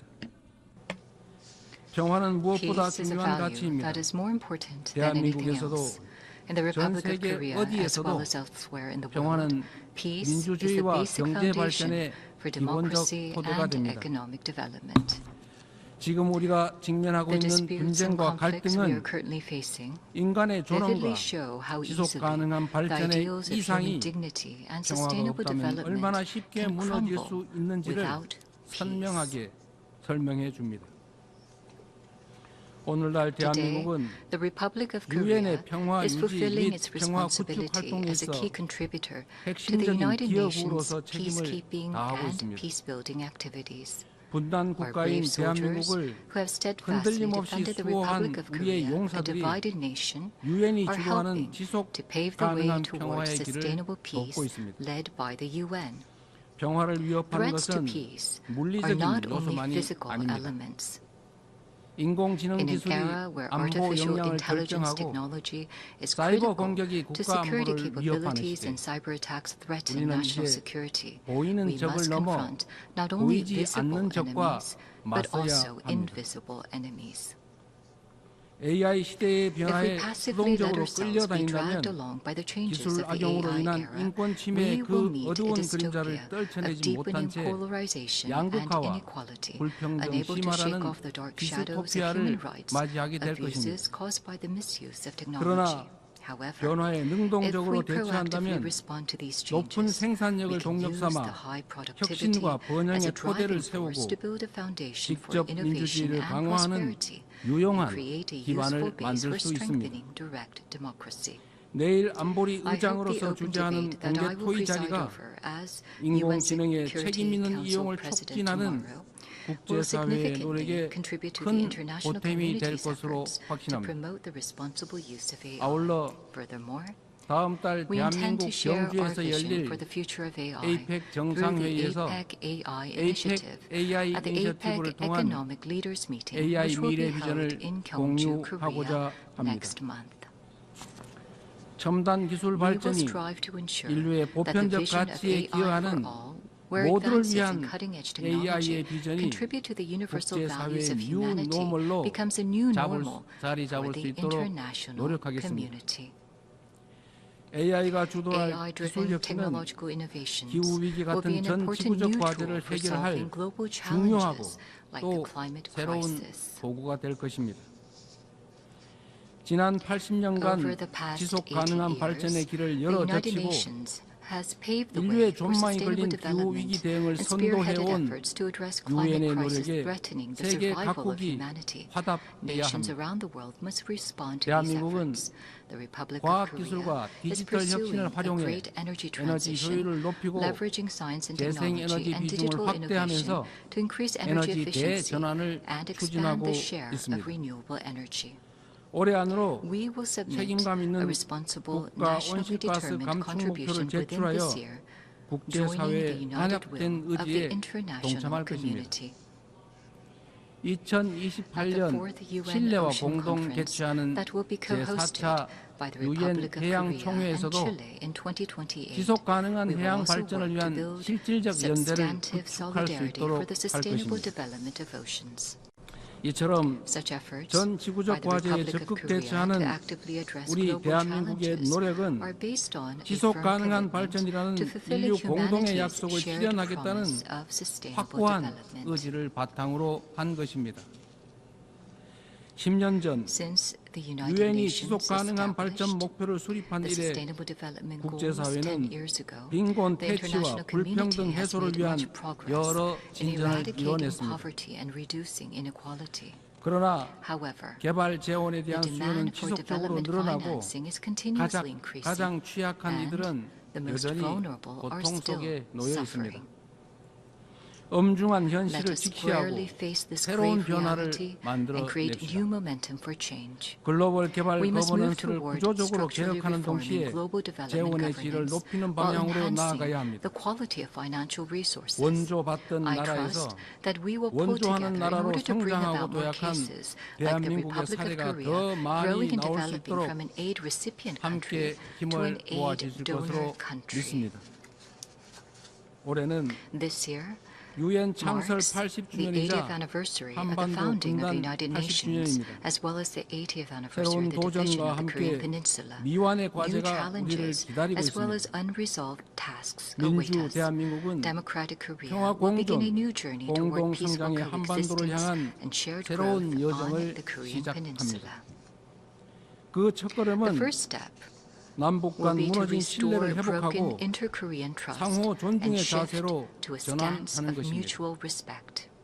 대한민국 The 정부는 government of the Republic of Korea 상대의 체제를 clearly 존중하고 reaffirms that it respects 어떠한 the 형태의 North's current 흡수 system, 통일도 that it will 추구하지 not 않을 pursue any 것이며 form of unification by 일체 absorption, 적대 and 행위를 that it has 할 no 뜻이 intention 없음을 of engaging in 다시 hostile 한번 acts. 분명하게 밝힙니다.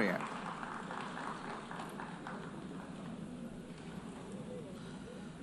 The Assembly will hear an address by His Highness Sheikh Tamim bin Hamad Al Thani, Amir of the State of Qatar. I request Protocol to escort His Highness and invite him to address the Assembly.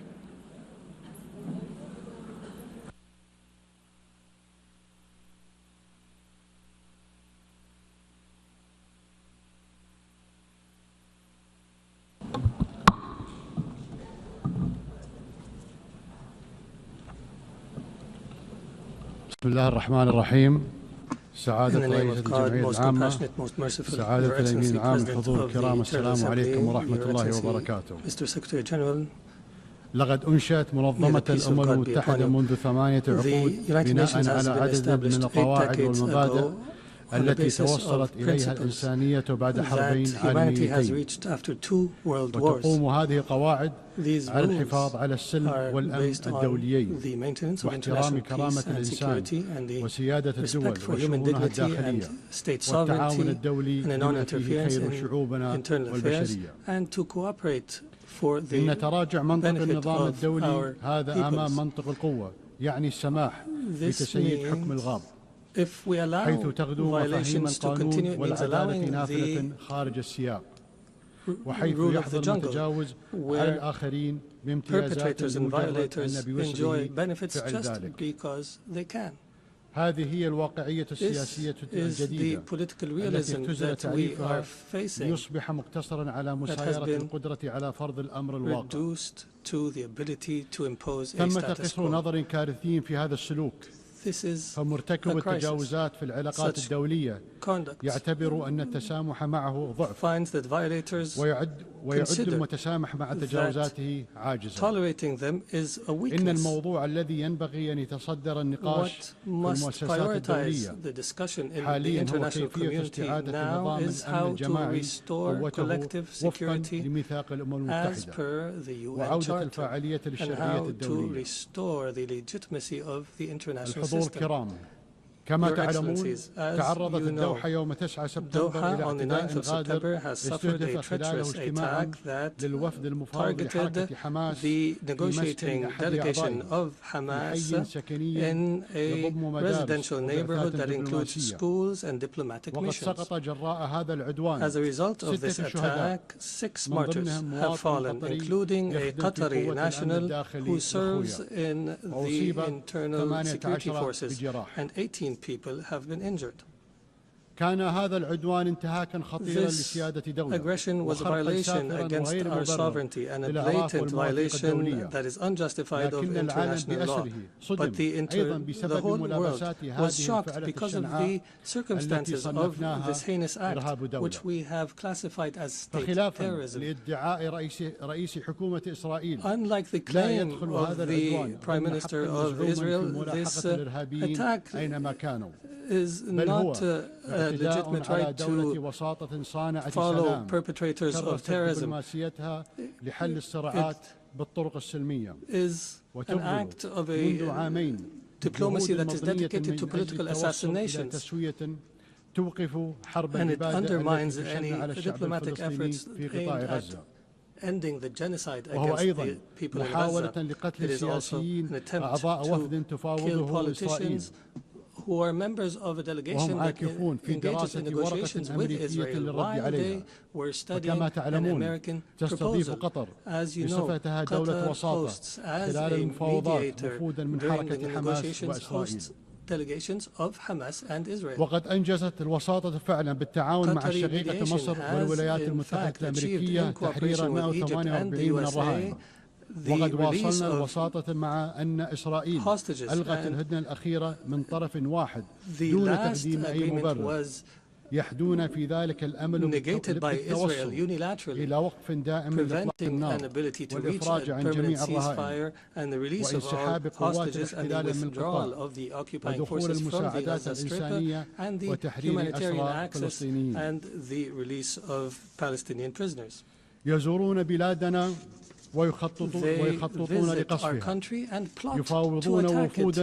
They negotiate with delegations and plot to assassinate the members of the negotiation teams. It is difficult to cooperate with such a mentality that does not respect the most minimum standards of cooperation. أليس هذا هو تعريف الحكومة المارغة؟ لا يسعى طرف لاغتيال الوفد الذي يفاوضه إلا إذا كان هدفه إفشال المفاوضات. وما المفاوضات عنده إلا مواصلة للحرب بطرق أخرى ووسيلة لتضليل الرأي العام الإسرائيلي. إذا كان ثمن تحرير الرهائن الإسرائيليين هو وقف الحرب فإن حكومة إسرائيل تتخلى عن تحريرهم. فهدفها الحقيقي هو تدمير غزة بحيث يستحيل فيها السكن والعمل والتعليم والعلاج أي تنعدم مقومات الحياة الإنسانية. وذلك تمهيدا لتهجير سكانها. لهذا السبب يريد رئيسها مواصلة الحرب. إنه يؤمن بما يسمى أرض إسرائيل الكاملة وهو يعتبر أن الحرب فرصة لتوسيع المستوطنات وتغيير الوضع القائم في الحرم القدسي الشريف كما يخطط لعمليات ضم في الضفة الغربية. لم يعد هناك شك في أن التطهير العرقي وتغيير واقع المناطق المحتلة بل وفرض وقائع جديدة على الإقليم هو هدف هذه الحرب.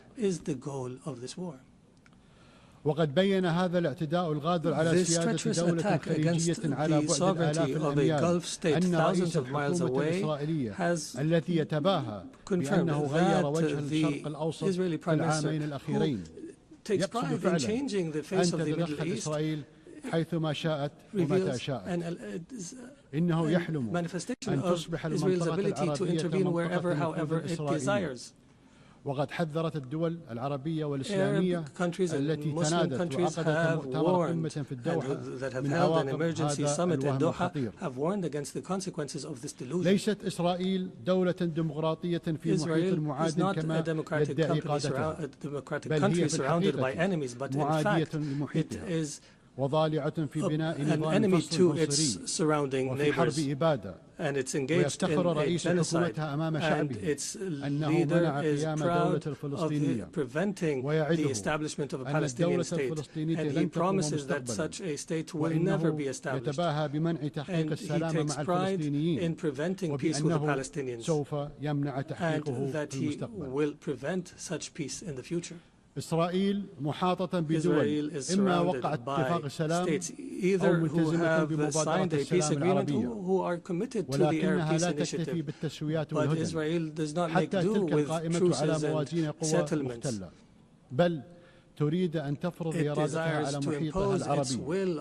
وكل من يعترض على ذلك هو في دعايتها إما إرهابي أو معاد للسامية.